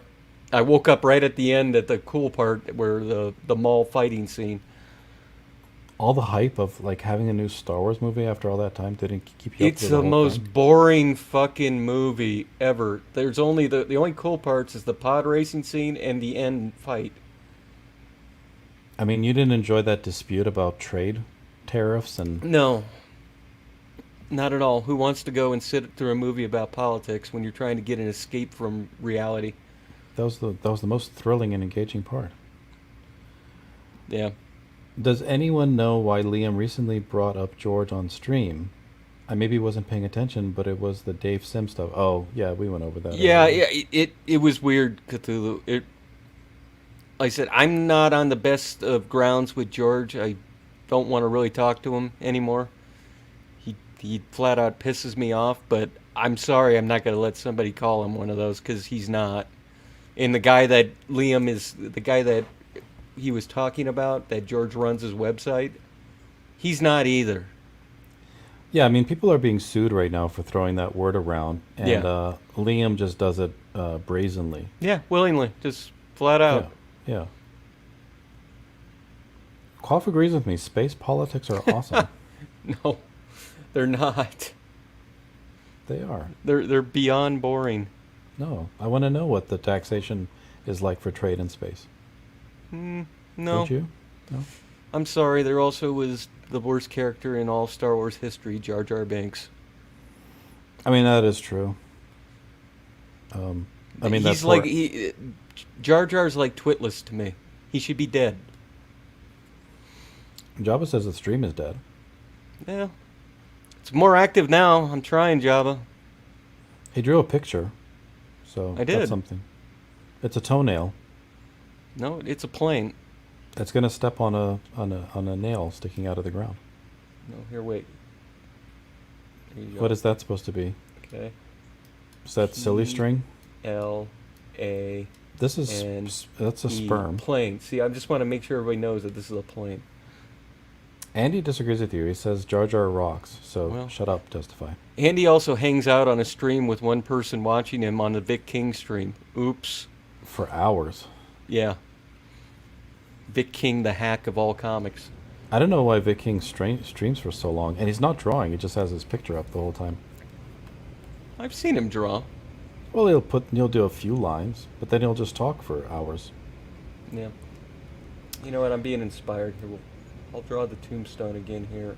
Twitless is absolutely insufferable, says Jack Torrance. Oops. And KSSS says Jar Jar sucked too. And he hated Anakin as a kid. Well, I mean, was there anything good about episode 1? No. Well, Liam Neeson, Well, Liam Neeson was, but Darth Maul. Don't laugh at my artwork. Testify's trying. That's what's important here. Yes. We have to No, encourage there are, like I his said, attempts. in episode 1, there's the pod racing scene That's in a the cool end one. fight. That really is it. I mean, they also had a space battle. But it was boring. It was okay. Why don't I try what was the thing Anakin says? Let's try spinning, and he does the 360s. That was so stupid. Gaming Theory liked Ewan McGregor, and Velnid liked the outfits of Amidala.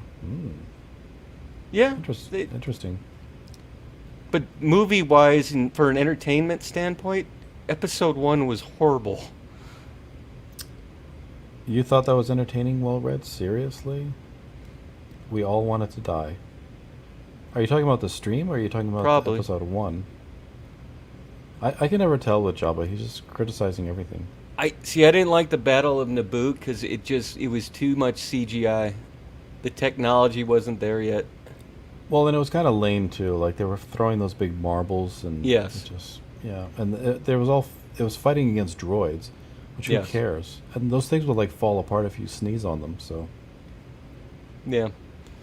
No, it's just Jar Jar was the best Sith of all the Star Wars. I'm glad he's dead. Is he? That's good. Well, at least we never had to see him on film as a Sith. That would have been ridiculous. Yeah, I don't know. I haven't seen the Phantom Menace. Yeah, just give it 3 scenes out of it. The the pod racing. If some people, I guess they do like the space fight in the mall fight scene at the end. Whatever happened to that guy who was supposed to recut the original Star Wars movies? Or no, he was going to recut the new ones, the Disney ones. Do you remember that guy? The guy that was in the Geeks and Gamers thing? Yeah. I don't know. I think they had a falling out, those guys.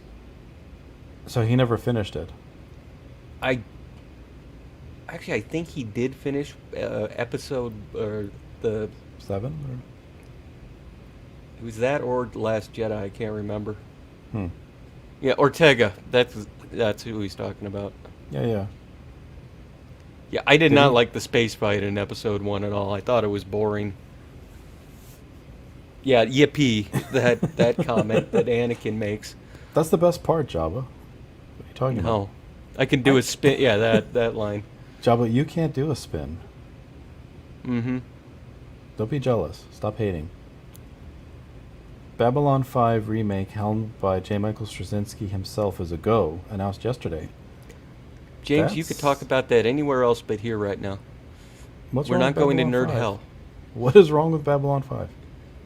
It's like the nerdiest freaking thing ever. Have you ever watched it?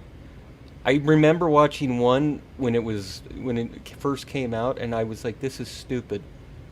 But I know there's a huge cult following of it.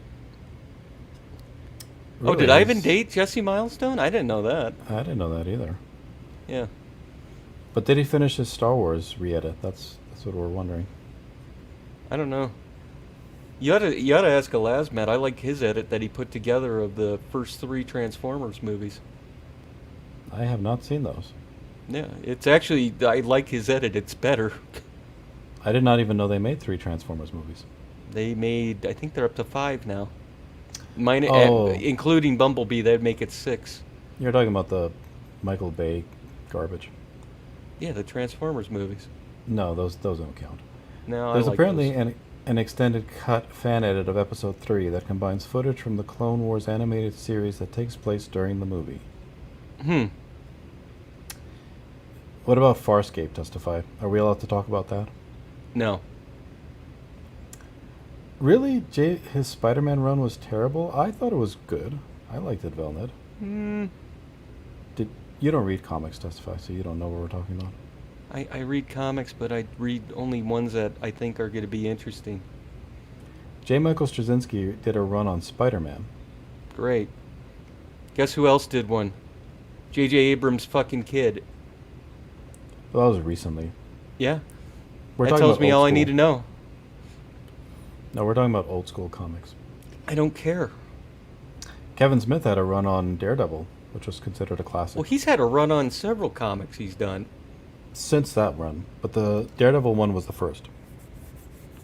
Is it? I see. I don't keep up with it anymore.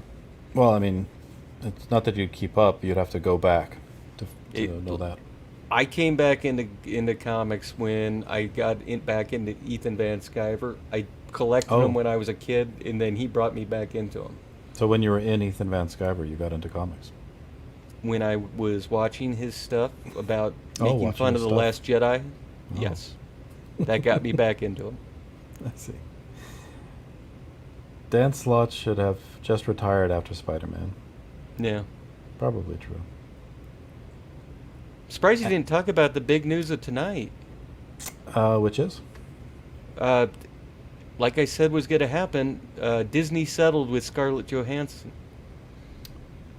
Nobody cares. Oh, Just yes about. they do. No, they don't. I care. Boring news. I'm more interested in what's going on with the Steve Ditko estate.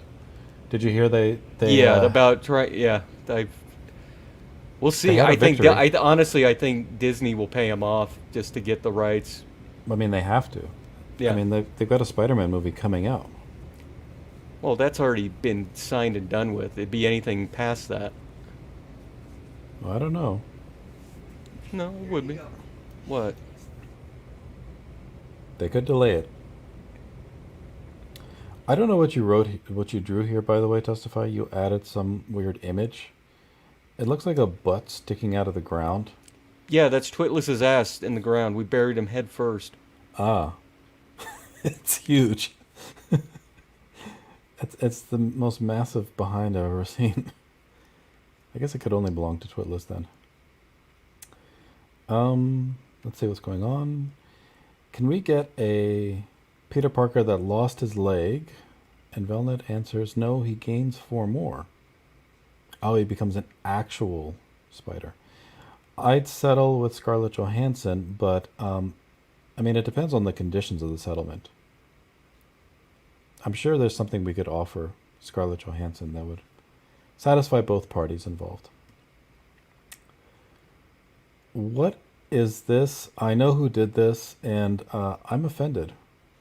Who did it? This hurts me to my core. I cannot believe this betrayal. What? I know who did this. Yeah, I know. My wife did it. It's great. No, I don't believe that. Who do you think did it? Who always draws these kinds of things on I'm not moment's joking. notice? My wife just drew this. She did. Yeah. Well, it's pretty good then. I really She did has- just draw that. Oh, okay. Well, you're pretty good, Mrs. Testify. I was mistaken. I thought it was Quaff. No, it wasn't Quaff. Quaff could probably make a better one. No, it's still pretty good. I didn't realize she could draw. The wing on the other side would have probably been better. Yep. Well, the rest of it was pretty good. So Veltman goes, terrible art. It doesn't look like a flying big toe at all. it was pretty That good. is true. It was pretty good. Fuck you, I did it in 10 minutes. My feelings are just still a little bit hurt, though. Yeah. Ryan Reynolds settled with Scarlett Johansson. Did he now? Really? I don't know what they disputed over. But- It's because they put Black Widow out on Disney Plus and in the theaters at the same time, so she didn't get the back end revenue like she would have got normally because it was on Disney Plus also. Even Testify's wife hates you, well read. Well, I mean, Exactly. everybody does. So how does that make it special That or was good, unique? sweet. I am a little hurt though. I should just end the stream. No, you ought to hit the mountain. I had to hit the mountain. That'd be great. I mean, I can't do it if I'm flying around in a tow. Oh no, I saw it. I got Oh, it. Yeah. Okay. I mean, how does that thing manage to stay in the air? Through a trebuchet? I don't know. She just hand sketched that on a pad of paper. No, I meant the flying tow. Oh wait, okay, let's see. I was just sent the Quaff version. This is getting really personal now. I might have to cry myself to sleep tonight. Oh my gosh, I don't even want to see it. This is gonna cut me I'm to my very sorry. soul. I'm sorry, sweetie. The quaff beats you. This is gonna hurt. Okay. there. You go. Well, that's perfect. It's a flying toe. Okay, fine. And Twitless's ass, ass out in the ground because we buried him head first to shut him up. That's pretty good. So I went for slightly realistic. He went for the comedy effect. It's not my fault I can't draw. It does need some labels. Yeah. Oh, he threw that together in probably about 2 minutes, so Yeah. it's not I as mean- good as a Rosetta photo, but it's pretty good because it makes fun of you. Well, it doesn't say anything about me. It just looks like a Salvador Dali painting right now. Salvador Dali. Yeah, kind of does, actually. I haven't drawn anything in over a year. God damn it. Yeah. Ethan's toe thumb, yes. See, it could just as easily be about Ethan as it is about me. So No, it's about you.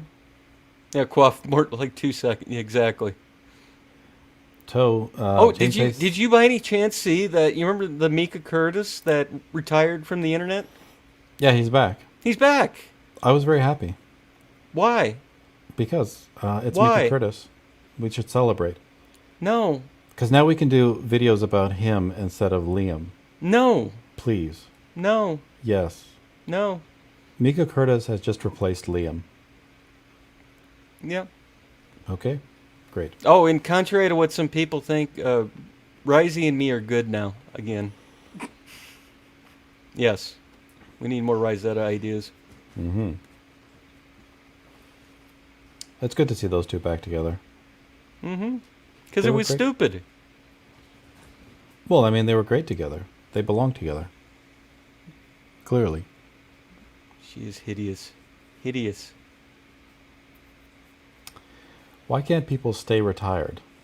Well, see, I technically retired for 45 minutes once. But now you're unretired. If you remember, I did a I'm leaving the internet stream, and then 30 minutes later I came back. I'm back. No, you were Just because I was making fun of all these idiots that say, I'm quitting YouTube, I'm doing all this, and then they're literally back within a day or two. You were semi-retired. I was semi-retired. So you didn't really retire. Yeah. Not the same. But it was just a dumb joke. Yeah. Can I do a 30-minute retiring too? If you want to. No, I don't want to. It's dumb. It is. How about Rosetta at a nude beach, but Risey can't get any sun? Oh, yeah, because her shadow would cast over him. But she's nude. Oh, Yeah. please, no. Yeah. Testify quit for 45 minutes and CG came to a boring, screeching halt. Yep. And Gaming Theory does not want you to go. Or maybe that's for me. He wants me to not retire. Oh, Gaming Theory hates me. I thought he hated me too, but maybe he doesn't anymore? I don't know. Who knows? Yeah. No, Quaff, commit the evil. Give in to the dark side. What's the evil we're asking him to commit to? The nude beach photo. Oh, yes. It has to happen. Exactly. I need to see those aureolas. Oh. Not hers. Oh. Anyone but hers. Oh, I'd rather see Jabba's than hers. I don't know. Jabba would be pretty gross. Yeah, probably. He's probably got a triple nipple. Nothing wrong with that. It is if you see it on Jabba. It reminds me, I haven't watched that movie in forever. Total Recall with the triple nippled woman. Mm. Forgot. That was good. That was actually a good movie. Did you watch the Colin Farrell one? Which one? Who's the Irish actor? Well, Colin Farrell's an Irish actor. I know that. Is that the? Am I thinking of the right guy? But they did a remake. Oh no, I never saw the remake. Yeah. I thought his name was Colin Farrell. I could be wrong. Mm-hmm. I could show it really quick. No. Don't pull a JDA when I'm going, no, don't play that. You need to stop playing this. You're going to get your stream taken down. Then he gets his stream taken down. No, I'm not gonna play anything. I'm just gonna show a picture. Yeah, it is Colin Farrell. I was right. Yeah. But yeah, they did a remake. I'm sure it was awful because they didn't have.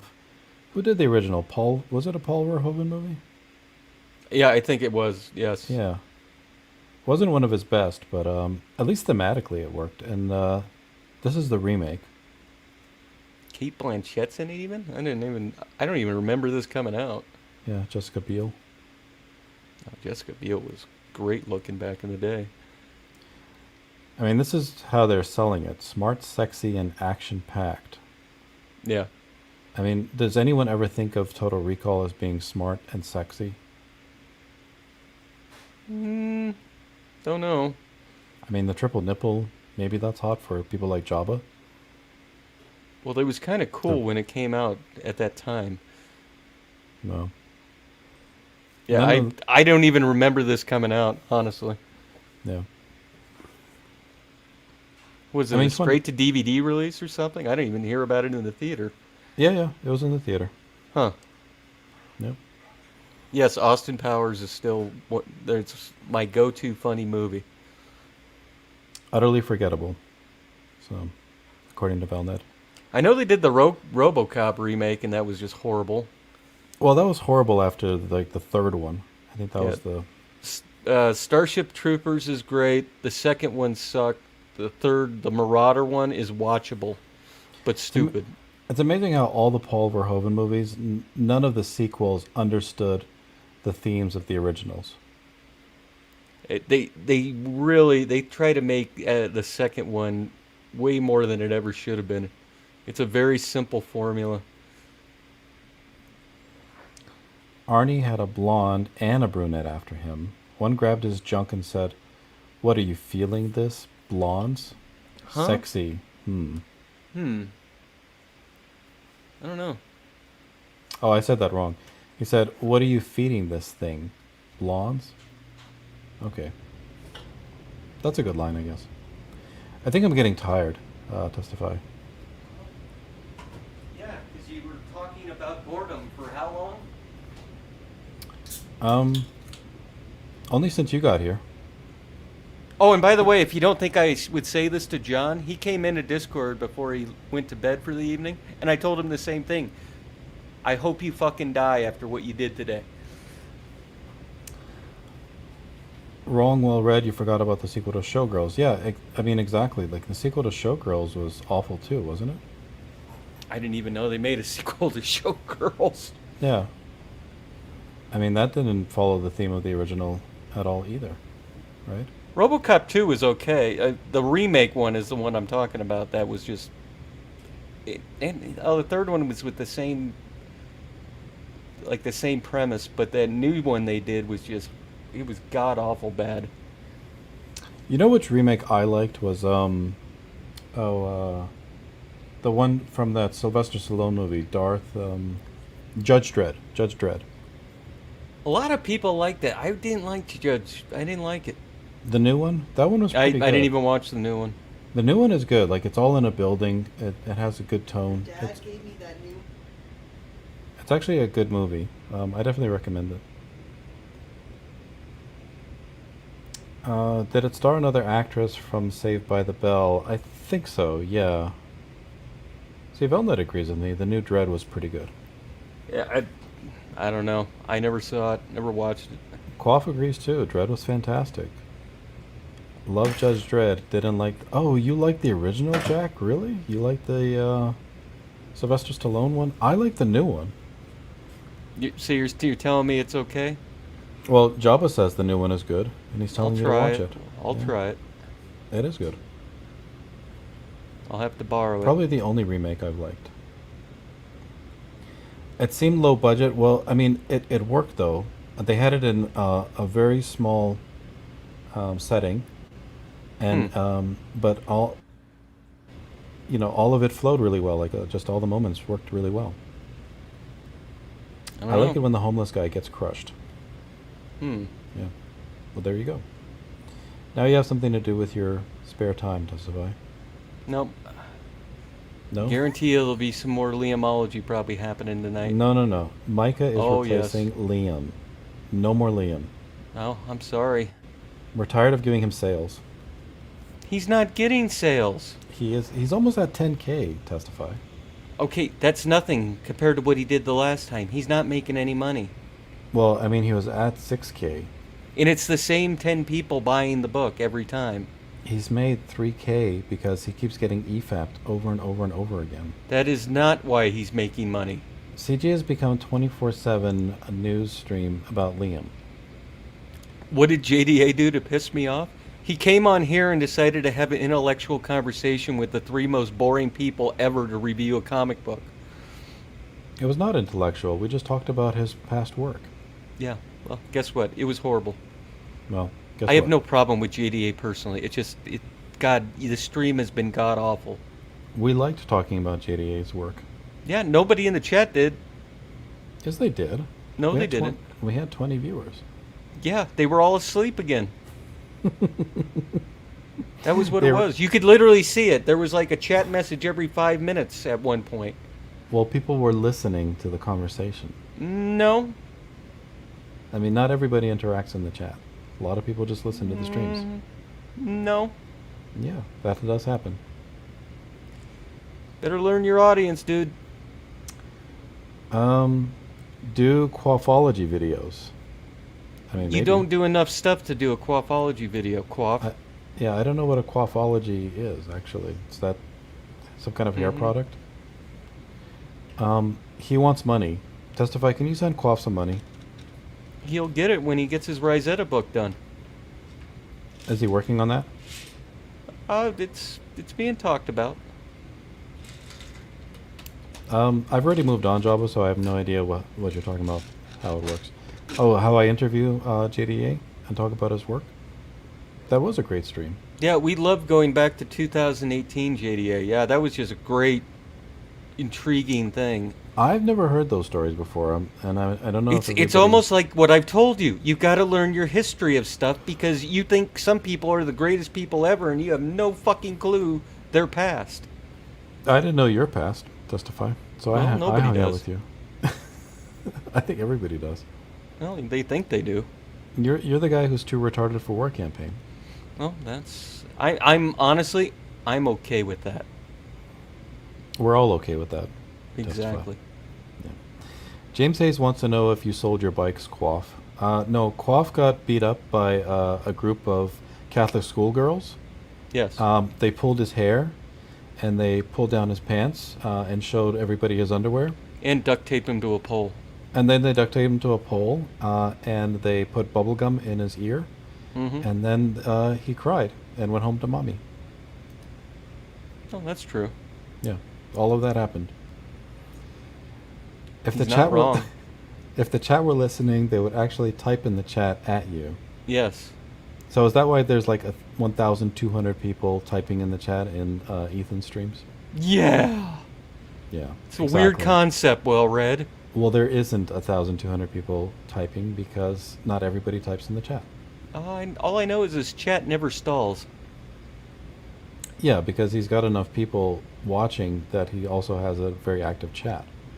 My I audience, saw today when we did the John Delarose thing today. The chat never stalled. There was only 30 people, 30 or 40. I forgot how many were watching. depends on the audience. There's different people watching for the comic reviews. That audience is the same audience that's here, well read. Some of them, yes. Not all Most. of- Most of them. Well, maybe. Okay, moving on, because this is getting really redundant. No, it's last- not. Everybody likes to hear your demise. My demise. Yeah. What am I demising from? Shitty reviews. No, they're actually getting a new life. No. Yeah, we're Hate gonna to tell ya, actually. no. We're gonna do 3 times more reviews than we've ever done before. 24/7 reviews to replace all the Liam streams. Actually, Oh, did it finally end? The godlike. I think you're saying there's a minute left. No, But, Velna just typed below it ended. it's Yeah, done? $258,471. Yeah, that's really a failure, freaking Methwin. Oh, Methwin was Oh, hoping he that was it would he fail. was saying how it's going to be a failure and all that. That's a pretty good chunk of change, in my opinion. I was just about to back it again. Oh well. You know, $250,000. That's pretty damn good. Jabba's insulting himself. He says, "Well-read's audience are mostly brain dead," No, he's just here like I am to see your demise. but he's in the audience. Well, no, exactly. We're profiling your demise. It's going to be great. But he said the audience is brain dead, and he's in it. Hmm. Cthulhu says the chat is neurologically diverse. I have diversity. Testify. Yeah, you have autists and you retards. Which one do you want? Diversity and inclusion and equality. Oh, sure. Okay. That's right, James. My suffering will never end, apparently. Yeah, Velna, for a new property, that's the fact you made even $100,000 on it would have been a success. What do you think about inflation in Germany? Oh, Testify. Jesus Christ. Nobody cares. Do you think it's big or little? Why don't we talk about the new spending bill in Congress right now, too, Well-Rod?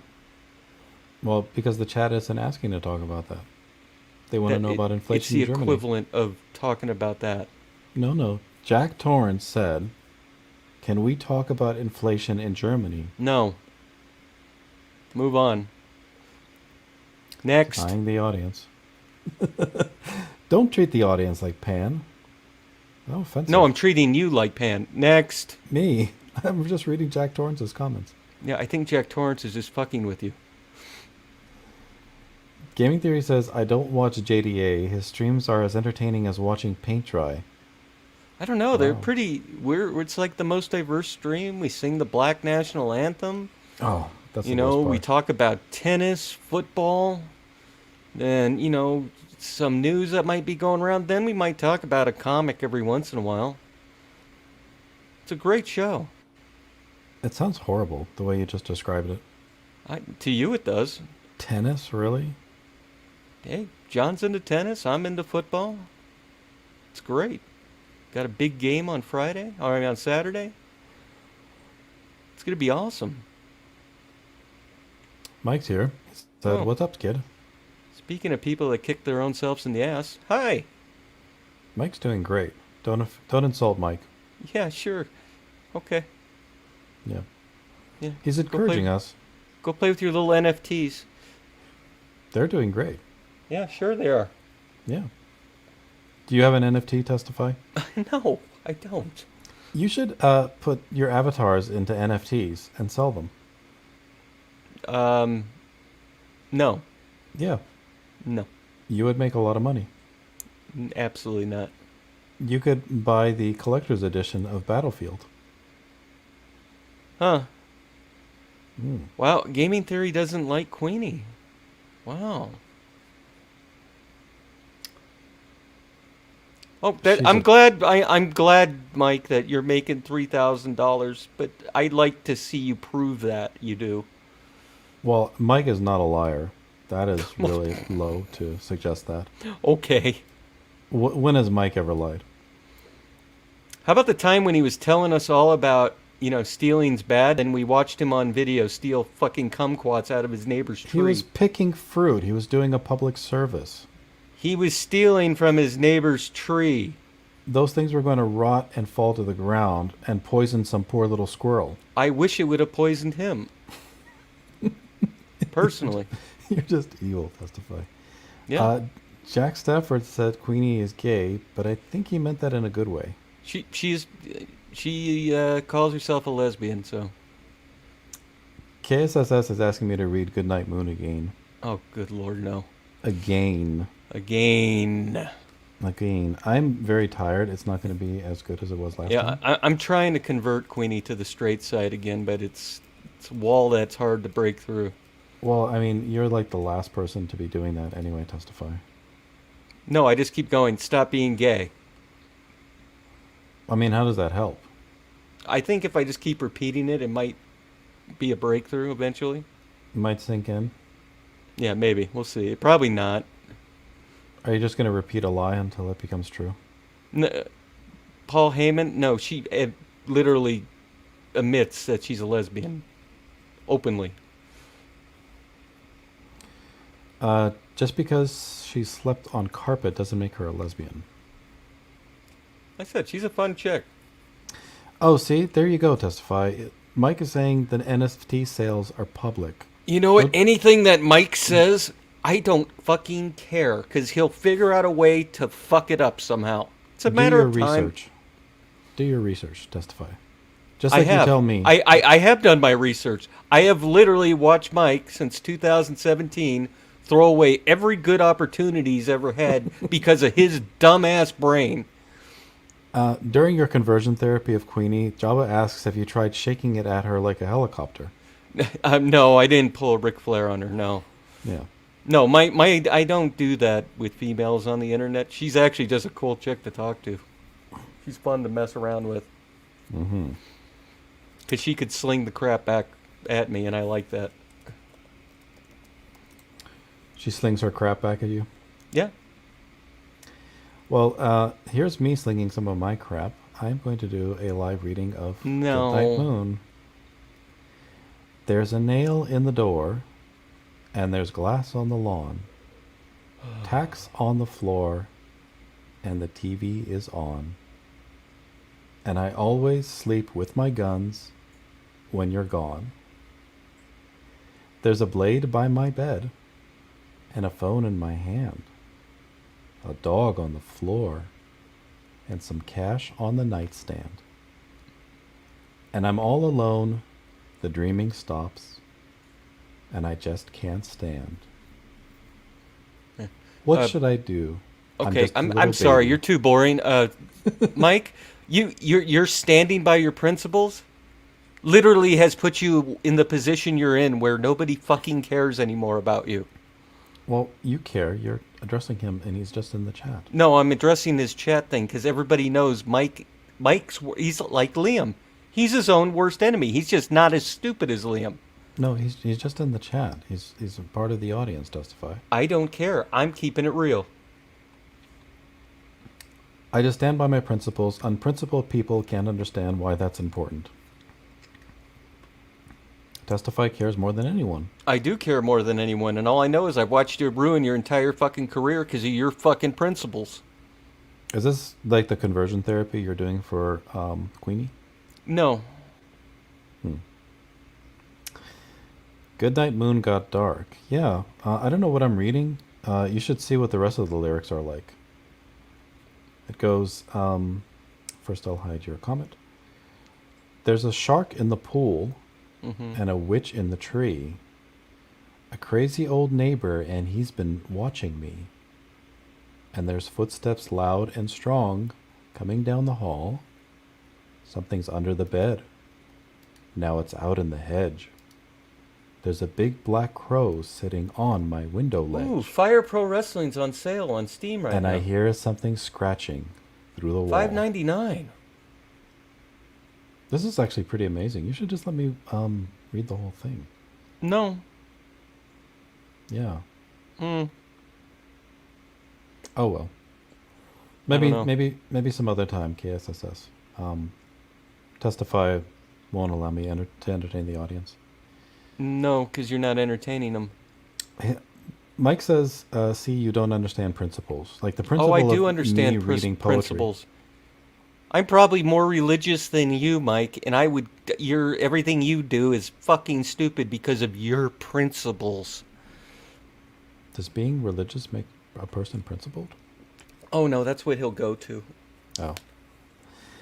Paul Heyman says, Mike Preston said you were doing something for Razor Fist a while back in a video. Is that true? Hey, do me a favor really quick, Wellred, mute your mic for a second. Okay, undo it. I'm getting a humming noise in my headset, and I don't know why. I hear a humming coming from wherever you are. It's my headset for some reason. Well, Red, next time read Riki Tiki Tavi to us. Okay. If you remind me, I'll gladly do that. Jack Torrance says, would you date Maliha Aziz? Who is that? I'm not sure. I I'll might have to- seen who they are before, but I don't know them by name. I'm gonna have to look it up. I'm sure it's somebody awful. They look awful. This Leah is somebody. Aziz, it's probably some.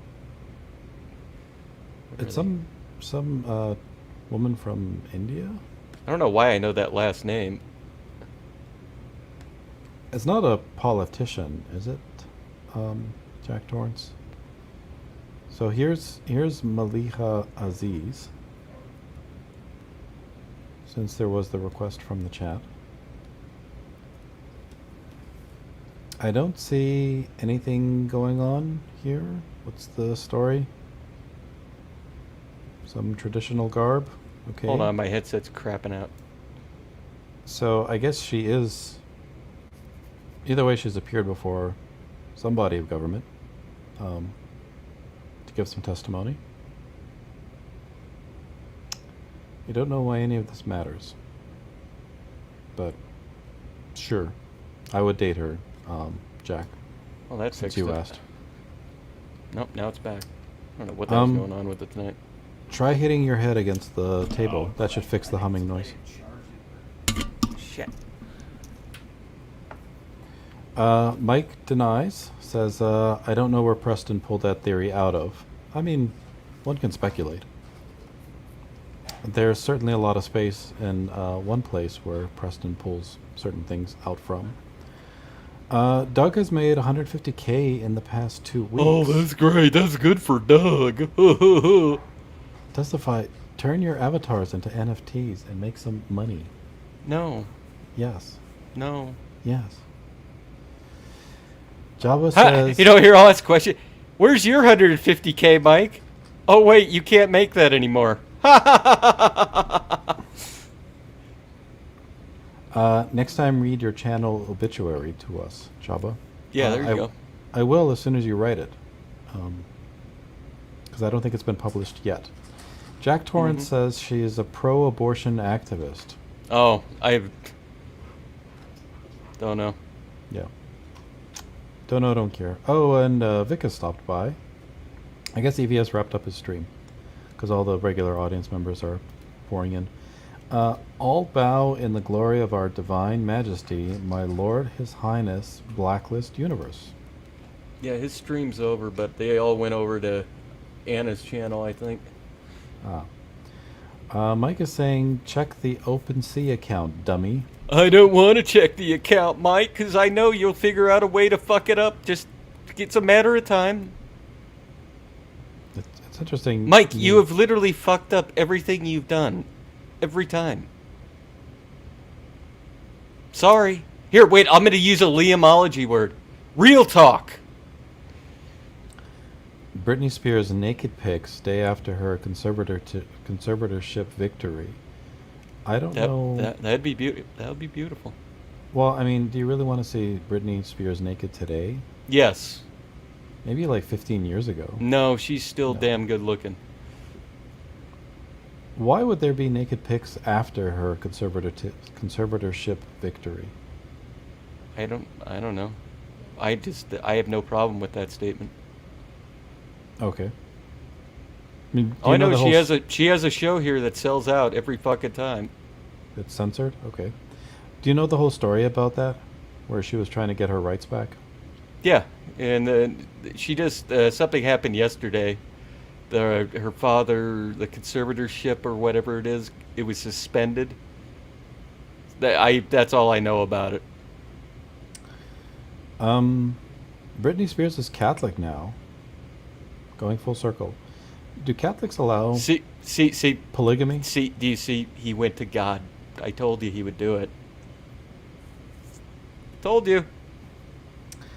I have stood by my principles. I can do no other. Money isn't my god. Testify. Yeah. Well, guess what? The entire point of doing a business and creating something is to make money. You dumb shit. I'd rather have money than your fucking principles. I'd rather have money than your principles. No, than his principles. What are Mike's principles? Whining about everything and him not realizing why everything is falling apart around him and everything he touches literally crumbles. Those are principles? Yeah, that's the Mike principles. Oh. God forbid we show him a frickin' picture of a mountain that looks like a penis and see him freak out over it. I don't know. Mike played along with that joke for a long time. So. But then he got offended. He didn't get offended over that. Yes, he did. No. I don't remember what happened, actually. There was something to do with the war campaign doing stuff. I forget what happened in that whole stream. It was him and Methwin went on their holy crusade, as I call it. Weren't they being sent DMs from Cherry? They probably were. I don't know. I really don't. I didn't participate in any of that. Yeah, I really forget all those details. I remember watching it. I remember seeing Edwin mad. I remember thinking, I don't care His about any name's of this. Methwin, by the way, not Edwin. Well, don't talk about fudge, please. Testify. Well, definitely don't talk about fudge. It's offensive. Yeah. FFL Red, would you be voting for Ron DeSantis 2024? I am going to keep my voting habits to myself because you would not be happy. I will if Trump doesn't run. I do and I do not. Anyway, well Red will be voting for Java 2024. Yeah, he should be.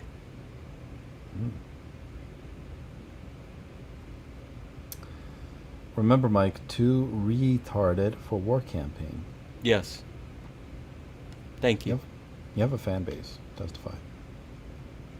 I'm irrelevant, remember? You're a relative? A relative of what? I'm irrelevant. Just I notice for some reason in any stream that goes on, they can't not mention my name. Who are we talking about now? Just about every CG stream I see out there. Did they mention you in the Godlike closeout tonight? I don't know. I didn't watch it. Oh. Well, we'll just assume they did. Just so that you can be right. No. Who knows? Do you remember when on The Simpsons, Gary Coleman was a security guard acting like he was talking to the president? That's what Liam reminds me of. Simpsons don't strike channels, do they? People are allowed to play their content? Yo, no, don't do that. No? No. Hey, Christopher John. Haven't seen you in a while. Hope you're doing well. I hope you're doing bad. We're all doing bad because Testify is here. Sorry. Come and join our real. Join our suffering. That's your new thing? Keep it real? No, real talk. Oh, yes, real talk. So what happened? Liam was abducted by aliens, right? I didn't even watch it because it sounds so fucking ridiculous. It's not even funny. And then they amputated one of his nuts, both his nuts. Yeah, all in the same week. He had one of his cancerous nuts cut off, and he's having his white child. Now, did they take the whole nut or half the nut? How did that work exactly? I don't know because I think it's the most bullshit that you could ever make up in your life. But who knows with Liam Gray? Now, did they use the nut to inseminate his wife? That's a good question. Yeah. Maybe you should go ask Liam to come on here and explain. I think that's how the aliens do it. They don't understand the use of the penis. They just take the sperm directly from the nut, and they have to remove it to do that, to harvest it. Oh, I wasn't mentioned. Damn. Oh, well. Just because Anna was there, probably. Well, you are a scary guy, Testify. No, I'm not. I'm scared of you right now. No, you shouldn't be. Well, I can't help it. Liam talks like he's rich, and he's not some loser. Yes. Well, he's rich and good at sex, and has lots of money, and #romance. #romance. That's the way to get a woman. Write #romance at the end of your message. Are we sure she's really pregnant and not just fat? Well, according to Liam, she is fat. Yeah. So that is telling. I don't know. I don't want to make fun of the girl if she really did have a kid. It's just with Liam, you can't believe anything he says anymore. He's lied so many times. Liam has gone on a little adventure, Mike. He was abducted by aliens on the night of his child's birth. No, I think 4 days ago he had his testicle cut off because he supposedly has testicular cancer. Yes, he was dying. But from then he cancer. streamed on the same night from his house after he had this surgery. Feeling quite jolly. Yeah. Yeah. He was happy to have that nut. You got to point that out because he said that and he did a stream on it. Right. Yeah. Yeah, there were lights in the sky. Liam said hello after freaking out about them and turned off the stream. Mm-hmm. So, why would aliens be interested in him if he has no testicles? Seems iffy. I'm not joking. Usually I laugh at Liam's streams. That one that he did that we were doing earlier, going over, that one just made me mad.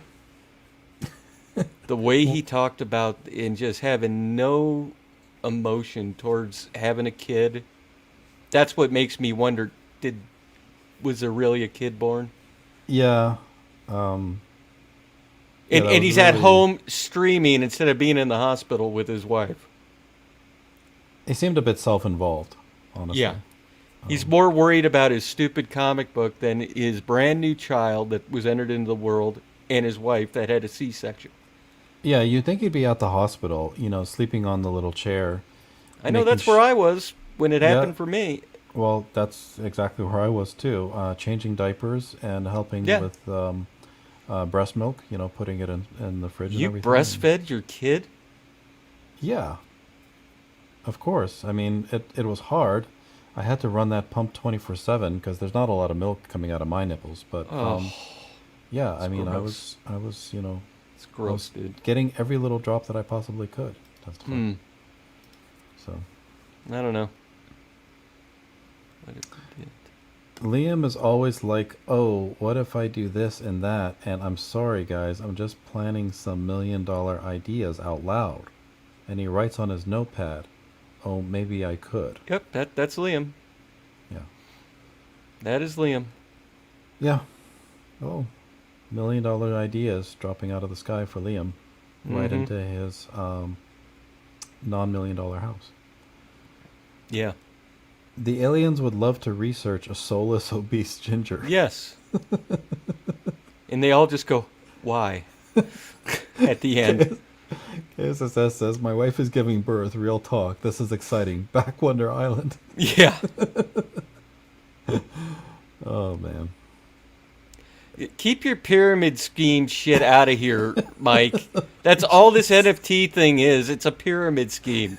That's not how pyramids work. I can't wait till we have to hear about how he got screwed out of this one now. It's coming. I'm telling you, it's coming. Okay. I actually agree with Testify on this one. Fine. Which one? I don't know. One, just pick one. Yeah. And he bought his wife a 1978 car with 250,000 miles. Yeah. That she supposedly, because he bought this car because she ran the new one off a cliff. The alien saved her. Yeah. He kept saying the more meaner and stupider things, and he comes up as the most pompous, just generous asshole you ever heard if you listen to that stream. Disingenuous. Yeah, correct. Thank you. DC Comics is launching an NFT collection. Big news in the comics NFT Yeah, world. it's like they're begging for money too. It's part of a pyramid scheme, you fucking goddamn idiot. Why is it I even know it's a pyramid scheme and you don't? Man. Because that's not how pyramids work. They start with 3-cornered triangles and a little black figure on them, and then you climb up to the top peak of the triangle. Okay. Yeah. That's See, how a Mike would pyramid start works. from the middle and work out, and then wonder why it fell down. That's the way Mike does things. Any market you aren't interested in would seem like a scam, wouldn't it? It's a market, not a No, pyramid. yeah, a market. Sorry, that's code for pyramid scheme. Oh gosh. Ugh. Why is it everybody knows it but him? I don't know. Good thing you're here to teach us. What would we do? Probably listen to Ethan, because he'll say the same exact thing, probably.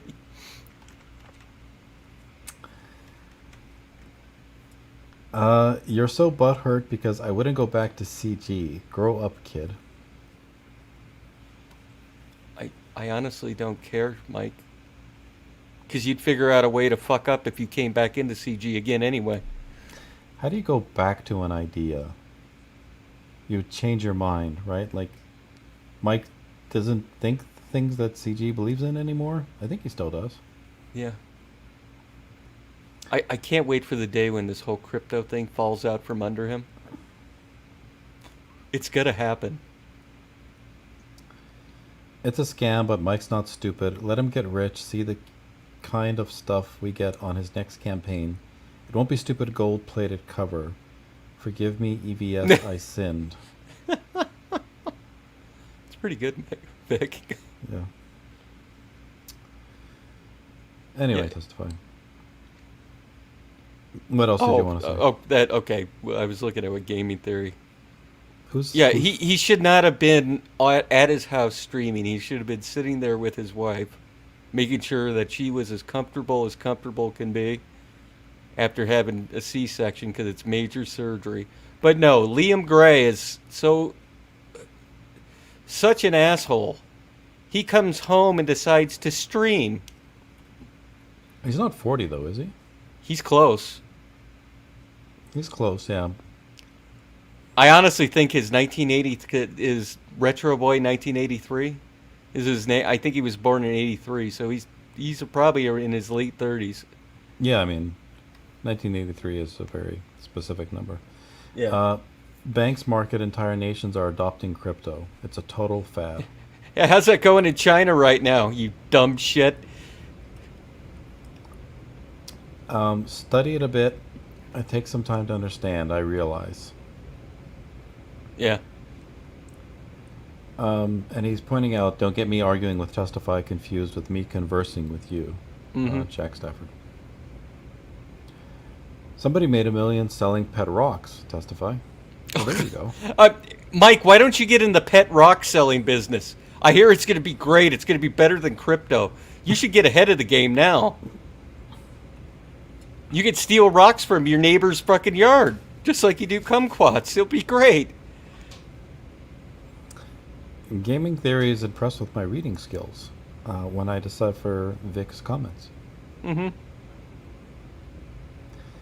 China bans crypto about every 6 months.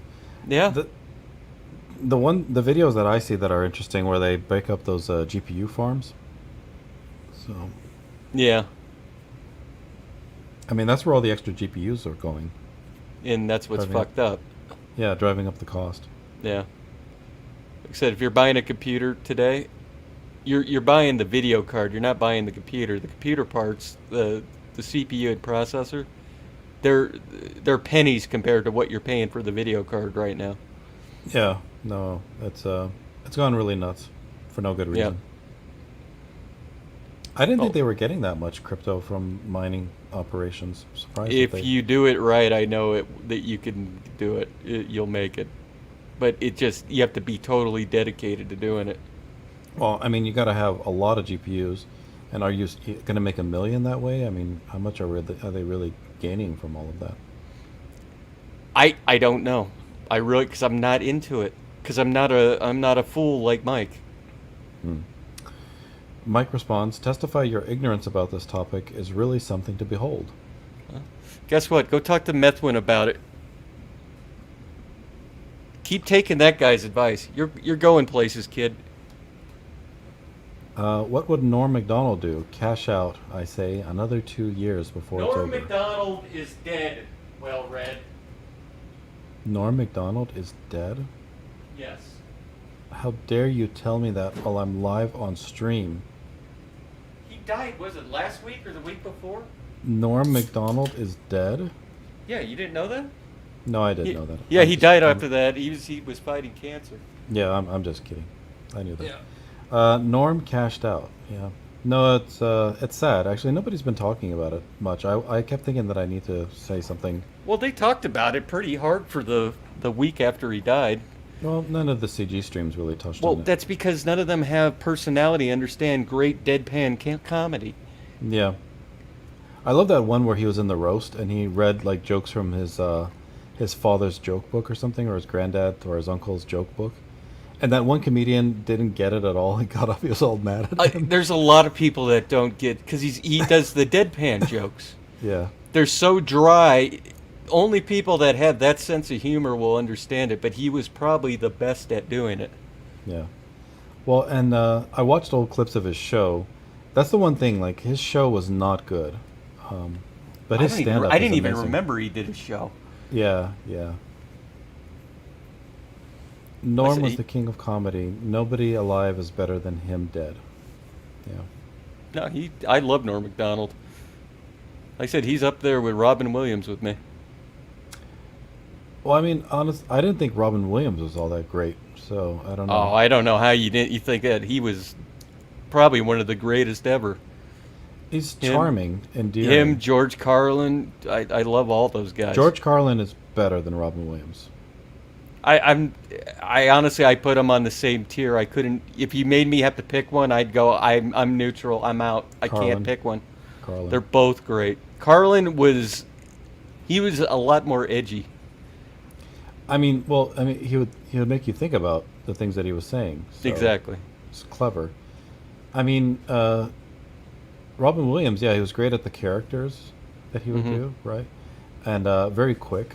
I mean, moved very fast between jokes, but Yeah. I don't know. He definitely wasn't on as sharp as Carlin.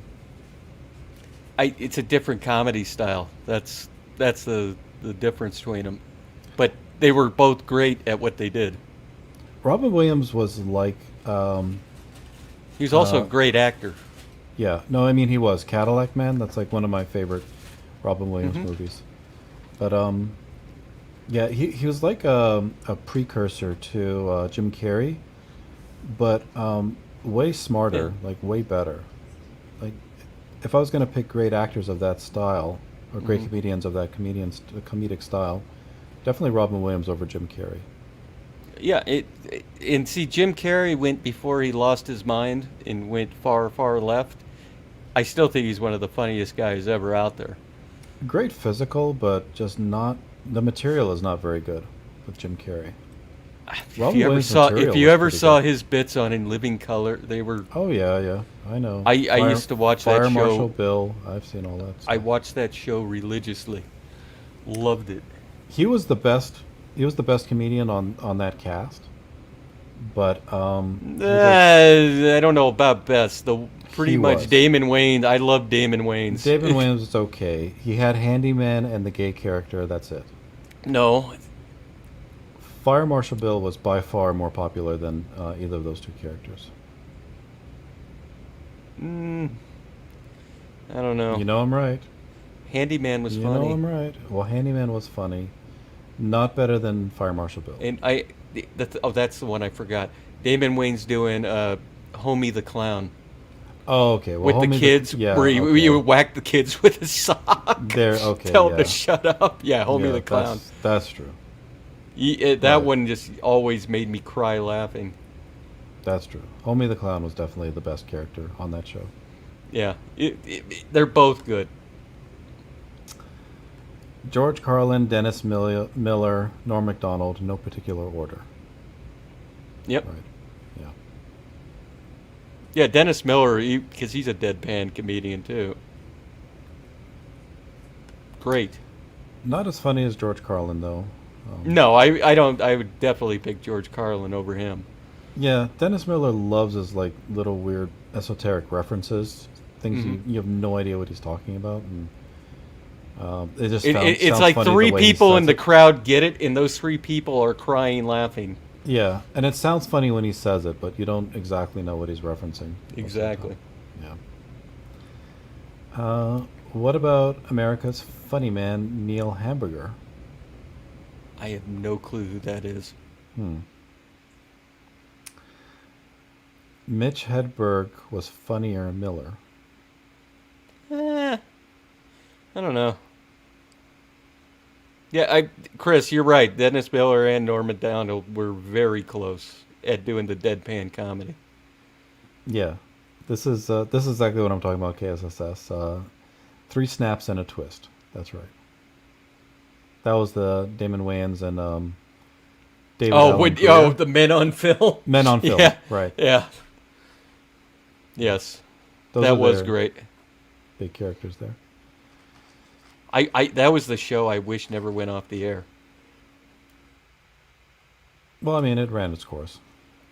Saturday Night Live is still on. Saturday Night Live needed to go off the air a long time ago. No, there's still some good Saturday Night Live stuff that comes out. There is. I mean, Mad TV, I think, ended sooner than it should have. There was some skits they did in that were funny. It was something was just beyond stupid. They were good friends too. Norm used to come on the Dennis Miller radio show, and it was gold. Yeah. I'll agree with you on that, Mike. Yeah, that generation, that cast from SNL was pretty good. Like, I think I liked most of the people from that cast. So if you want to see a really funny Saturday Night Live skit, go to the Dave Chappelle one on the night of the election for Trump. It's one of the funniest skits you'll ever watch in your life, and Chris Rock's in it too. Oh yeah, I heard about that one when they tried to bring it back, Paul Heyman, Mad TV, and it was really, really bad. Yeah. And see, James Hayes agrees with me. Saturday Night Live needed to go a long time ago. They still do some funny shit. They even do some edgy stuff every once in a while. It's just you have to cut through the bullshit. Yeah, I mean they're just too woke, virtue signaling in all the skits. That's why when they had Eddie Murphy on, the whole entire episode was beyond funny. Testify, you agreed with me on a bunch of stuff. Why did you turn on me again? I forget. Because I wouldn't go back to CG after Ethan begged me to? I don't think you realize this, Mike, but Ethan was using, what is the term? Sarcasm or sarcastic about you coming back in. You're clinging back on with Methwin, especially after his actions as of late. I'm sorry. Anything you do, you're going to figure out a way to fuck it up. In just a matter of time. Edwin does have a massive hate boner for a CG. Well, it's because everybody in CG said exactly what would happen with him, and it's happened. Loved him getting kicked out of the frickin' Republican Party there in Hawaii. That was great. KSSS says he used to like the Ben Stiller show, but that was early 90s. Yeah. Bull crap, did you watch that show on Nasser's channel? He literally begged me to rejoin CG. Yeah.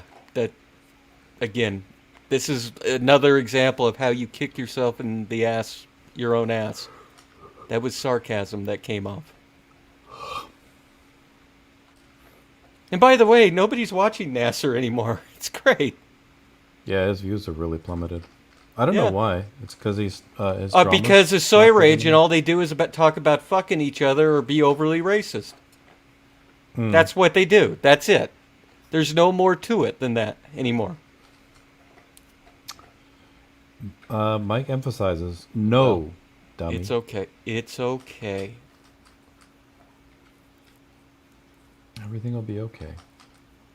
The minute people let Well-Read go to bed.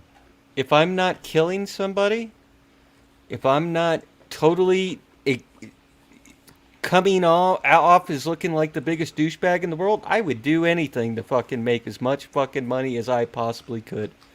You literally figure out a way to make yourself look like the biggest douchebag without the financial benefit. Sorry, real talk, Mike. Real talk. That's a positive. Nasser just wanted to be mini Ethan. One Ethan is plenty. Yeah. Okay. Money is your god, not mine. Okay. Well, your God is my God, and guess what? I want my God to want me to have every dollar I possibly can. $1 dues to feed the dingoes? Mike probably borrows money out of the collection plate at church. I don't think Mike goes to church. He's evangelical. They have readings, right? Whatever. They don't attend formal services. I don't care. The suffering of well-read never ends. My God wants what's best for me. He wants you to do a swan dive off your porch. It'll be beautiful.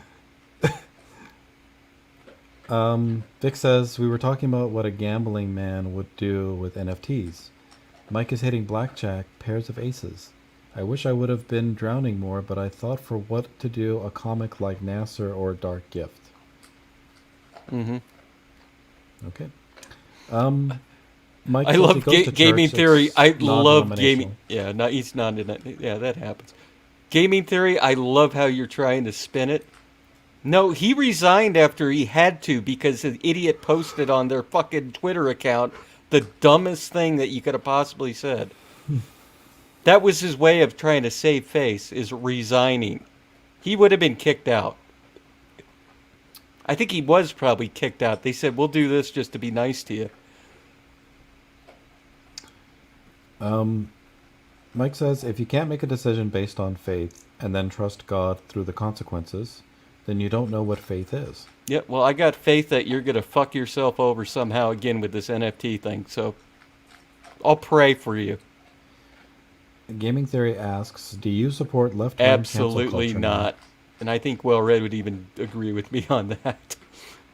That I support left-wing cancel culture? No, that I don't support that shit at all. Oh, no, I don't think so. I know that you're done with this show, right? We have another 7 hours to go. Oh, I thought you were done. Okay. Why did I say I was done, Well Read? What did you do? Mike says God's timing, not mine. What did I do? Yeah. I'm trying to remember now. Yeah. Oh, well, I guess I don't want to mention that on stream because people might get offended. Well, I don't care. I know you don't care. You don't care who you offend. I don't. I'm equally offensive to everybody. Yeah. Especially Liam Gray. Can we have a recap of what happened to Methwin after he left CG? They tried to form their own Was campaign with Mike. It was hilarious. I don't think that happened. It happened. No. Again, learn your history. Can I learn it while sleeping? No. Is there like it's only 12:44. Quit being a wimp. If there's like a history of CG on tape that I could listen to while sleeping, and I'll learn it like in my subconscious, can I do that? No. No. Absolutely not. Okay. Well, let's consider it. Testify has an interesting imagination. I know. It's hard being this creative, Mike. You don't understand. What kind of things do you imagine, Testify? Rickshaws? Trebuchets? No. Carts? No. Crypto is pumping right now, according to Mike. Yeah, you're going to be pumping off when you're out of money soon. What does that mean? You'll see. I'm entertaining maybe human. Mm-hmm. I don't know what I said though, but Edwin would never have resigned from the party if leftists hadn't made it an issue. Stafford. If I could find the tweet that he did, I think it's probably on the Kiwi Farms, but I don't know what the fuck he was thinking, putting that on the official Republican, the what's called of Hawaii Twitter account. He got a little too comfortable. Well, we all get a little comfortable sometimes. Should never be. Got to keep your head on a swivel. You're right, Testify. You probably agreed with Ethan when he told me to sell my Bitcoin at 6K. LOL. Yeah. Mike is rich. Sure. On Bitcoin, Testify. Sure he is. Yeah, he's Mark? rich with shit. Why are you hating? It's the truth. Why do you see Mike rolling and you be hating? I don't see him rolling. All I hear him is talking about numbers and no results. He's acknowledging your genius. Yeah, I'm a total genius. It's great. Yeah. I give the most basic fucking ideas and hit them. Hey, guess what? They work. How do you cash in Bitcoin? I think it depends on where you have it stored. Yeah. I think PayPal is probably the easiest way to do it. Yeah, I've been trading crypto on PayPal, which is probably the worst way, but it's the easiest way. Yeah. Money is numbers. You're a silly person. No, money is money, you dumb fuck.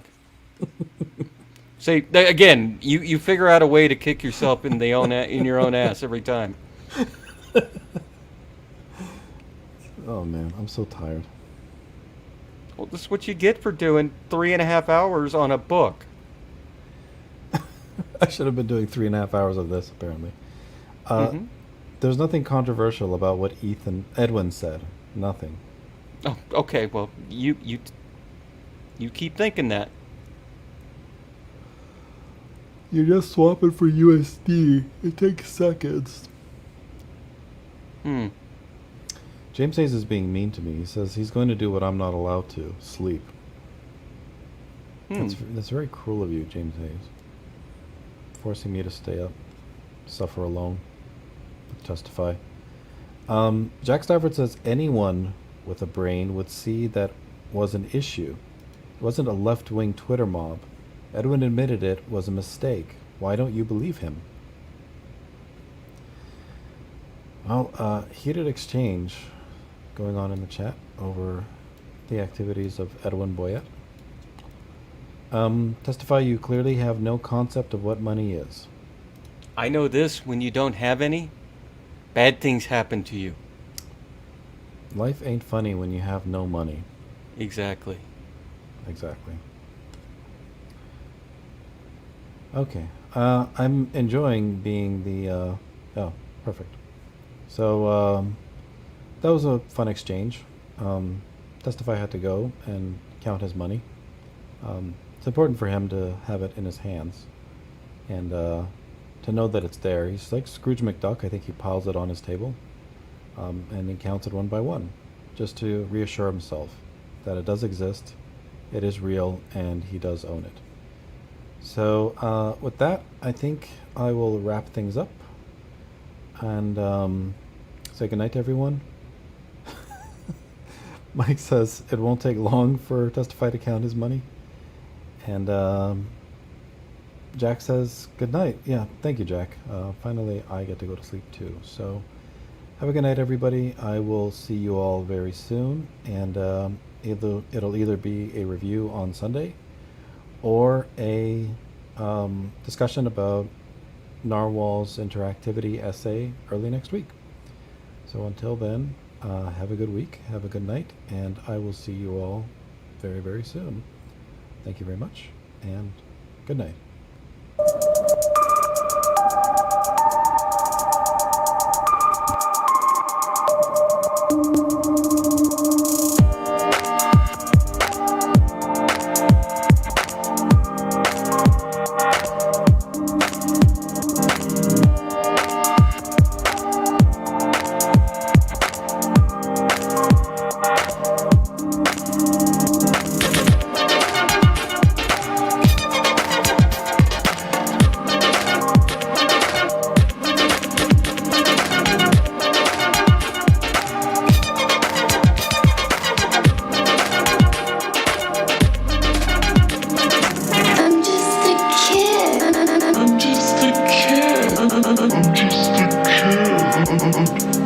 Bye.